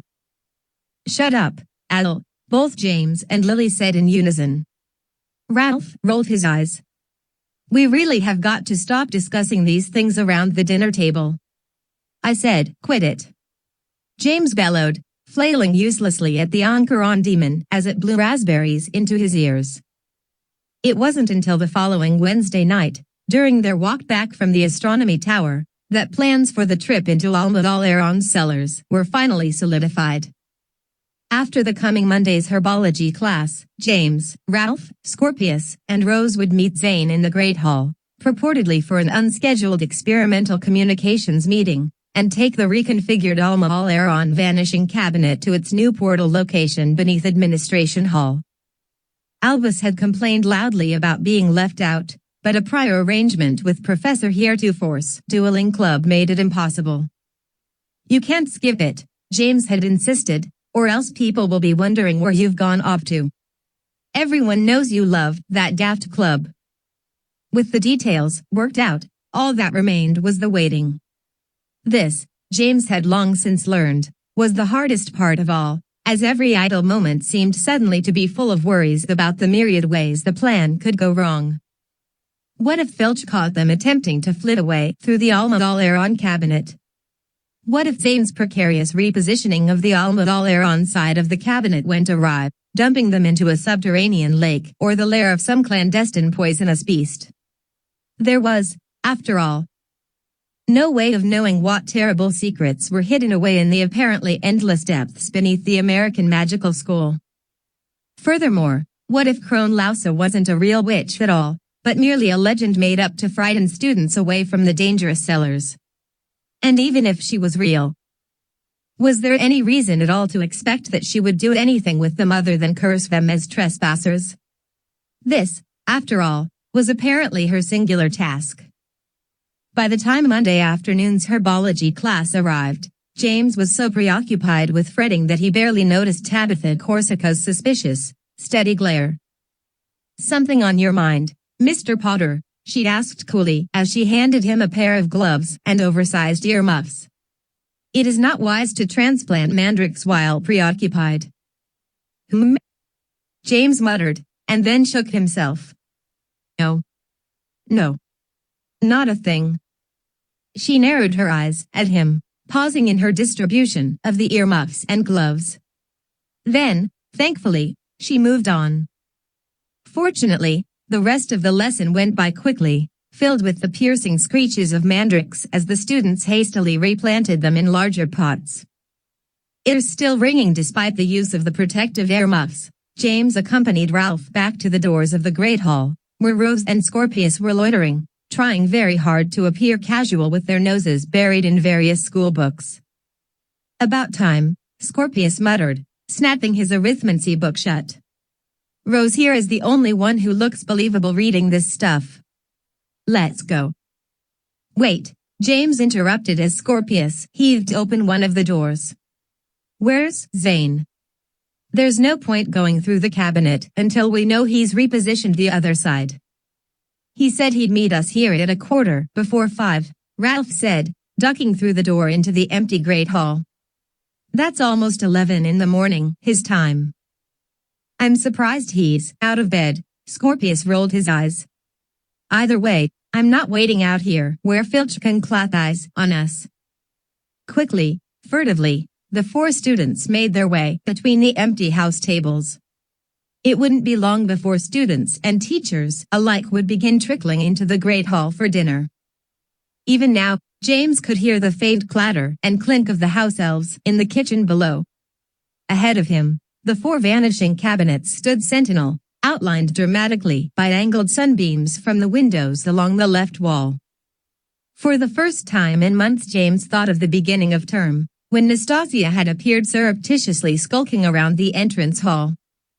He now knew how she had come through the cabinet. Having assumed her snake form, she was able to bypass the pre-class ban on witches and wizards. In light of the interview in Avier's office, however, he had new doubts about why she had come to Hogwarts that night in the first place. She had claimed merely to be exploring. And yet, James glanced toward the empty staff table, remembering. There had been some sort of small sack there, lying in the moonlight.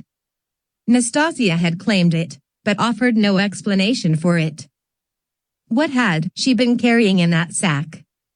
And where had it gone? His thoughts were interrupted by Rose as she joined him near the head table. "Blimey, but that thing's ugly," she said, nodding curtly toward the rose window overhead. James glanced at her, then up at the monstrous clock. Its 5 faces glowered down at him, showing the times in each of the time zones represented by the cabinets. For the moment, James noticed the Durmstrang clock hands pointed straight up, unmoving. The Durmstrang cabinet was still broken, obviously. The other faces ticked busily, marking the tiny, insectal movements of their iron hands. Beneath them, the great pendulum sighed back and forth, swishing faintly as it sliced the air into seconds. "He's officially late," Scorpius complained tensely, glaring up at the Almud-all-Aron clock. "He's going to get us all caught, the stupid yank." "Give him another minute," Rose sighed. James waited, shifting nervously from foot to foot. Suddenly, behind him, came the unmistakable click of the Great Hall's door latch. James spun on the spot. "What was that?" Ralph rasped in a high, nervous voice. Rose shook her head. It sounded like someone coming in. She frowned and shrugged. Perhaps it was just the wind. James squinted back at the closed doors. There was no one there. "Maybe," he began, but was interrupted by the much louder sound of the Almud-all-Aron cabinet bursting open. Relieved, James turned around again, only to find himself face to face with the last person he expected. "Nastasia," he declared. To his own ears, it sounded like both an accusation and a question. "Hi, James," she said, smiling faintly but not meeting Heisey's. "Miss me? Why is she here?" Scorpius asked bluntly, addressing Zane as he followed her out of the cabinet. Zane was unperturbed. "Why shouldn't she be? She was there in New Amsterdam, wasn't she? And she helped you lot get the truth out of Avier. Besides, she's the ace up our sleeve." "Nastasia?" James exclaimed, gesturing at her but looking at Zane. "She's your secret?" "I'm everybody's secret, it seems," Nastasia interjected, threading an arm through James' elbow. He pulled away irritably. "Are we expecting anyone else?" he demanded, throwing up his hands. "The All marching band, perhaps? Professor Jackson's crazy werewolf militia?" "Good to see you, too, mate," Zane soothed amiably, throwing an arm around James' shoulders. "It's all part of the plan, trust me." Besides, he produced the gold drummel from his pocket and bounced it on his palm. The marching band was already busy tracking down the Ark of the Covenant. James shrugged off his friend's arm but couldn't resist a writhe, helpless grin. "You really are completely mad." Zane nodded. He turned and held the coin out in front of him. "Ralphinator, you want to do the honors? Use that Godzilla wand of yours and send this to its last location. If I'm right, it'll end up just below the admin hall cafeteria. Safe enough, despite the reek of old goulash." "Is that deep enough to get Kronlaus's attention?" James asked as Ralph rummaged in his pockets for his wand. Zane shrugged. "It's a start. Like my dad always says, better safe than buried 1,000 feet underground in some monster maggot's large intestine." "Words to live by," Scorpius prodded. "Get to the magic, Ralph, and be quick about it. People are due for dinner any moment." Ralph brandished his wand tentatively, his mouth pressed into a resolute line. He was, James realized, becoming accustomed to stepping up when particularly strong and precise magic was called for. "Saltus retrorsum," he declared, tapping the coin with his wand. It vanished neatly with a small pop. "Nice one, Ralph," Zane declared, turning back to the All cabinet. "I had thought I'd have to go looking around for my hand when we got there." "Cram in, everybody," Rose said, hurrying into the cabinet. "Let's get this over with." Zane squeezed in next to her. "I hope you left all your cardigans at home this time, Weasley." "Shut it, Walker." Ralph followed, ducking to fit his bulk into the remaining space. "Budge up, Zane," Rose complained as the door swung shut. "You're on my foot." A moment later, a green flash outlined the door brilliantly. With an eerie thump, the voices inside cut off. James glanced back at Nastasia. "I've got a load of questions for you," he said. "Sorry," she replied brightly, "I'm fresh out of answers today. Try back tomorrow, why don't you?" James shook his head wearily, abandoning her and approaching the cabinet. "Wait," Nastasia said, grasping James' elbow. Irritably, he turned back. She met his gaze fixedly, almost seeming to struggle with herself to maintain eye contact. "I told you not to trust me," she said. "But I didn't mean to turn on you. Really. If you trusted me. He told me to look up Dumbledore's old passwords. I used his trust to get what we needed. It was him I betrayed. Not you." James studied her face skeptically. He shook his head. "I don't know if I can believe you," he admitted in a low voice. "And I don't know if I want to, either." She sighed briskly, finally lowering her eyes. She let go of his arm. "Work out your trust issues later, you two," Scorpius declared from the All cabinet. "Or I'm leaving without you." Without another word, James climbed into the cabinet, pressing against the back wall to allow room for Nastasia. Almost reluctantly, she stepped inside after him. She turned away from him, facing the open door. After a second, the door swung shut. James braced himself.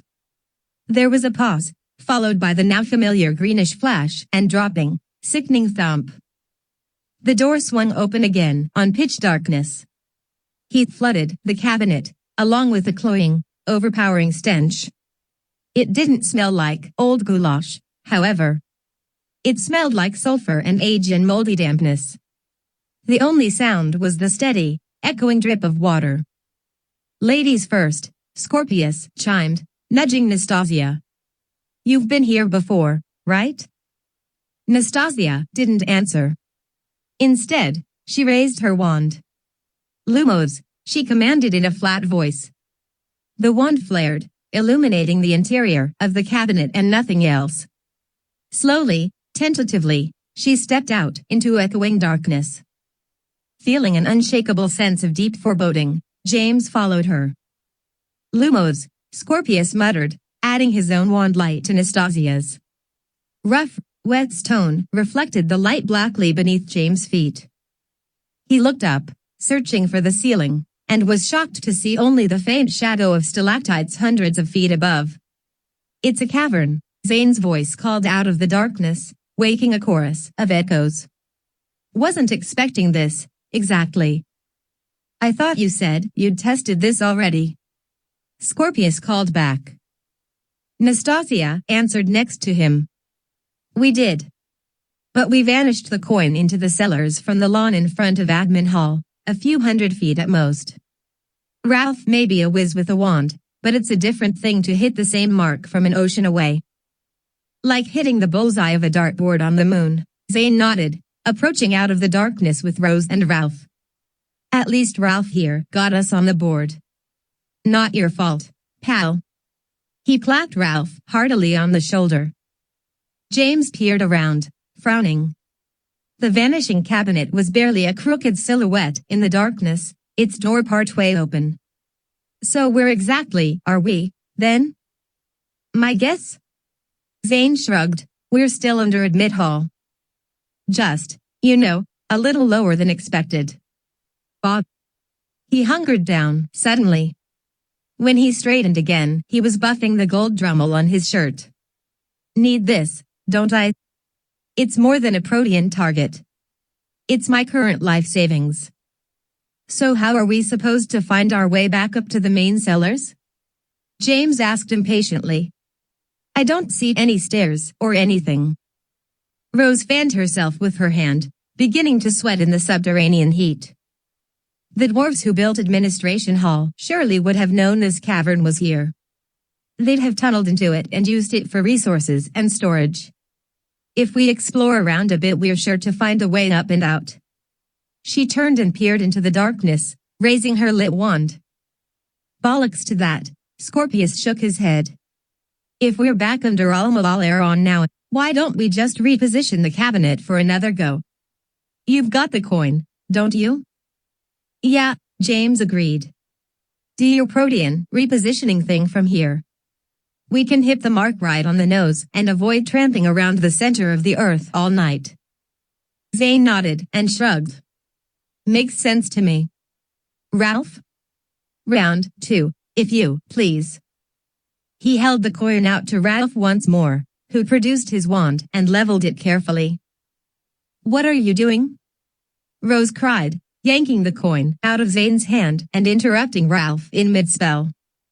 Hey! James exclaimed. What gives? I turn away for 10 seconds and you lot just about doom us. Rose brandished the coin. You vanish this away, what do you think happens to the cabinet? It zaps back to where it's supposed to be, James explained, smacking his forehead in irritation. That's the whole point. Rose planted both fists on her hips. And what about us? Then we just hop into the vanishing cabinet and... James stopped, blinking as he realized the fatal flaw in the plan. After a moment, he clamped his mouth shut. All right, then, Zane said, raising both hands. So we almost just cut off our only means of getting home again. Lesson learned. No more rash decisions, right? We need to be extra careful. She's the one what said there had to be a tunnel to the surface. James declared, flapping a hand at Rose. I wasn't planning to stake my life on it. Rose exclaimed, shrilly. Belt up, both of you, Scorpius sighed. Zane is right. No more bodging around. If we're going to get out of here, looks like we're going to have to do it the hard way. Rose relaxed slightly at this and handed the drummel back to Zane. Don't do anything stupid with it, she muttered. Zane pocketed the coin. "All right, then," he announced cheerfully. "This way for the grand tour." He lit his own wand and struck off. More somberly, Scorpius and Nastasia followed. "Hold up a moment," James said. Quickly, he turned to the cabinet and tapped it with his wand. "Circumnecto." In response, a golden spark shot from the end of the wand toward the cabinet, connecting them with a brief, shimmering beam. Nodding in satisfaction, he pocketed his wand, then noticed Ralph and Rose staring at him. "What?" he asked. "It's a basic compass charm. Sends a spark back to the cabinet so we can find it again." "You think Rose is the only smart one in the family?" Rose cocked her head suspiciously. "All right," James declared. "My mum taught it to me so I wouldn't keep losing my glasses." "Happy?" Rose nodded, satisfied, and turned to follow the glow of Zane's bobbing wand light. "I'm impressed, either way," Ralph admitted as they hurried to catch up. "Dead useful, that is." James gave his friend a wry smile. "Thanks, Ralph." As they walked, the true scale of the cavern became apparent. The floor sloped steadily upward, eventually breaking into broad steps and then to uneven terraces, forcing the students to clamber up higher and higher sharp edges. As they progressed, James noticed the distant ceiling lowering to meet them. Soon enough, the stalactites were directly overhead, hanging down and glistening, dripping points, threatening to drop like stone spears at the slightest provocation. The ascent narrowed as stalagmites crowded the path, reaching up toward their counterparts on the ceiling. Zane led the group onward, occasionally clutching his wand in his teeth as he climbed. "Is it just me," Ralph panted, "or is it getting a bit cooler?" "This is no accidental path," Rose agreed. "It's a natural fissure, widened by foot traffic who knows how long ago. I told you the dwarves would have found this cavern and connected to it somehow." "Bully for big brains, Weasley," Scorpius groused, clambering over yet another sharp, black ledge. "You'd have thought they could have put in some stairs, at least." "There's some light ahead," Zane called back. "Torchlight, looks like." James peered ahead, squinting to see past the lit wands. Sure enough, a dim orange glow suffused the air above, glimmering on the sloping edges of the stalactites and stalagmites. With renewed purpose, the troop continued their climb, following the elusive orange glow until the floor leveled, becoming a path between hewn stone walls. The ceiling dipped down to meet them, forcing the students to hunker low. "It's a good thing I'm not claustrophobic," Ralph muttered faintly.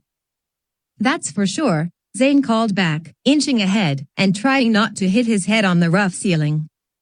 "This place is tighter than a goblin's wallet." Ralph groaned behind James. "I was being sarcastic. I'm totally claustrophobic." "Stupid, short dwarves." "Buck up, Ralph," Rose soothed. "I think we're almost out." In this, James suspected, Rose was being rather optimistic.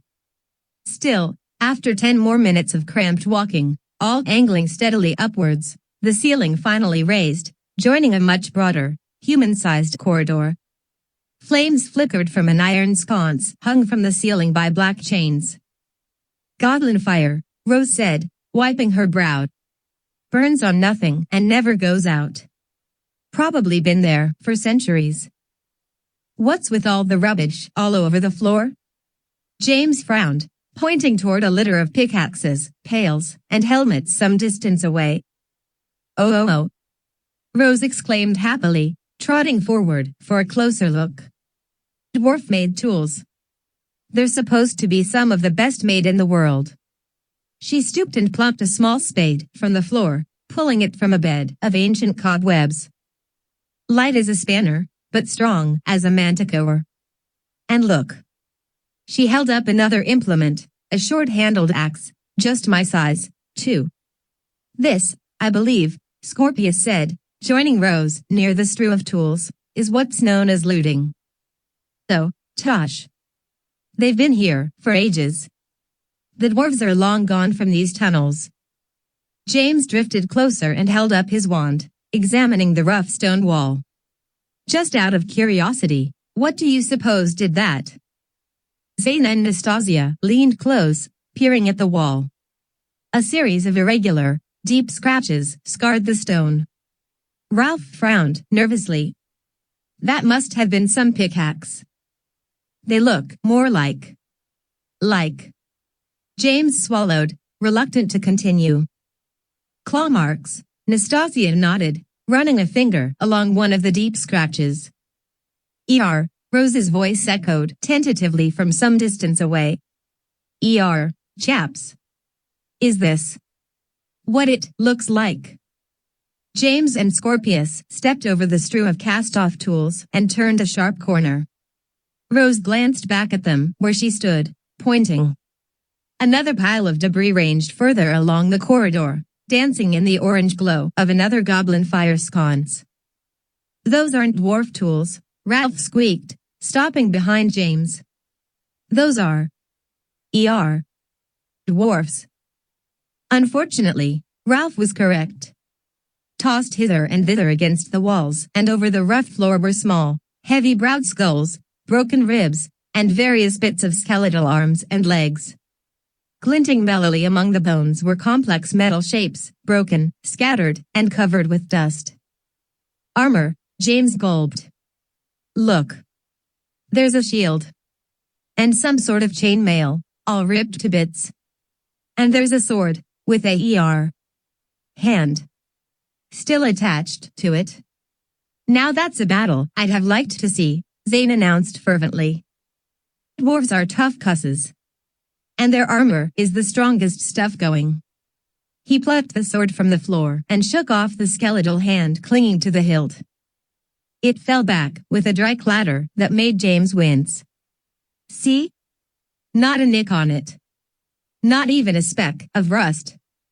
He examined the sword closely, turning it in the firelight. A little blood though, by the looks of it. This guy got in a few slashes before kicking the old bucket. Zane's right, Rose frowned. Dwarves are famous for their toughness in battle. What could do this to them? Same thing that clawed up the walls back there, I'd bet, Nastasia commented. Either way, James said, raising his voice, like Rose said, this stuff's been here for ages. Whatever caused it, all is long dead. As if in answer, a low, warbling noise lifted out of the depths. It was an eerily inhuman sound, a ululating moan, rising in pitch until it echoed all around, becoming a warbling, shrill yodel. James felt his hair stand up. Zane dropped the dwarven sword. Rose clutched Ralph's arm with both of her hands, her eyes going wide. Even Scorpius' face paled to that of a gray sheet. Slowly, the horrible noise died away, chasing its echoes into unseen tunnels and corridors. Or not, Nastasia squeaked. Rose looked around, wildly. Which way did it come from? Who can tell? James replied. Come on, let's leg it out of here. There has to be a way further up. Zane retrieved the dropped sword and held it shakily ahead of him. In his fist, the weapon looked ridiculously diminutive, despite its glinting, sharp blade. In a tight knot, the group clambered forward, stepping clumsily over skulls and broken armor. 100 feet past the scatter of bones, the corridor ended at a barricade of crisscrossed iron bars, each as thick as James' arm, festooned with bolts the size of doorknobs. Set in the middle of the barricade was an iron door with a heavy lock.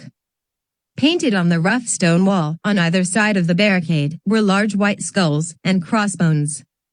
Above these, rather worrying, was a single word, Garrow.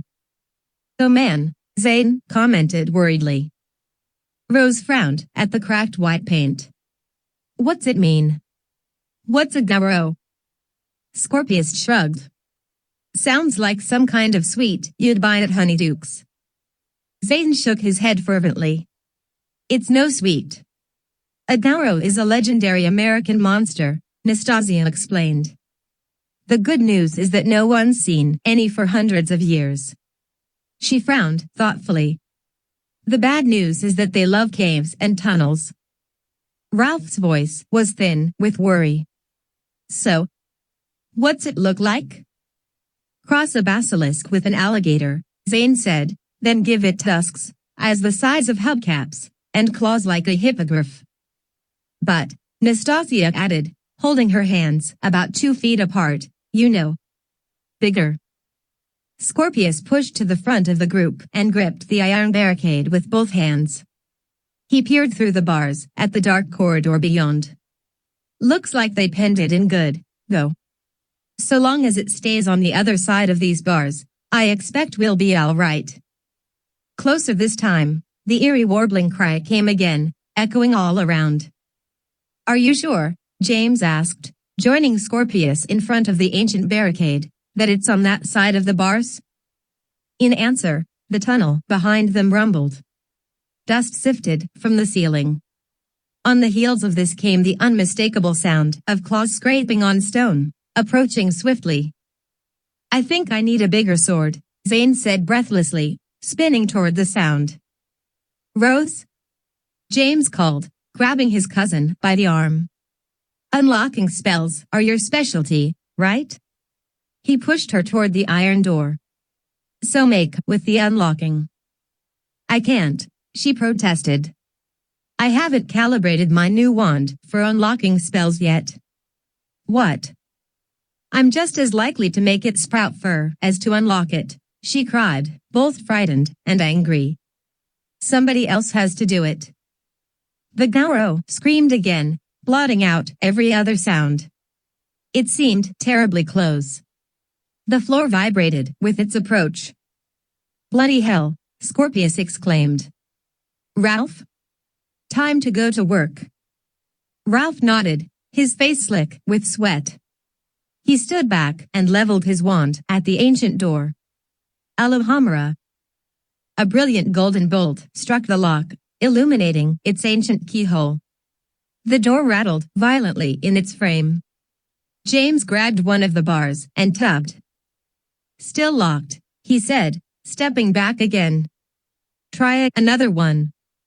Ralph firmed his jaw and planted his feet, wand still pointing at the iron lock. Resurrere. This time, an orange bolt struck the lock, exploding into sparks. The door rattled again, but remained firmly closed. Try universal, clavum. Rose cried, hopping fearfully from foot to foot. It's a universal key charm. Ralph nodded, repeating the spell in his head, then pointed his wand once more. Lime green lightning leapt from his wand, filling the keyhole and making it glow. There was a loud, ratcheting click. James leapt forward and rattled the door again. I think you actually locked it harder that time, he declared, shaking his head. Behind him, Rose screamed. James turned, throwing himself back against the unyielding iron bars and pulling his cousin with him. Nastasia hunkered low, her wand extended toward the depths of the corridor. There, heaving out of the darkness, a heavy, slithering shape appeared. A pair of enormous, perfectly round orange eyes glinted, reflecting the light of the goblin fire sconce. A moment later, the creature lunged forward, bashing the sconce from the ceiling and snuffing it beneath its scaly belly. The flash of light allowed only a brief glimpse of muscular, reptilian arms tipped with black claws, curving yellow tusks, and a long, grinning, scaly head. Desperately, Zane threw the dwarven sword. It glinted as it spun out of the light, clattering against the creature's scaly hide. My hero, Nastasia said, pulling the blonde boy back. The Gauro slithered forward with horrible speed, its scaly body rasping against the stone walls, its glinting orange eyes bobbing hypnotically. It screamed again, sending a gust of cold breath along the tunnel. Green light flashed. Nastasia, James saw, was firing killing curses at the behemoth, to no avail. Rose turned away from the scene, burying her face against James' shoulder. He couldn't blame her. Dimly, almost clinically, he realized he had never been more primally terrified in his life. Scorpius jumped forward, blocking James' view of the approaching monster. He grabbed Ralph by the shoulder, spun the bigger boy around, and wrestled his arm upwards so that his wand pointed once again at the iron door. Against the shrieking approach of the Garo, Scorpius' voice was barely audible. "Convulsus," he cried, gripping Ralph's wrist with both hands. A bolt of blue shot from Ralph's wand. It struck the door just above James' shoulder, igniting a blast of purple sparks. The door exploded backwards, tearing from its hinges and clattering violently to the floor. James fell backward through the sudden opening, dragging Rose with him. "Come on," Scorpius shouted, grabbing Nastasia and Zane, one in each hand. Stumbling and dazed, they bowled through the iron door frame, pushing Ralph ahead of them and falling atop James in a heap, knocking the wind from his lungs. The Garo slammed against the iron barricade, wrenching it out of true but hopelessly wedging in its broken doorframe. The monster screamed again and gnashed its jaws. Its teeth clapped and its tusks slashed mere inches from the scrambling students. "Run!" James cried, pushing Zane ahead of him. "No," Scorpius countered, pointing back toward the iron barricade. "Reparo the door." James glanced back over his shoulder. As he did, the Garo strained forward, wrenching the barricade further out of true. Metal screeched as the bars slowly bent. "Ralph," James called. "He's right. Repair the door.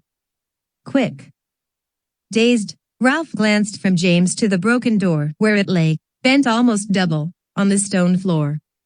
His face cleared and hardened. "Everybody stand back," he shouted, raising his wand again. Its lime green tip seemed to glow in the darkness.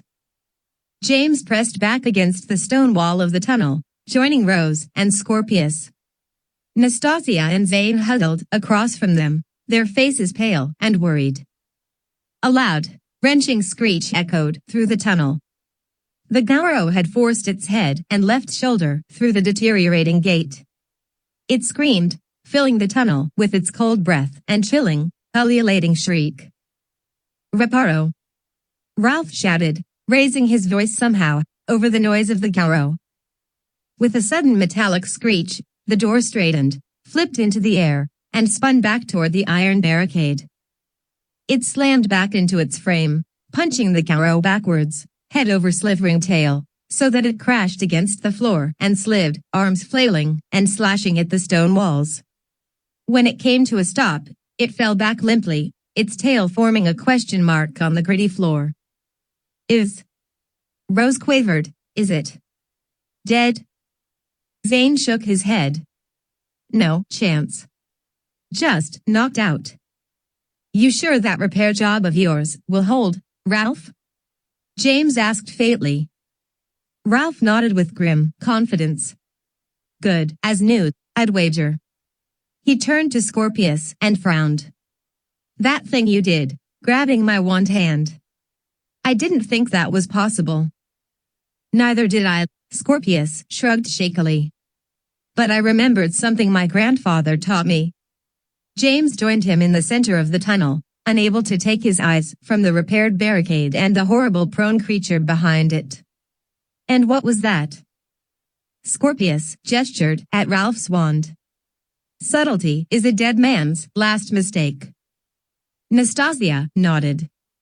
"Well, that sure wasn't subtle. I guess we all owe you one, don't we?" "Let's not start clapping each other on the back just yet," Scorpius replied, firming his voice. "We still have to find this crone Lousa and get the truth out of her about the Morrigan web." "Assuming she's a real person," James added wearily. "And has any secrets to share," Rose agreed. "And doesn't just feed us to that thing," Ralph concluded, hitching a thumb back at the Garo. "What a bunch of sour pusses you bunch are," Zane chided. "Come on. The worst has to be behind us now, right?" Much more slowly and tentatively, the group resumed their journey, inching their way further into the darkening depths of Alma Baleron's ancient catacombs, wands held high against the shadows.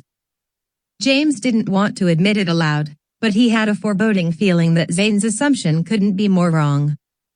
18. The Morrigan web. Soon enough, the tunnel began to angle up again, turning into a stone stairway, punctuated by landings, cross corridors, and great empty halls. Goblin fire sconces and torches lit the way, despite the obvious disuse of the tunnels themselves. Dust and cobwebs clung to every surface, wafting as the troop passed. Finally, they reached a monstrous wooden door, fortunately unlocked. It creaked open as Zane pushed it, revealing a more brightly lit corridor lined with arches and tapestries, muted with age and a thick layer of dust. Cool, Zane muttered, his voice unconsciously hushed. These showed the construction of Almad al-Aron. He pointed. There's Roberts and Pepperpock at the groundbreaking. And there are the dwarves digging the foundation of Admin Hall. Wait, Rose said suddenly, stopping in her tracks. Whose footprints are those? James glanced down. Leading away from his own feet, clearly defined on the dusty floor, was a set of fresh footprints, somewhat smaller than his own. Somebody else is down here, Ralph said. Maybe it's her, Rose suggested. Crone, Lousa. James didn't think so, but resisted the urge to voice this suspicion. Zane clapped Ralph on the back. What say we follow them? It's the only lead we've got, right? No one spoke up, either to concur or dissent. Thus, silently and carefully, the group crept forward, following the footprints. They led straight down the corridor and around a corner, where they met a second set of footprints. Together, these progressed along a narrow hall and toward a small, dark archway, blocked with a mostly closed wooden door. Firelight flickered teasingly beyond the cracked opening. Voices, Rose whispered. Is that her? As quietly as possible, the students inched toward the door, huddling against the wall, careful not to scuff their feet on the dusty floor. Sure enough, faint and echoing, a voice seemed to be in mid-conversation. I don't get many official visitors, you must understand. It was an old woman's voice, cracked and oozing with false sweetness. I must say, I very nearly cursed you for an interloper. It is my only job, you know. Imagine. A witch of my capabilities, reduced to a mere custodian. Even so, my duties do offer the occasional indulgence. In fact, I was slightly disappointed not to practice my arts on you. I get so few opportunities these days. Still, she cackled teasingly, the day is not yet done yet, is it? Ralph met James' eyes in the dark hall. It's her, he whispered. Crone, Lousa. But who's she talking to? James shook his head, confused and worried. Beyond the cracked door came the tinkle of silver and the faint clatter of plates. Another voice murmured, just out of the range of hearing. My apologies, Crone Lousa simpered. I am not accustomed to serving more than myself. I do hope that my humble abode does not offend. The second voice responded. James strained to listen, but couldn't make out the words. All he could be sure of was that Crone Lousa's visitor was a woman. I see, Lousa answered, responding to some unheard question. This is not to be a pleasant visit, then. You come to dig into the past. And yet I cannot help but wonder, for good or for ill? A response. James leaned close to the door but still could not hear it.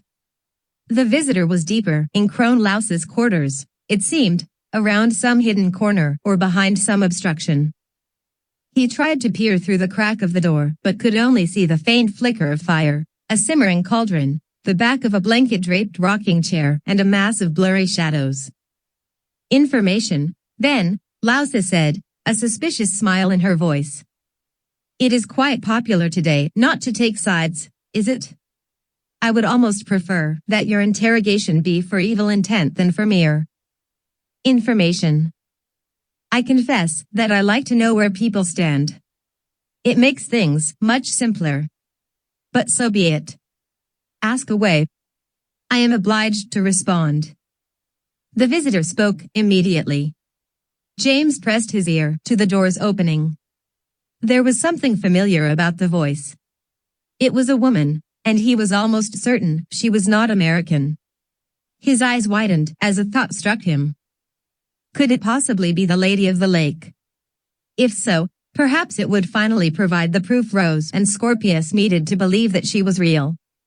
Avier may be the face of the Morrigan web attack, but James was positive Judith was the one pulling the strings behind the scenes. Lousa breathed. There was a faint wooden creak, a rocking chair, perhaps. Straight to the crux of my family's sordid past, I see. To be honest, I was prepared to guard these secrets with great vigor and terrible magic. For many years, I was primed to kill for them.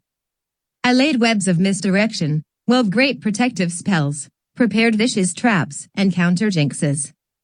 And yet, amazingly, no one came. No one sought out the secrets I protected. Perhaps, just perhaps the world has grown beyond the lust for such things.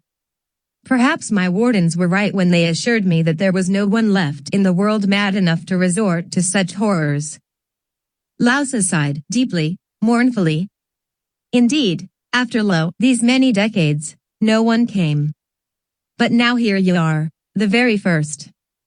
And even you do not come to threaten, to bargain, to murder. You come merely to seek information. How dreadfully, horribly dull. Pray, what has become of the world above? The visitor's voice answered lightly. When Lousa spoke again, she seemed irritated. Rumors and safeguards, Pat.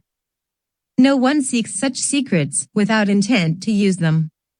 But so be it, my pretty young friend. Perhaps you are fool enough to believe what you say. I wonder if you will live to realize your mistake. But no matter. The decades have left me restless. I will give you what you seek. Lousa paused. Her chair creaked, rocking thoughtfully for almost a minute. Then, it was my mother who created it. She did not mean to. It was what some ironically refer to as a happy accident. She was seeking a way to prime a wand, to augment its powers for those weak in the magical arts. She had a talentless sister, you see, my Aunt Tempestra. Despite her name she was nearly impotent, barely one notch above a squib. My mother wished to help her. Thus, she used a magical power source, in her case, an enchanted ring which had once belonged to her grandfather, a warlock of great talent, highly revered and feared in his day, but alas, long dead. My mother distilled the power of her grandfather's ring, steeped it, and channeled it into her sister's wand. Another pause while Lousa seemed to ruminate on this. Her visitor spoke again, briefly. Of course, it did, Lousa answered. It was too much, too undirected. But that wasn't the worst of it. My mother had overlooked one important detail. The steeped magic had absorbed more than the strength of the old, dead warlock. It had absorbed his intent. It was very nearly alive. Fortunately, so long as it was imprisoned in the ring, amplified as it was by my mother's arts, it was harmless. It wasn't until my mother released it, gave it an outlet in my sister's wand, that its true power became known. But I get ahead of myself. The true story starts before that, as you surely know. More murmured words from Lousa's visitor. More creaking from Lousa's rocking chair. You truly do not know, then? Lousa said wonderingly. And yet, why should you? All records of the disaster have been destroyed. Only 2 others kept the secrets. And what has become of them? Dead. And not of curses and attacks, as one might expect. They were not killed by those hungry for the sort of power that can only be won via the artful use of terror, but by simple old age. Consequently, their secrets have been absorbed into the dust of history, forgotten by most, discounted by the rest. She chuckled drily to herself. Well, by most of the rest. Some still believe. Some seek the secrets. Some wish to wield the power of the Morrigan web and reap its deadly reward. Next to James, Rose gasped at the mention of the Morrigan web. He glanced at her, wide-eyed, as she clamped a hand over her mouth. Sounds like somebody beat us to the punch, Zane whispered, frowning. But who? Scorpius rasped, eyes narrowed. SHH. James hushed them, raising one hand. Beyond the door, the voices were speaking again. So be it, Lousa seemed to agree, a grin in her voice. You shall hear the tale, and do with it what you will. My mother was the first to bear my duty here in the cellars, cursed to dwell these depths, forbidden from ever again appearing in daylight. It was a kindness, they told her. After all, she hadn't meant to commit any crime. She could not be executed for what was, quite simply, a terrible, disastrous mistake. Her genius had merely opened a door, unleashed a power that simply could not be contained. Thus, the only option was to banish her. And with her, her only daughter, the only other witness to the terror she had wrought. Lousa's chair rocked more quickly now as she warmed to the topic. But all of that happened afterward.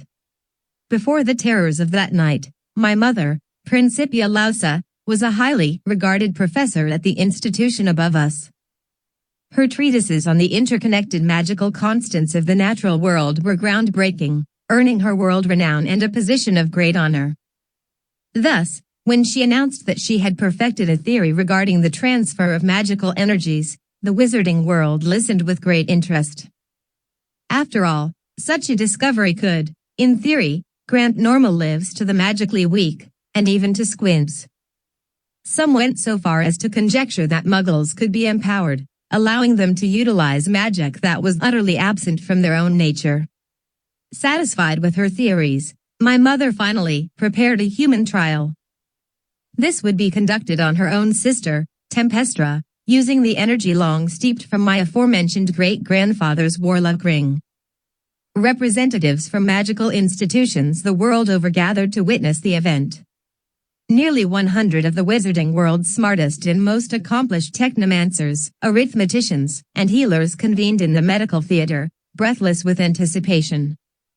Tempestra was fearful, but excited. She had always been ashamed of her weakness, her inability to fly, to so much as transfigure a teaspoon out of a thimble. Now, finally, her life was about to change.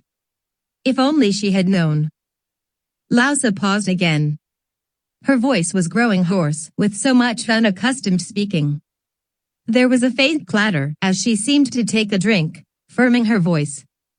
Her visitor spoke again, briefly. None of them, Lousa confirmed. None of those attending had examined either the theory or the mechanism. Indeed, none had even considered the possibility of error.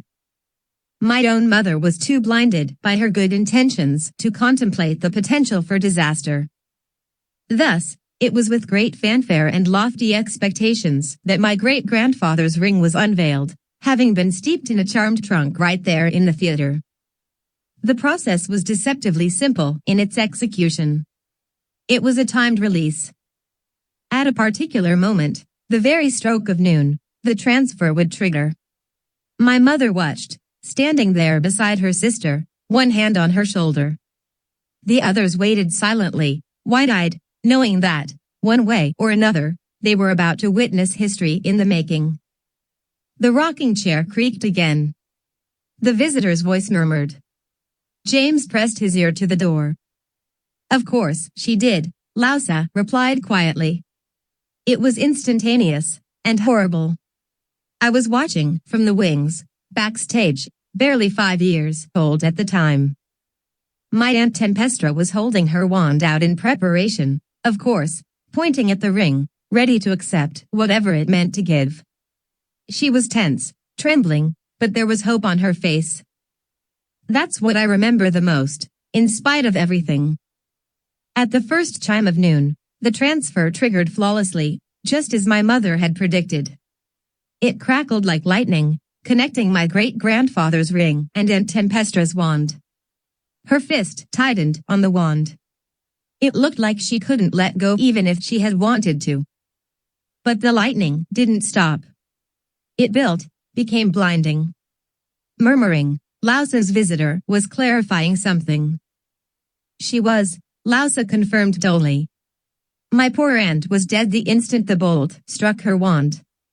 And yet she sat bolt upright, her arm extended, caught in the strength of the transfer, even as it built, glowing like the sun.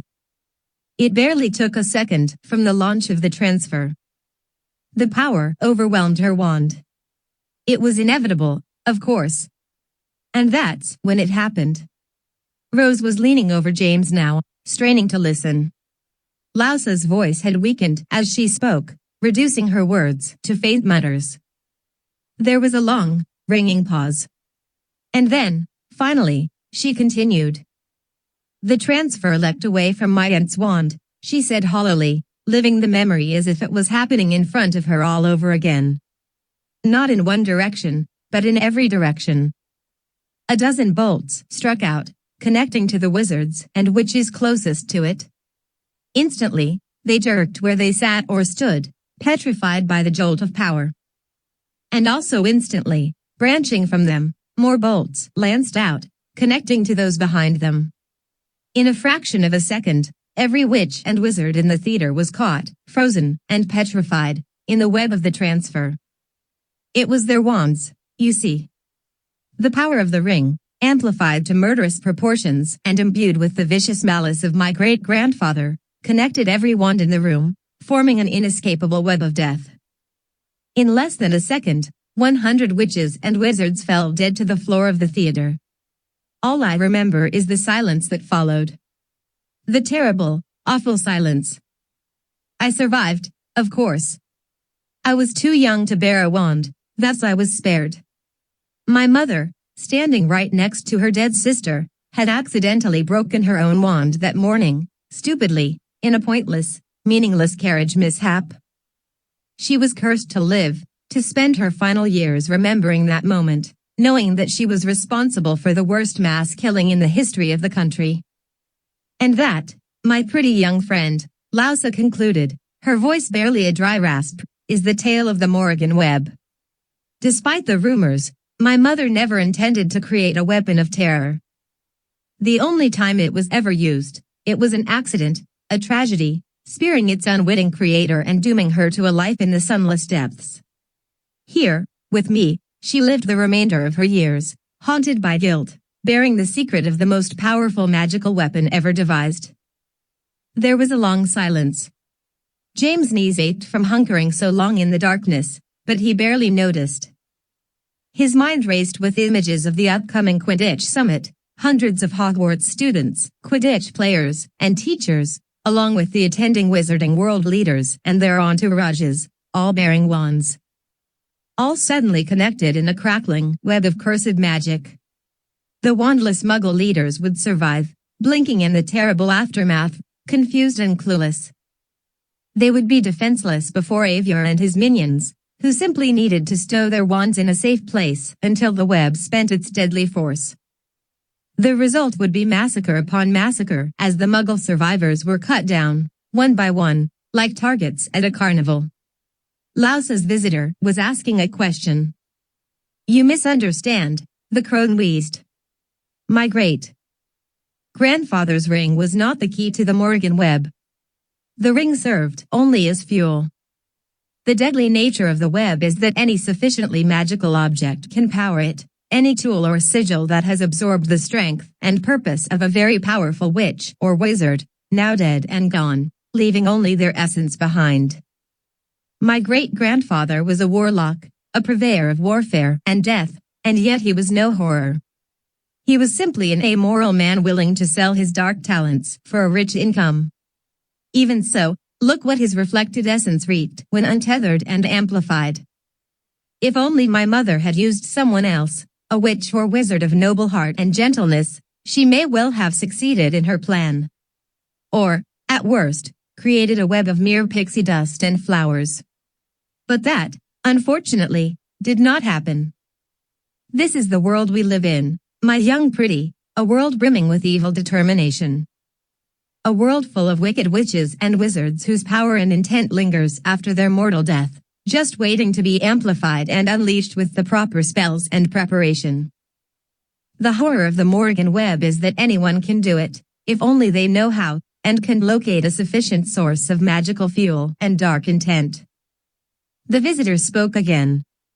James thought he could make out the question this time: how does one stop it? Louisa wheezed with laughter. One does not. Once the source of fuel is locked in place, it can only be replaced with another source of fuel, equally as powerful, and related to the same donor. Removing the enchanted object outright will only trigger the transference prematurely. James pressed his ear directly into the crack of the door, struggling to hear as the visitor asked another question. Then how does one recognize the Morrigan web before it is triggered? Louisa smiled. You see that is the crux of the matter. Early warning and avoiding false alarms. It may be that a dead wizard's favorite pipe is a magical time bomb. It may also be merely a quaint memento. As a famed muggle once said, sometimes a cigar is just a cigar. So how, you ask, does one tell the difference? The visitor murmured in an encouraging tone. Louisa heaved a deep, resigned breath. There are 3 markers, she admitted, lowering her voice so that James, once again, could barely hear. The others crowded round him, piling outside the door and holding their breath to listen. The first marker is the object itself. It will be a tool or instrument of someone of great power, heartlessness, and purpose. The subject must be deceased, leaving their essence to pool in the object, making it a focal point. The second marker is proximity, the ancient crone went on. The object will be in the center of a crowd, the focal point, the headpiece. It will not be subtle. It cannot be, or the magic of its preparation will not work. And finally, perhaps most important of all, the third key is... Louisa's voice cracked. She wheezed drily, coughed, and then hesitated, apparently taking a drink. Her visitor spoke to her soothingly, her own voice hushed. After an infuriatingly tense minute, Louisa spoke again. James couldn't press his ear any closer to the door. Rose, Zane, and Scorpius hovered over him as well, leaning and straining, but Louisa's voice had fallen to a harsh rattle, indistinguishable beneath the distant crackle of the fireplace. And then, in horrifyingly slow motion, James began to lose his balance. Rose and Scorpius were leaning on him, adding their weight to his precarious position. He tilted toward the door, tried desperately to right himself, and only succeeded in knocking Scorpius' hand loose of his shoulder. The blond boy fell atop him, tumbling him forward into the door. Rose fell as well, rolling over him, followed by Zane, who tripped over James' legs and knocked the door completely open before sprawling full length onto a rough woven rug. The door banged against the inside wall, rattling in its old hinges. Interlopers. Chrome Louisa rasped, her voice reduced to a rough, strained wheeze. She leapt from her rocking chair by the fire, wand in hand, pointing down the full extension of her arm. Trespassers. Eavesdroppers. Furiously, she stalked forward, eyes blazing on her long, wrinkled face, white hair streaming wildly behind her. James scrambled to back away from her but was hopelessly entangled with Rose and Scorpius. Clumsy with terror, the students flailed, shrinking back from the crone's white fist and black, twisted wand. Bladum. Inutare. A purple bolt leapt from Louisa's wand. James squeezed his eyes shut, certain he was about to be blasted into cockroachhood. Instead, the bolt struck the door, splitting it and peppering him with splinters. He risked slitting one eye and peering up. Louisa's wrist was being gripped from behind by a pale white hand, raised just enough to offset her aim. A face, smiling and framed by satiny black locks of hair, peeked over the crone's shoulder calmly. "Actually, madam," Tabitha Corsica said with a smug sigh, "I'm afraid that most of these are with me. I suppose the truth would make a better story, Corsica said as the gathering left Crone Louse's quarters, if it wasn't so sadly obvious. When I saw you in the greenhouse during this afternoon's lesson, Mr. Potter, I knew immediately that you were up to no good. You are as easy to read as a Beetle the Bard picture book. I simply followed you and your little clique of troublemakers. She laughed lightly. It can't be that easy, James seethed as he stalked ahead, following the spark of his own wand back to the dwarven tunnel. No one simply walks into the cellars of Almadal Aeron. Inexplicably, Zane snickered behind him. Bob, Corsica said, turning to Zane and Nastasia, as if remembering they were there. This is where we leave you. You will both accompany Madame Lousa to the surface. Good day to both of you. Zane's grin transformed immediately into an alarmed frown. You're sending us with Crone Loire, he caught himself and glanced behind him, spying the old woman's pale face and blazing eyes as she hobbled to them. Madame Lousa, I mean. And a more handsome and capable escort have I never met. Why, a delight. A pleasure, to be in the company of, he coughed, running out of steam in the face of Lousa's withering stare. Save it for the Chancellor, she growled, her voice like sandpaper. I've already sent word that I will be delivering you to the surface. In your present forms, unfortunately. Oh, thank God, Zane declared, wiping his brow theatrically. Lead on then, Madame Crone. Lousa ignored him. As she passed Tabitha Corsica, however, she pinned her with a steady, piercing gaze. You seem a far sight young to be a professor, my pretty, she muttered, leaning close and narrowing her eyes. There's something about you that speaks of treachery. She sniffed, as if scenting the air around Corsica, tasting her aura. Her thin lips curled into a tight smile. I understand treachery. She nodded. Then, with a swirl of her ancient, moldy robes, she swept on, leading Nastasia and Zane into the shadows. We'll talk, Zane called, turning to trot backwards. Have your people call my people. He waggled his eyebrows and pantomimed talking on a muggle telephone. James knew that he was talking about the shard and nodded wearily. Shall we? Corsica announced cheerfully. Mr. Potter, you'll take the lead, if you please. I have an excellent sense of direction, but it seems a waste not to utilize your compass spell. Surprisingly intrepid of you, I dare say. Stop calling me Mr. Potter, James said, his voice echoing as he ducked into the cramped dwarven tunnel. You're barely older than me. And you aren't a full professor. You're just a substitute. Corsica clucked her tongue behind him. Sticks and stones, Mr. Potter. Further back, Rose spoke up. James is right. It is dead suspicious that we found you here, Professor. Seems awfully convenient just to say you followed us. Alas, Corsica answered, I should thank you and your friends for making it so terribly convenient for me. Following James and Mr. Dolohov from the greenhouse was no challenge. Spying the rest of you skulking outside the Great Hall was even easier. And slipping into the Great Hall to spy on you was a mere matter of timing and misdirection.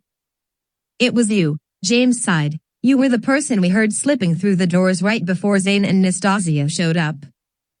She didn't sneak in after us, you get, Scorpius' voice came out of the darkness. She cast a diversion, the noise of the main doors opening, to get us to look backwards while she ducked in through the teacher's entrance up by the head table. I see there is some Slytherin in you, after all, Mr. Malfoy, Corsica said indulgently. Like your father, and his father before him. A proud lineage, everyone. Until you, of course. Oh dear me, Scorpius commented loudly. Tabitha Corsica thinks I'm a disappointment. However will I bear the shame? It's Professor Corsica, the tall girl corrected, her voice going hard. Don't forget that all of you are in terrible trouble. Mr. Filch will have to invent entirely new spells to discipline the four of you. Unless he leaves it up to me, of course. He has been quite busy of late. So how did you know to ask about the Morrigan web? Surprisingly, it was Ralph who asked this, his voice strained as he navigated the cramped tunnel, bringing up the rear. Mr. Dolohov, Corsica sighed. You and your friends talk quite a lot, and rather loudly. You made your purpose here very clear, to seek out someone known as Crone Lausa and interview her about something called the Morrigan web. Once I followed you through the cabinet, I simply circumnavigated you, passing ahead as you lot argued about how to proceed. Finding Madame Lausa was a no challenge. Her purpose here, as you've seen, is to confront trespassers. Once I identified myself as a professor and ambassador of Hogwarts, she welcomed me into her quarters. As, apparently, you witnessed. The real question, she changed her tone, making it low and suspicious, is why a group of students is seeking information about a magical weapon of terror. We're students, Scorpius said blandly. We're hungry to learn. The headmaster may find such hunger very suspect, Corsica replied immediately. If you haven't noticed, he tends to be on the suspicious side. Torchlight flickered ahead. James followed it down a series of worn stone steps, finally coming out into the larger, older corridor of the garrow. He stopped, spying the iron barricade ahead. How'd you get around that? He asked with a frown. She walked past it, Rose sighed, coming alongside and stretching her spine. What about the monster? He asked, turning to glare back at Corsica. Even if you snuck past it once, we almost became dinner. If anything, it's even hungrier now. I don't see it, Rose said, approaching the iron door carefully and peeking through the bars. Corsica was unfazed. If you were nearly devoured, it was because you were clumsy and noisy. I slipped past because I am stealthy. If we remain quiet, a challenging feat for the lot of you, I admit, we shall have no problems with the garrow. Although, she added. Speculatively, I did rather wish to see it.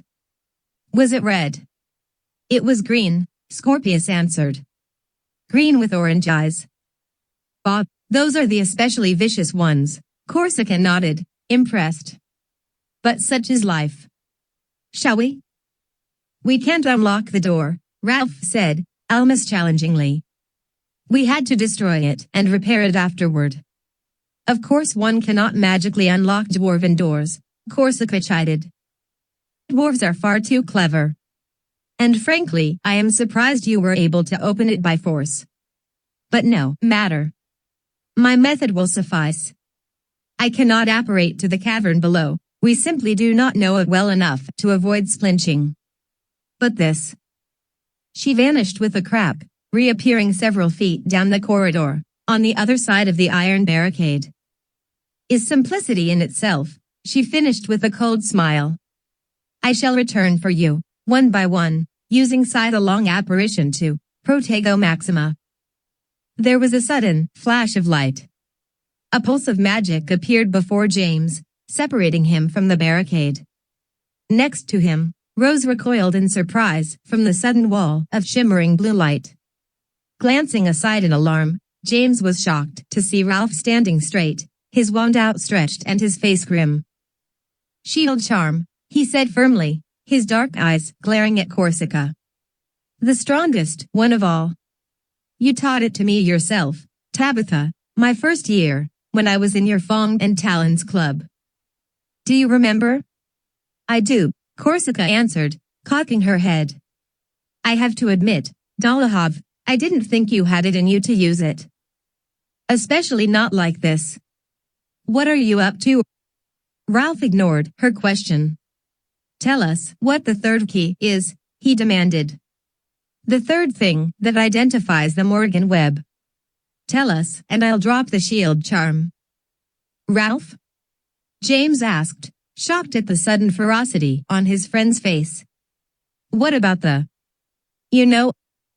Don't worry, James, Corsica smiled. Mr. Dolohov doesn't have the courage to follow through on his threat. The shield will drop before the garrow returns. She turned back to Ralph. Don't be ridiculous. You and I both know you aren't Slytherin enough to do this. It is folly. Tell us the third secret of the Morrigan web, Ralph demanded again, brandishing his wand more firmly. Tentatively, Corsica reached through the bars of the barricade. She winced as her fist passed into the shimmering blue light. Not bad, Mr. Dolohov, she admitted, gritting her teeth with effort. But I can still force my hand through. I taught you better than this. Try forcing your whole body through, Ralph suggested. We'll be taking you home in a paper sack. You can perform a protega maxima? Scorpius asked Ralph, impressed. So we can pass through from this side, but she can't get back from hers. He frowned. Why didn't we use that against the Garo? It takes great power to block anything larger than a person, Corsica answered. And despite the size of Mr. Dolohov's wand, he is not a wizard of great power. Drop the shield, boy, and let us leave this place. I won't ask again. Neither will I, Ralph stated coldly. Raising the fingers of his left hand to his mouth, he whistled piercingly. The noise of it rang along the corridor. In response, a dull roar, faint with distance, echoed out of the dark. Ralph, Rose squeaked, suddenly, her eyes going wide. What are you doing? Corsica smiled. I won't answer your question, Mr. Dolohov. You will look a fool when you falter. And you will falter. Lower the charm now, and perhaps we may salvage a shred of what passes for your dignity. Ralph merely glared at the witch on the other side of the barricade, his face stony, shining in the light of the shimmering shield charm. He won't let her get eaten, Rose quavered, tugging James' sleeve. Will he? No one knows she's here, Scorpius replied thoughtfully. If she were never to return, no one would have the slightest idea we had anything to do with it. Frankly, I could imagine letting the beast eat her whether she answers the question or not. Shut up, Scorpius, Ralph said, renewing his grip on his wand. Time is running out, Tabitha. Sure enough, the stone floor seemed to vibrate with the rumble of the Garo's approach. It roared again, much closer this time, ending in the terrible, inhuman shrieking that made James' hair stand up. You are making a fool of yourself, Corsica answered coldly. She stepped closer to the iron barricade, peering through it with stubborn determination. You never had strength of conviction. That's why you failed in the all-school debate. That's why you persist in clinging to those of weak judgment and simplistic ethic. You are a large boy with a tiny mind. Desist now before I am forced to break you. Ralph did not flinch. It's coming, Tabitha. Ralph, James muttered nervously. We can figure out what we need to know elsewhere. You don't have to do this. Rose nodded fervently. James is right. She lowered her voice to a mortified hush. Ralph, you're attacking a teacher. She's no teacher, Ralph replied, disgust oozing from his voice. She's a mad, twisted little girl with delusions of greatness. Her best weapon is the arrogance that no one will challenge her. Faced with real opposition, she crumbles. I'd answer his question if I was you, Scorpius commented idly, stepping close to the barricade. I think he's going to do it. He's crazy mad at you. You can see that, right? Dust sifted from the ceiling as the floor shuddered. The Garo was very close. Scorpius, Rose warned. Get back from the shield. Remember, she can. It happened so quickly that James barely saw it. Rose reached to pull Scorpius back from the edge of the shimmering blue shield. Tabitha Corsica, however, had anticipated this. She shot her arm between the iron bars of the barricade, rammed it through Ralph's shield charm, and grasped Rose's wrist in an iron grip. A flat crack struck the air and Rose vanished along with Tabitha Corsica. An instant later, both of them reappeared 10 feet further along the corridor, standing amidst the dwarf skulls and broken bits of armor. Rose gasped in shock, realizing that she'd been sidelong operate through the shield to the other side of the barricade. Corsica pushed Rose away and straightened, her icy eyes still glaring at Ralph. "I warned you, Mr. Dolohov," she said. "Now lower the shield." "Ralph!" Rose cried, running back toward the barricade and wrapping her fists around its bars. "Tell us the third key to the Morrigan web," Ralph demanded, his face suddenly strained. His temples glistened with sweat. "I won't," Corsica answered firmly. "You've lost. Lower the shield." The Gauro roared again. Its shadow appeared at the end of the corridor, slithering and flailing just around the bend.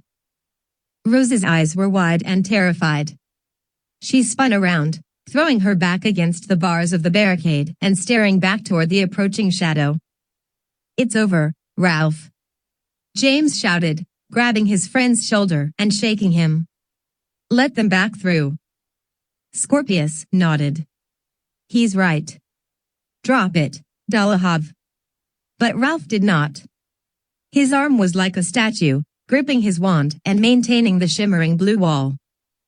"It'll eat you first," he said, his eyes narrowing at Corsica. Corsica shrugged impatiently. "And then who will take poor Miss Weasley to the other side of the barricade? You? Do you want to watch her die because you were stupid enough to challenge me?" The Gauro appeared. It struck the wall as it flung itself around the bend, furiously brandishing its tusks and teeth. Tabitha Corsica did not look back at it. "Ralph!" Rose screamed over her shoulder. Ralph lowered his wand. The shimmering blue curtain fell away. Tabitha Corsica strode forward, gripped Rose's upper arm, and vanished with a crack.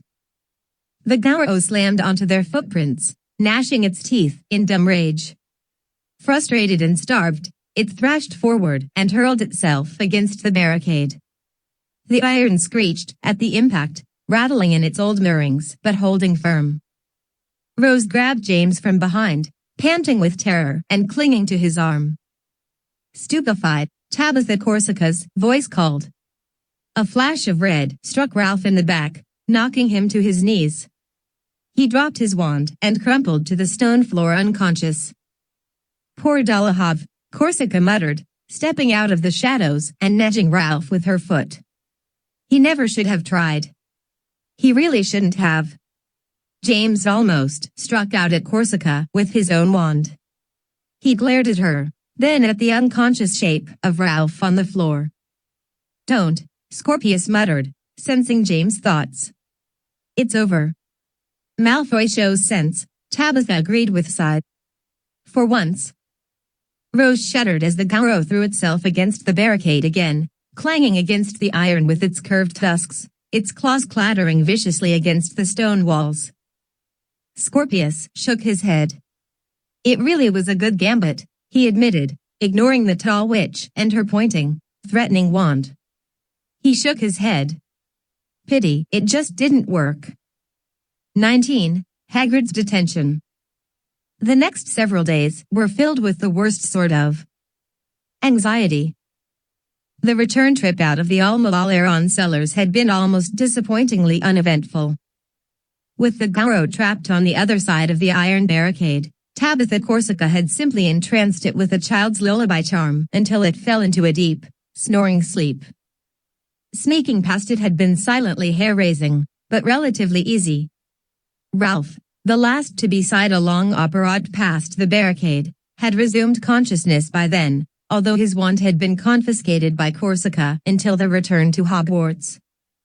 No one had spoken during the entire return trip, knowing the worst was yet to come.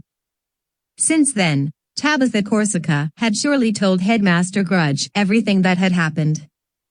James didn't know which detail boded the worst for them, that they'd been searching for information about a magical superweapon, or that they had attacked a professor in the process, threatening to feed her to a monster if she didn't reveal what she knew.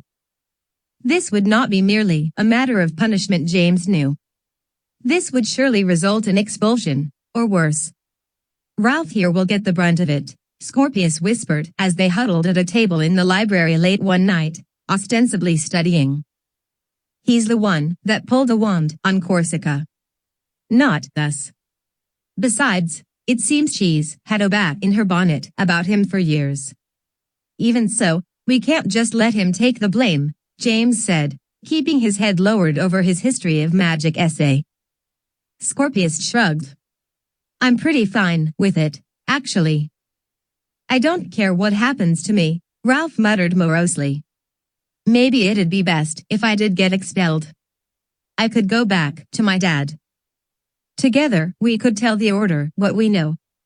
Nobody's getting expelled if we can help it, James said, with rather more determination than he felt. That's all well and good, Scorpius said with a low, humorless chuckle. But Grudge doesn't seem to have any trouble getting rid of the people he wants gone. He's already eliminated Revalvier, Longbottom, and McGonagall. And let's not forget, Ralph added darkly, Professor McGonagall ended up in St. Mungo's after being attacked by a bunch of WULF lunatics. Ugh. It's the suspense that I can't stand. Rose rasped, gripping her astronomy textbook so hard that it vibrated. I just wish they'd get it over with. James understood his cousin's fears, and yet there seemed to be nothing for it but to wait. For her own part, Tabitha Corsica seemed to enjoy their prolonged anxiety. At the following herbology lesson, she favored James and Ralph with a long glare and a subtly threatening smile. Finally, on Monday morning, Filch gathered James, Ralph, Rose and Scorpius after breakfast, herding them brusquely toward the headmaster's office, muttering under his breath while Mrs. Norris hissed at their heels. Dread settled slowly in James' stomach as they ascended the spiral stairs and approached the closed office door. Filch rapped on it with his knuckles. Putting an obsequious lilt into his voice that sounded as authentic as a tin galleon, he called, "The students you requested, Headmaster." Grudge's voice rumbled through the door, which creaked open of its own accord. "Do send them in, Mr. Caretaker." Filch glared at the 4 students, pressing his lips into a mean, harried grimace. "In with you, then. Don't keep the headmaster waiting." He shoved James on the shoulder, hurrying him along. As the 4 shuffled reluctantly into Grudge's office, the door swung shut with a resounding slam, leaving Filch in the antechamber. Grudge sat at his enormous desk, writing with a huge white quill, ignoring the students as they stood nervously as far back as possible. The office was as drab and cold as before, with no fire lit in the hearth and the window covered with a heavy velvet curtain, allowing only the faintest gray light to filter into the gloom. Glancing around, James was curious to see that the portrait of Marelinus Ambrosius had been hung despite its noticeable lifelessness. Perhaps even more curious, the nearby portrait of Albus Dumbledore was completely empty, showing only a dark chair, lost in shadow. Something about it implied that this was not unusual. The chair almost looked dusty, as if it had been undisturbed for quite some time. Grudge stirred, bringing James back to the moment. A single candle guttered on the headmaster's desk, making an orb of light that left the rest of the office dense with shadows. "Professor Corsica tells me a rather astonishing tale," he said without looking up. His quill scratched busily. "She tells me that the 4 of you managed to sneak into the cellars beneath the American Wizarding School of Almadal-Eron, assisted by your cohort, Mr. Walker." James shuffled his feet. He opened his mouth to offer some defense, but realized that the headmaster had not actually asked for any. Miss Corsica showed professorial foresight in sensing that a plot was afoot. Grudge went on, his gravelly voice calm and cold. "Of course, I myself was not in the least surprised when she informed me of what transpired."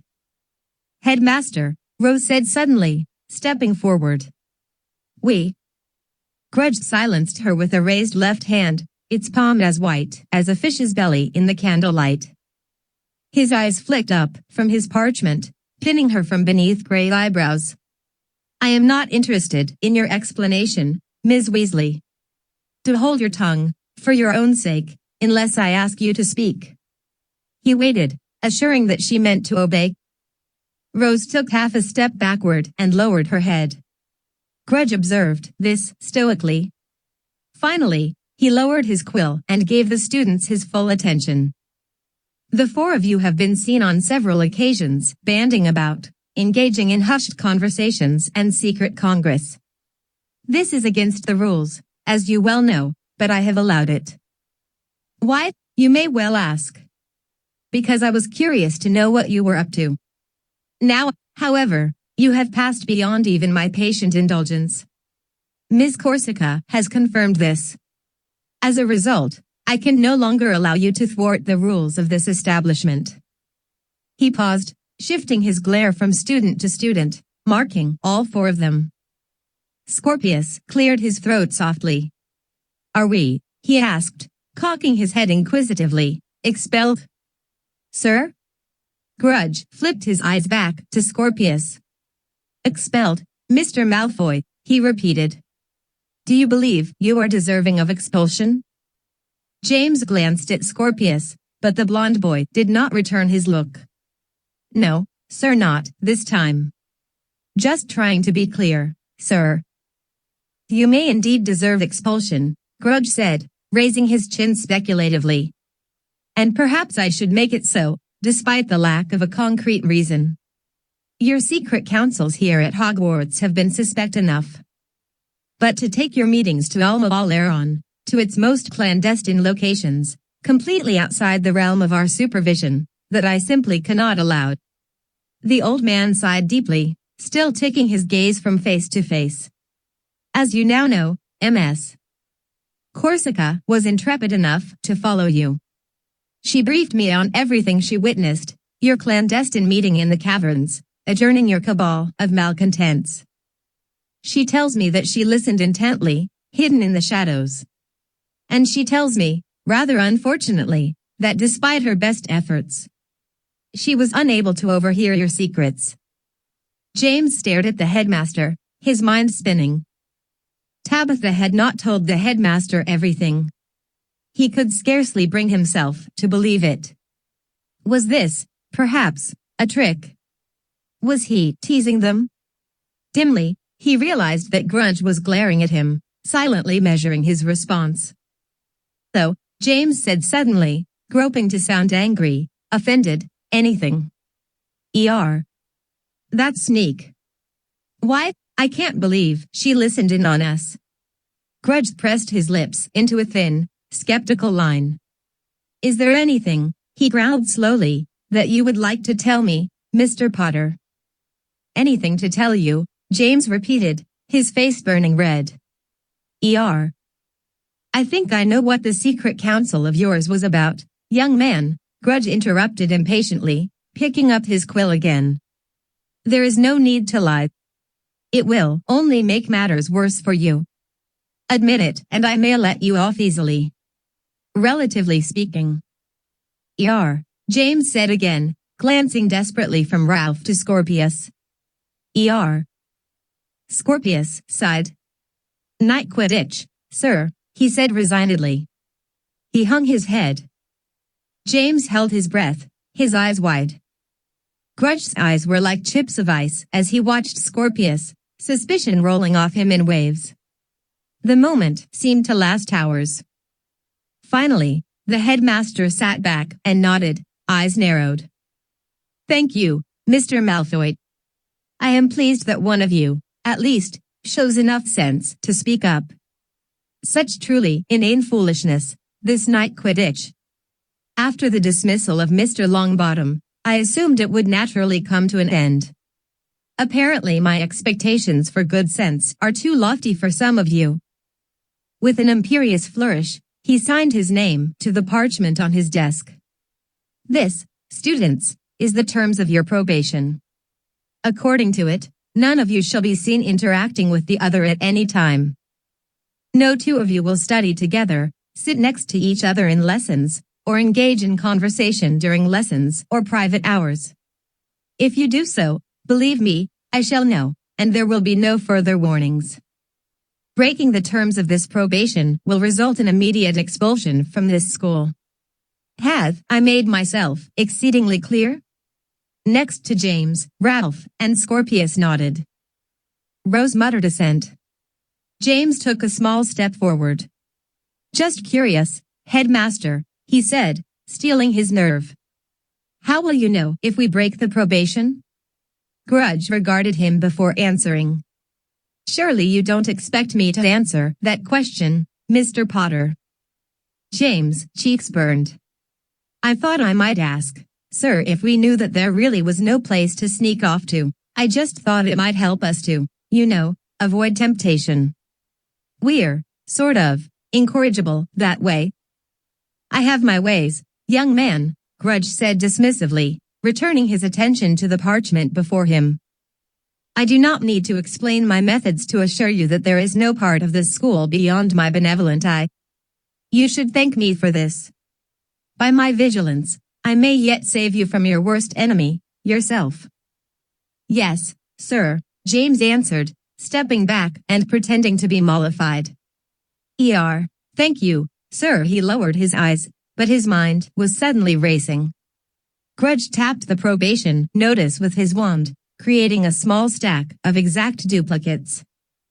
I shall distribute these to your teachers, heads of houses, and prefects within the hour. For now, you may return to your lessons. And please, let there be no talking along the way. I will know if you disobey.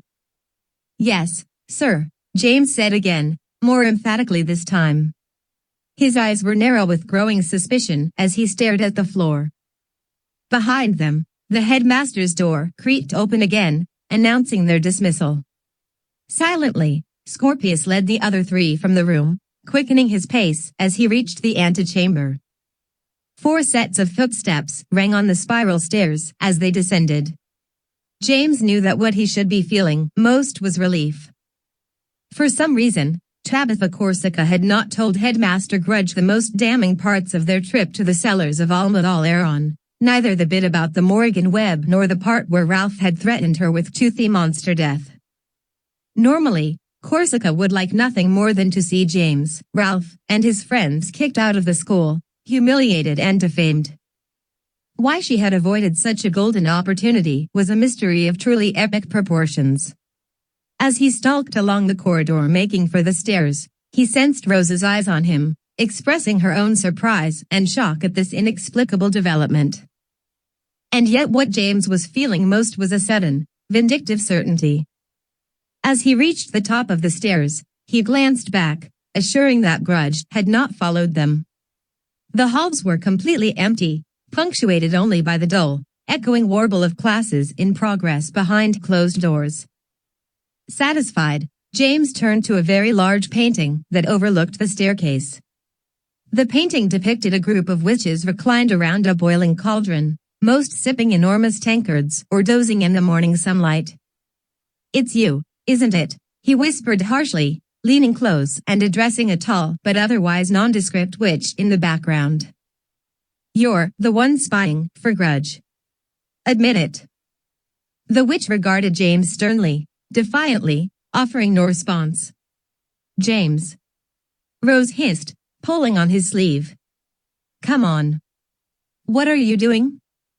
You look rotten as a witch, James went on, ignoring his cousin. You can't fool me now that I know what to look for. The whole school is lousy with paintings of you. You're the gardening monk in the greenhouse painting in Professor Longbottom's sitting room.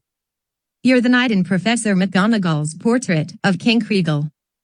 It's you who's spying for Grudge, telling everyone secrets. Admit it. Rose boggled at James, and then leaned to look closer at the painting. Scorpius joined her, putting on his glasses and squinting through them. Ralph nodded over James' shoulder. You're right, he said, realization dawning on him. Blimed, he does look awful as a witch. So, do step back, the 4 of you, the witch said in a strangely low, drawling voice. And consider investing in a good anti-pimple potion. Headmaster Snape?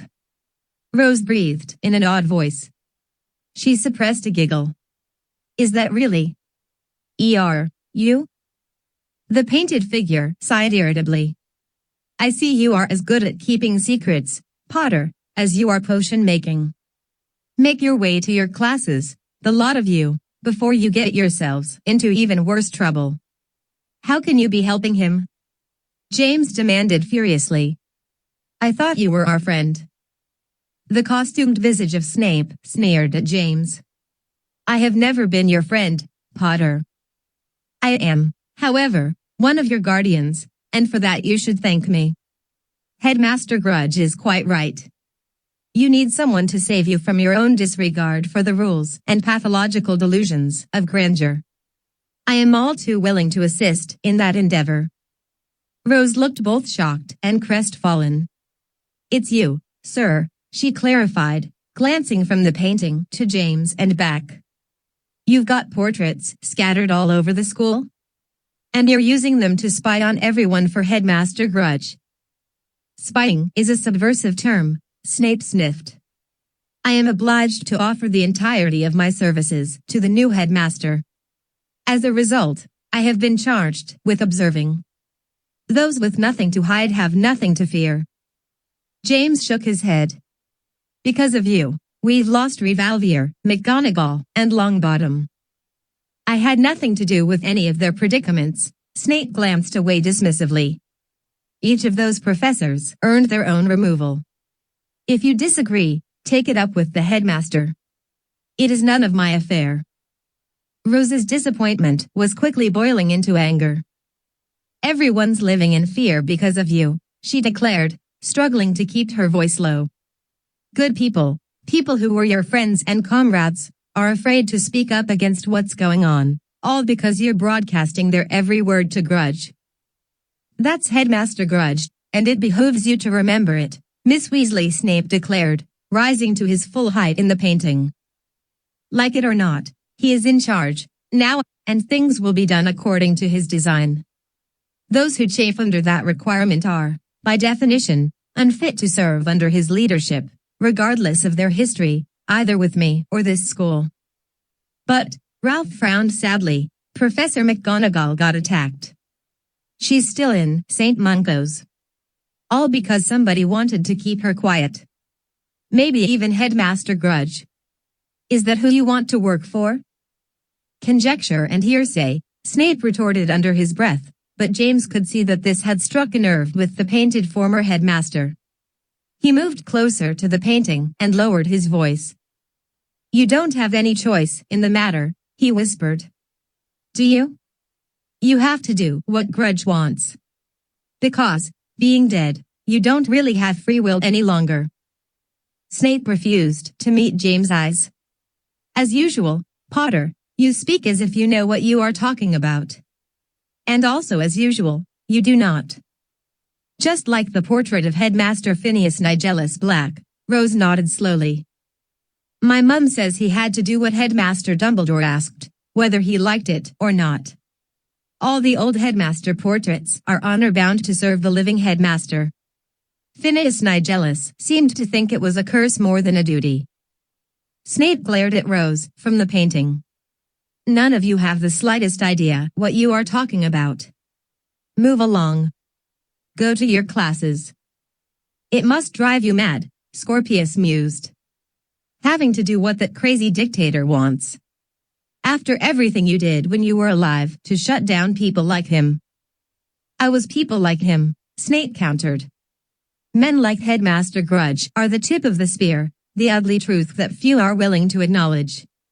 Without men like him, without men like me, neither the wizarding nor muggle worlds could survive. But you weren't like him, Rose persisted softly. You knew that power was nothing without wisdom and, well, love. That's why Dumbledore trusted you. That's why Uncle Harry named his second son after you. Snape shook his head, breaking his gaze. Off to your classes with you. Do not speak as you go. Your probations are in effect, and Headmaster Grudge is right. He will know if you disobey. James hitched a long, disconsolate sigh. Disgusted, he turned away and began to tromp down the stairs. After a moment, Rose turned to follow, as did Scorpius and Ralph. It is a terrible shame, Snape's voice commented faintly, apparently to itself, that I never did manage to get a portrait into that damned room of requirement. James stopped in mid-step, glancing back over his shoulder. The others crowded behind him, coming to a messy halt. Scorpius' eyes sharpened, registering what the painting seemed to imply. "Did you just say, sir," he asked, "that you have no portrait in the room of requirement?" Snape's voice was low and cunning. "I said that you should all get to your lessons before I have to report you."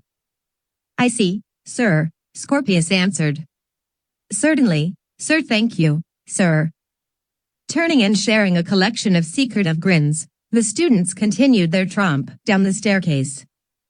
As they reached the bottom, they split up, Rose and Scorpius turning right for Transfiguration with the new Professor Tofty, Ralph, and James heading out into the morning sun in search of Hagrid's care of magical creatures, already in progress. The portrait of Severus Snape sighed in his painting, relaxing once again into the background. "Damn," he muttered to himself darkly. Finnegas Nigellus was right. At breakfast the following Monday morning, with less than 2 weeks left of term, Headmaster Grudge finally announced the upcoming Quidditch Summit. In 10 days, he rumbled in his standard monotone, this school will be host to an event of historic importance. For the first time in nearly 1,000 years, Muggle and magical leaders will meet officially, here in these very halls. Most of the students had heard about this event by now, despite the restricted post and news blackout. Still, with the official announcement, the room descended into a buzz of animated whispers. Grudge allowed this for a moment before going on. "We are all quite aware of the reasons behind this meeting. After many centuries of peaceful concealment, the wall of secrecy that has protected our worlds has been breached. Even now, despite our best efforts, it continues to crumble. Magical enforcement of the vow of secrecy is increasingly erratic. Unfortunately, some less scrupulous witches and wizards have begun to take advantage of this. Conversely, intrepid or unfortunate muggles have begun to infiltrate worlds that have been, for a millennium, beyond their reach. Some of you, I am quite sure, have heard the tale of the ill-fated muggle family that inadvertently stumbled into Nocturne Alley by way of an unguarded portal." A smatter of mean laughter peppered the hall, mostly emanating from the Slytherin table. James had indeed heard the tale, as had everyone else. A trio of hags had discovered the family of 4 hiding behind a pile of trash bins, hopelessly lost and trembling with terror at the sight of the milling witches, goblins, and various nefarious creatures that frequented Nocturne Alley's shadowy corners. It had taken a week of memory modifications at St. Mungo's to undo the damage, and even then the father had continued to suffer from an irrational terror of warts. "It has become necessary, therefore," Grudge went on, "to involve our Muggle brothers and sisters in the management of affairs from this point onward. Along with representatives of the Ministry of Magic and other magical administrations. A careful selection of ambassadors and leaders from Muggle governments worldwide will descend upon this school for the advent of the final Quidditch match between Slytherin and Hufflepuff." At the mention of their names, both the Slytherin and Hufflepuff tables erupted into raucous applause. Grudge's face paled and his eyes narrowed. "This is not an occasion for petty house loyalties," he declared with surprising volume, quelling the applause. The hoots and hand-clapping fell away, reducing the hall to awkward silence as Grudge frowned at the tables, the weight of his gaze like a cold wind. In a low, severe voice, he continued. "These are very serious times, pupils. The gravity of this summit is heavy upon us. We have been chosen to represent the entirety of the magical world. Our task is to show that witches and wizards are not threats to be feared, but friends and helpers, partners in a new world of peaceful coexistence. As such, many of you will be chosen as amateur diplomats. You will both serve and entertain our Muggle guests at events in their honor, held at various locations throughout the school. Most importantly, however, will be the display of magical competition and camaraderie that is the Quidditch tournament. This will be the keynote of the summit, and will involve each and every one of you.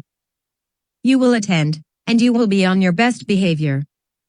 Whomever wins, we shall all display the greatest respect, deference, and school spirit. And in the end, our Muggle guests will know that we are a culture they need not fear. Indeed, they will be welcomed and disarmed by our combined sportsmanship and magical heritage. Grudge paused, his cold eyes still roaming over the hall, measuring each face. Finally, he relaxed slightly. On a happier note, however, this term's Quidditch tournament will also be witness to the unveiling of an all-new tournament trophy, the soon-to-be-coveted Crystal Chalice, presented via the generous donation of Mr. and Mrs. Draven Vassar, parents of our own Lance Vassar of Gryffindor. The chalice, an ancient and immensely rare magical relic discovered by the Vassars in the course of their historical explorations, will serve as an enduring symbol of excellence for centuries to come. How fortunate will be the first winner to bear such a legacy. With that, Grudge favored the hall with one of his rare, ghastly smiles.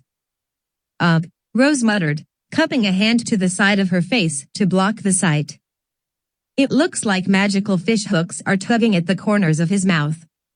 Graham Wharton's face was pale with anger as a smattering of applause rippled through the hall.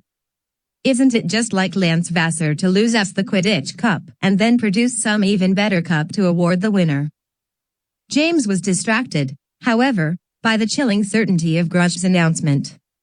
Until now, the Quidditch Summit had seemed like a disturbing but nebulous premonition, something that simply might not happen if he only refused to believe it. Now, it was not only a concrete reality, it was less than 2 weeks away. And worst of all, despite what they had learned during their misadventure in the cellars of Almadal Aeron, they didn't seem any closer to unraveling the mystery of the Morrigan web.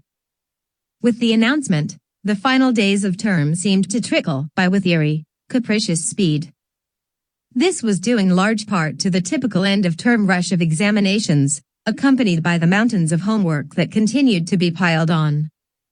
James tried heroically to attend to his studies and keep on top of homework, not so much for the sake of his grades but simply to stay out of Filch's way. Even now, the old caretaker was assigning crushing detentions to students who failed to turn in their assignments, which only succeeded in taking more time from their homework and studies, leading to even more detentions. The unfairness of it was all too infuriating, offset only slightly by the fact that Filch himself seemed the most harried of all, driven as he was by the increasingly demanding expectations of Headmaster Grudge. As the days slipped by, James arranged fleetingly brief meetings with Rose, Ralph, Scorpius, and sometimes even Albus, Zane and Nastasia in the Room of Requirement, which he had learned how to access back in his first year, thanks to his father. During the meetings, the Room of Requirement presented itself as a small command center, complete with sneakoscopes and a faux glass, a library of books on magical spying and espionage, and a large plotting table bearing a map of Hogwarts and the surrounding grounds. Despite these tools, the gathering was consistently frustrated in their attempts to work out how the attack on the Quidditch Summit might happen, much less how to prevent it. Even if we knew Avier's plan, Scorpius declared finally, the pitch will be absolutely crawling with guards. Albus nodded grimly. Titus Hardcastle will be in charge of security. Nothing gets past him. He'll have all the Aurors on high alert, especially after the disaster over the holidays when the American vice president was killed. Will Uncle Harry not be there at all? Rose asked. James shook his head. The Minister of Magic will probably have Dad scheduled to count cauldrons in some warehouse in Siberia or something. They're going out of their way to keep him away from the action these days. I never thought I'd say this, Zane sighed, pushing the map away and leaning back in his chair. But this is out of our hands. It was one thing when we faced off against loopy Madame Delacroix and even the gatekeeper. Those were plots involving just a few powerful people working under the radar. This time it's the whole Ministry of Magic and powerful people working right out in the open. It's still only a few people, James persisted, pounding the table with a frustrated fist. It's Avier working alongside Judith, the Lady of the Lake. I don't know how they met, but obviously they have the same goals in mind. He wants power over muggles. She wants chaos and destruction. Either way, it's still just the two of them. It may only be the two of them with the wicked little plans, Nastasia agreed breezily, but they've got the whole brute force of your Ministry of Magic behind them, paving the way without even knowing it. Ralph's face was stony with resolve. We can't just give up, either way. We just need some help. Help from where? Scorpius asked, meeting Ralph's eyes. Anyone who knows enough to join us is either already gone or too squashed under Grudge's thumb to do anything about it. Albus frowned. Where's he at most of the time, anyway? How's he keep everyone so terrified when it seems like he's gaddying about who knows where every other day? Ralph shrugged. Probably meeting up with the Minister of Magic to give him his orders. Rose's eyes narrowed thoughtfully. James regarded her curiously. What are you thinking, Rose? She shook her head. Nothing. Just something strange. The whole thing's strange, Zane sighed. What about all those Yuxabaslatma vines and leaves and stuff that got caught up in your robes when the Jiskra was chasing us? James prodded, still watching Rose. Maybe they'll tell us what we need to do if you just use them. Rose has some dream inducers? Ralph asked, sitting up hopefully. I already told you, Rose snapped, not a chance. They are all jumbled together and mismatched. There's no way to know even which pots they came from. Nobody's using them, and especially not me. It's way too dangerous. Rose, James insisted intently. If the Morrigan web goes off at the Quidditch final, it'll kill every witch and wizard there. Players, students, ministry people, guards, even Titus Hardcastle and his Aurors. We're seriously running out of options here.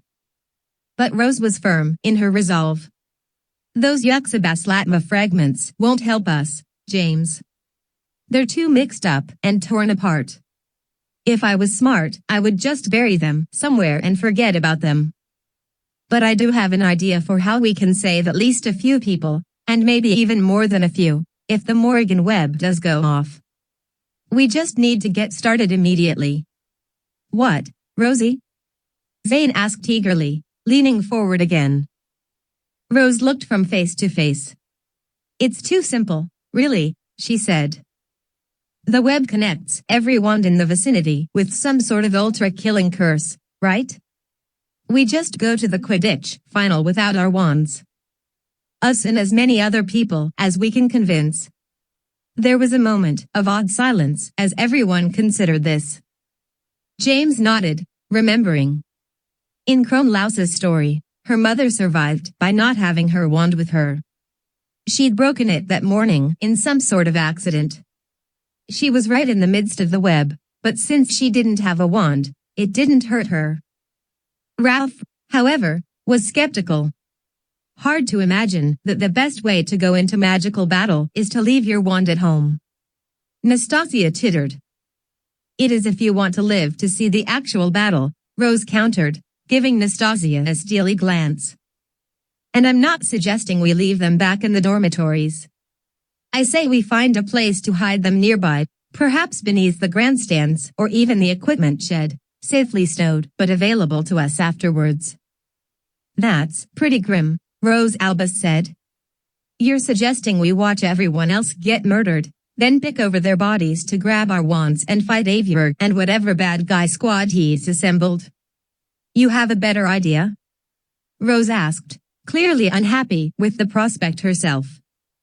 We'll need to protect the Muggle survivors. It's not a perfect plan, but it's all we've got at the moment. This is worse than last year, Ralph shook his head with slow emphasis. It was bad enough when Lucy was killed and New Amsterdam was laid out there for all the Muggles to see. But this is just worse. This is like the end of our world, James sighed morosely. The end of Hogwarts. The end of the Ministry of Magic. It'll be a massacre. I can't believe you lot are even considering this. Albus suddenly declared. Ralph already said it. We can't just give up. We have to stop the Morrigan web, not just figure out how to survive it. Like he waved his hands helplessly, like cockroaches. This was followed by a long moment of awkward silence. James was sure that everyone was thinking the same thing, even if they could not bring themselves to say it. Uncomfortable glances were passed furtively around the room. Stopping the Morrigan web may well be impossible, those glances said, but surviving is better than dying. Thankfully, Scorpius spoke up, breaking the pause. No one is giving up, he said with a decisive nod. But until we figure out something better, we do what we can to convince as many as people as possible to hide their wands away. We'll stow them in a trunk beneath the Gryffindor grandstand, and we'll do it hours before the tournament. Before Hardcastle and his warriors arrive as guards. We'll have to conceal the trunk somehow, James agreed. Hardcastle's crew will sweep the pitch for anything suspicious. We could hide it under the invisibility cloak, Ralph suggested, brightening. We could, James agreed pointedly, if Albus here hadn't left it lying on the floor of Avier's office. I didn't just leave it lying, Albus protested. I was being chased by a mad two-headed, fire-breathing bird monster, if you recall. Zane gave a low whistle. You left your dad's prize, invisibility cloak in the bad guy's office. Does he know? Albus deflated. No. And neither does Filch, fortunately. We nicked it from his desk, but he's been too swamped to notice. Scorpius dismissed these concerns with a wave of his hand. Either way, Ralph can put a Vice-Minectio charm on the trunk to make it look like a rock or something. He's good at that kind of magic. With all the wands hidden away, the web can't hurt us. Rose sighed deeply. Then, if we fail to prevent it. She swallowed hard. We can protect the survivors, the Muggle government leaders that Avier and his people will try to assassinate once everyone else is dead. Bloody hell, Ralph murmured. Merlin was right. This changes everything. There was a rumble of grave agreement as the meeting broke up. The next few days were some of the tensest days of James' life. One at a time, he, Ralph, Rose, Albus and Scorpius met with as many students as they dared trust, attempting to warn them of the impending attack. They refrained from referring to the Morrigan web, since that would only incite skepticism or confusion, and either way demand lengthy explanations.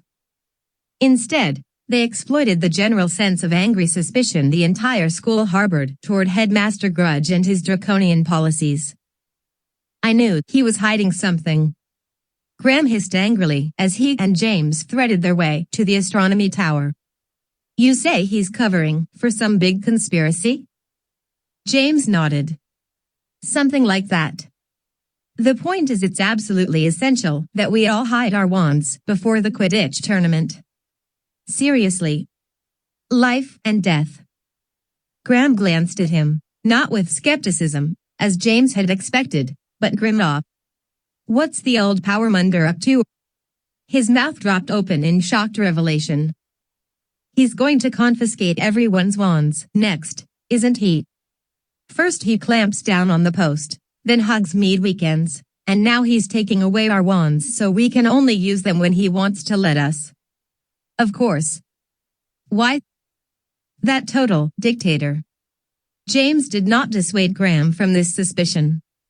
Frankly, it did seem like the sort of thing Grudge would do.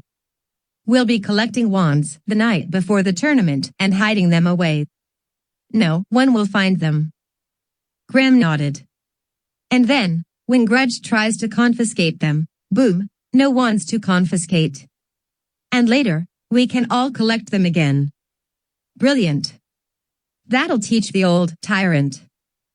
James nodded and shrugged at the same time. He didn't like lying to Graham, but not disabusing him of his own notions seemed acceptable under the circumstances. Unfortunately, most of the other students James spoke to were not as easily persuaded as Graham. I'm not going anywhere without my wand, James, May Isis insisted stubbornly. Not the way things have been going lately. Especially if, like you say, something terrible is going to happen at the tournament. Kate Thomas and Deirdre Finnegan felt the same way, seemingly caught between refusing to believe James' warning, and feeling that even if it was true, their wands were their own best recourse. But your wand will be the weapon. James insisted frantically. Of course my wand's the weapon, Deirdre rasped impatiently. That's the whole point. Have you even been to a defense against the dark arts lesson? By the time he cornered Gabriel Jackson, captain of the Hufflepuff Quidditch team, outside the Ancient Runes classroom, she had already heard rumors of James' whispered warnings. None of the Hufflepuff players carry wands while in the air, she assured him dismissively. My own rule, ever since that incident my third year when my sister Julian got blindsided by one of Beetlebrick's bludgers and decided to fry him with a friendly stunner in midair. Lost the match on a technicality that time.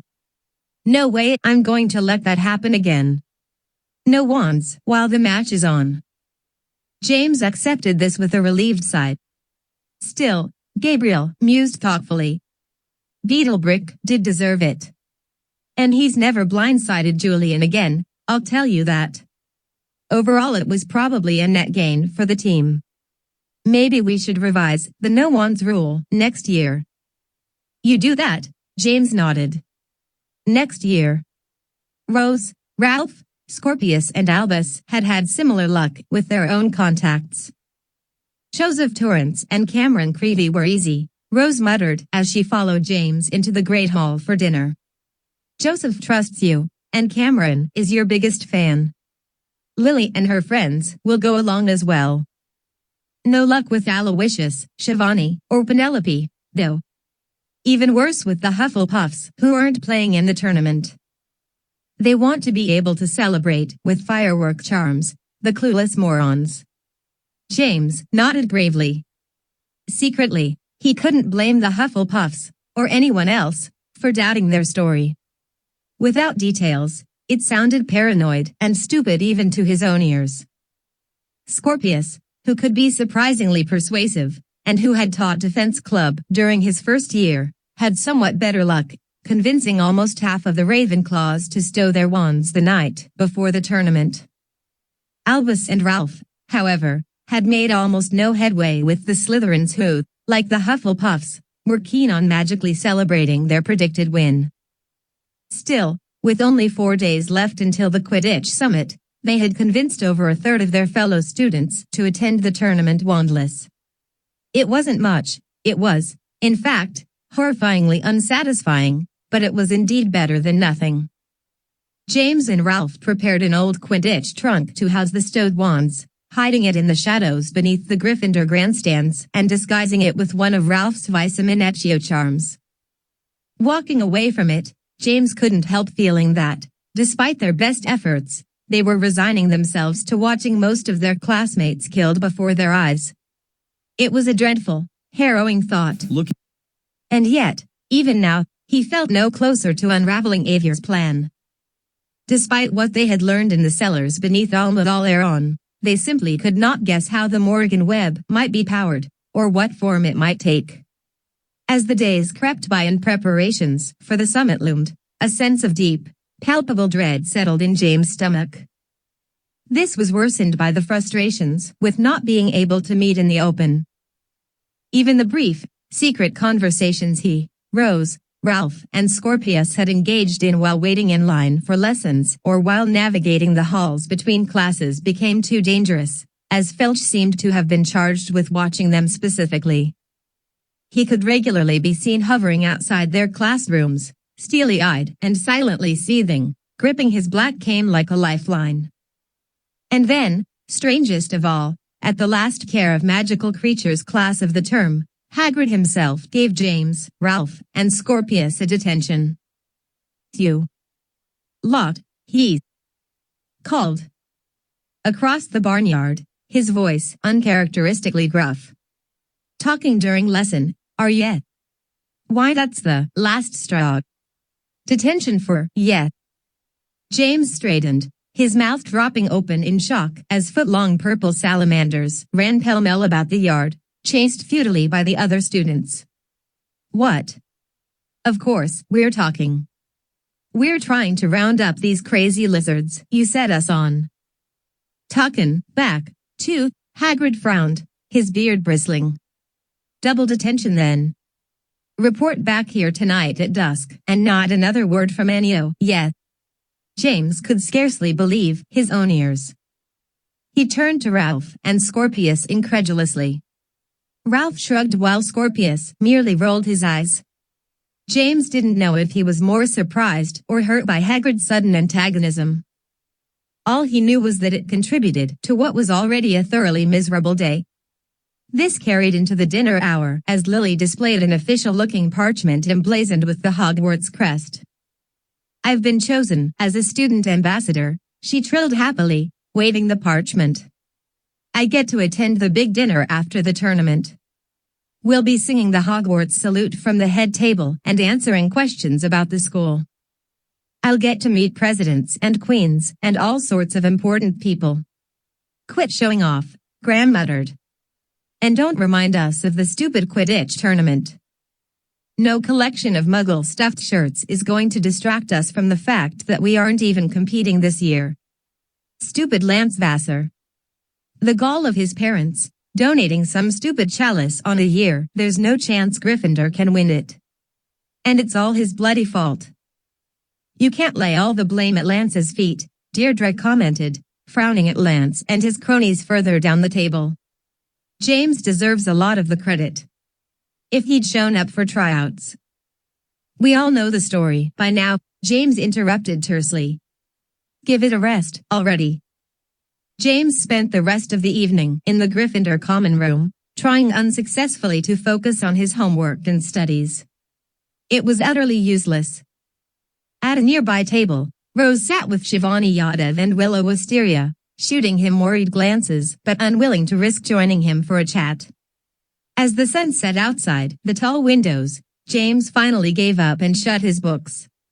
He glared out the window, lost in feverish thoughts and mounting worry.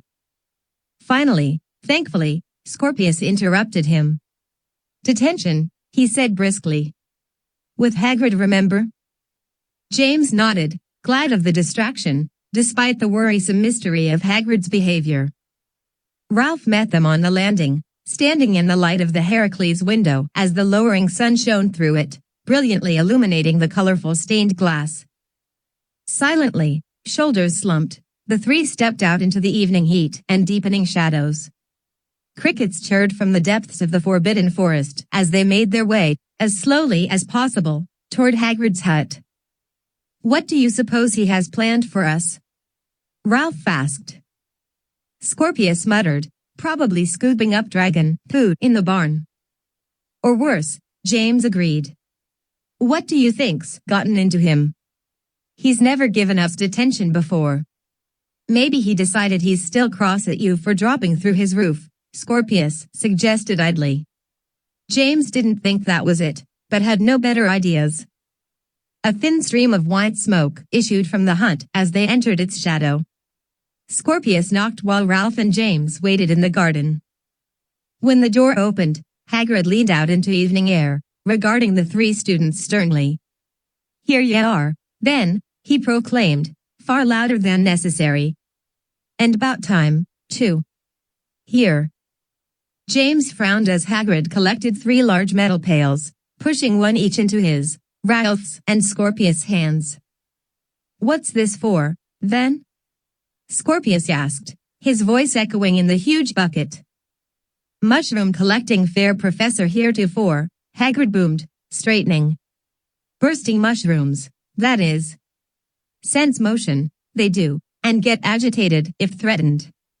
Fail to cut their stems quick enough and they'll explode with enough force to take off your fingers." Ralph blinked at the half-giant. "Seriously?" "Never been more serious in life," Hagrid agreed. He produced 3 stubby knives from a pouch on his belt and clattered one each into the buckets. "Bursting mushrooms are red with white spots. You'll recognize them when they start swellin'. use those blades to cut. Am right at the stem, and like I said, be right quick about it. Scorpius peered worriedly into his pail. Or else? Or else your detentions will end in the hospital wing, Hagrid answered, his voice ringing over the garden. Trife. Here, boy. At the call of his name, Hagrid's bullmastiff dog bounded noisily out of the forest. Attaboy, Hagrid said, covering the dog's head with his meaty hand and offering him a rough pat. Been sniffing out some mushrooms, have they yet? But keepin' a safe distance, I see. Cats, my smart boy. Lead on, then. With that, Trife spun and bolted back toward the forest again, turning impatiently as the others began to follow. No dawdlin' now, Hagrid announced, louder than ever, glancing back over his shoulder. Sooner begun, sooner done. Accompanied by the clink and clank of the knives in their buckets, James, Ralph, and Scorpius followed Hagrid into the descending gloom. Elephantine tree trunks spread out ahead of them, interspersed with waving ferns, lush vines, and the occasional fallen log and hillock. Trife bounded ahead, tracing a meandering trail deeper and deeper into the depths of the forest. When do you think we might start seeing these mushrooms, Ben? Scorpius asked, peering around the shadows. So, soon enough, I expect, Hagrid called back, his voice much lower than before. James followed along nervously. He had been this deep into the Forbidden Forest on a few other occasions, but that did not diminish the general creepiness of it. The forest was still home to the centaurs, after all, as well as the scattered descendants of Aragog the Acromantula. Darkness lowered gradually, blotting out the leafy canopy overhead until shadows seemed to surround them, thick and worrisome. Hagrid, James realized, did not carry a lantern. How are we supposed to see these mushrooms, then, Hagrid? He asked, trying to keep the shudder out of his voice. Hush now, Hagrid replied, his own voice low. We're almost there. James was about to ask what in the world Hagrid meant when a flicker of firelight illuminated a circle of tree trunks ahead. Trife angled toward this, leaping happily through the underbrush. Hagrid followed the big dog approaching a line of tall bushes that surrounded a small clearing. Beyond the bushes, firelight crackled faintly, casting its yellow light up onto the leaves above. Hagrid paused. Raising a hand to the side of his mouth, he produced an extremely unexpected, but very convincing, twitter of birdsong. James frowned up at the big man. Then, even more surprisingly, a familiar voice spoke from the other side of the brush. If this monstrous dog of yours wasn't clue enough of your identity, Hagrid, the clanking of those buckets certainly was. All of you, come inside and join us. Hagrid harumphed happily and turned back to James, Ralph, and Scorpius. Guess I coulda had you leave those buckets a mile or so back. Didn't occur to me. I was so wrapped up in convincing anybody who might have been listening that I was giving ya detentions. Sorry about that, by the way. James dropped his bucket with a clank and followed Hagrid around the edge of the nearest bush. Seated before a small, tidy fire were Professors Flitwick, de Bellows, and Revalvier. Completing the circle, smiling gravely at the newcomers, was Professor McGonagall, her face pale in the firelight and a long scratch still healing on her cheek, alongside James' Uncle Ron, Aunt Hermione, and completing the scene, his glasses glinting in the firelight, his own father. Harry Potter stood, welcoming Hagrid, Scorpius, and Ralph. James ran to him, gratefully accepting the arm his father threw around his shoulders, giving him a hard, comforting squeeze. Welcome, gentlemen, he announced in a low, clear voice, to the new Order of the Phoenix.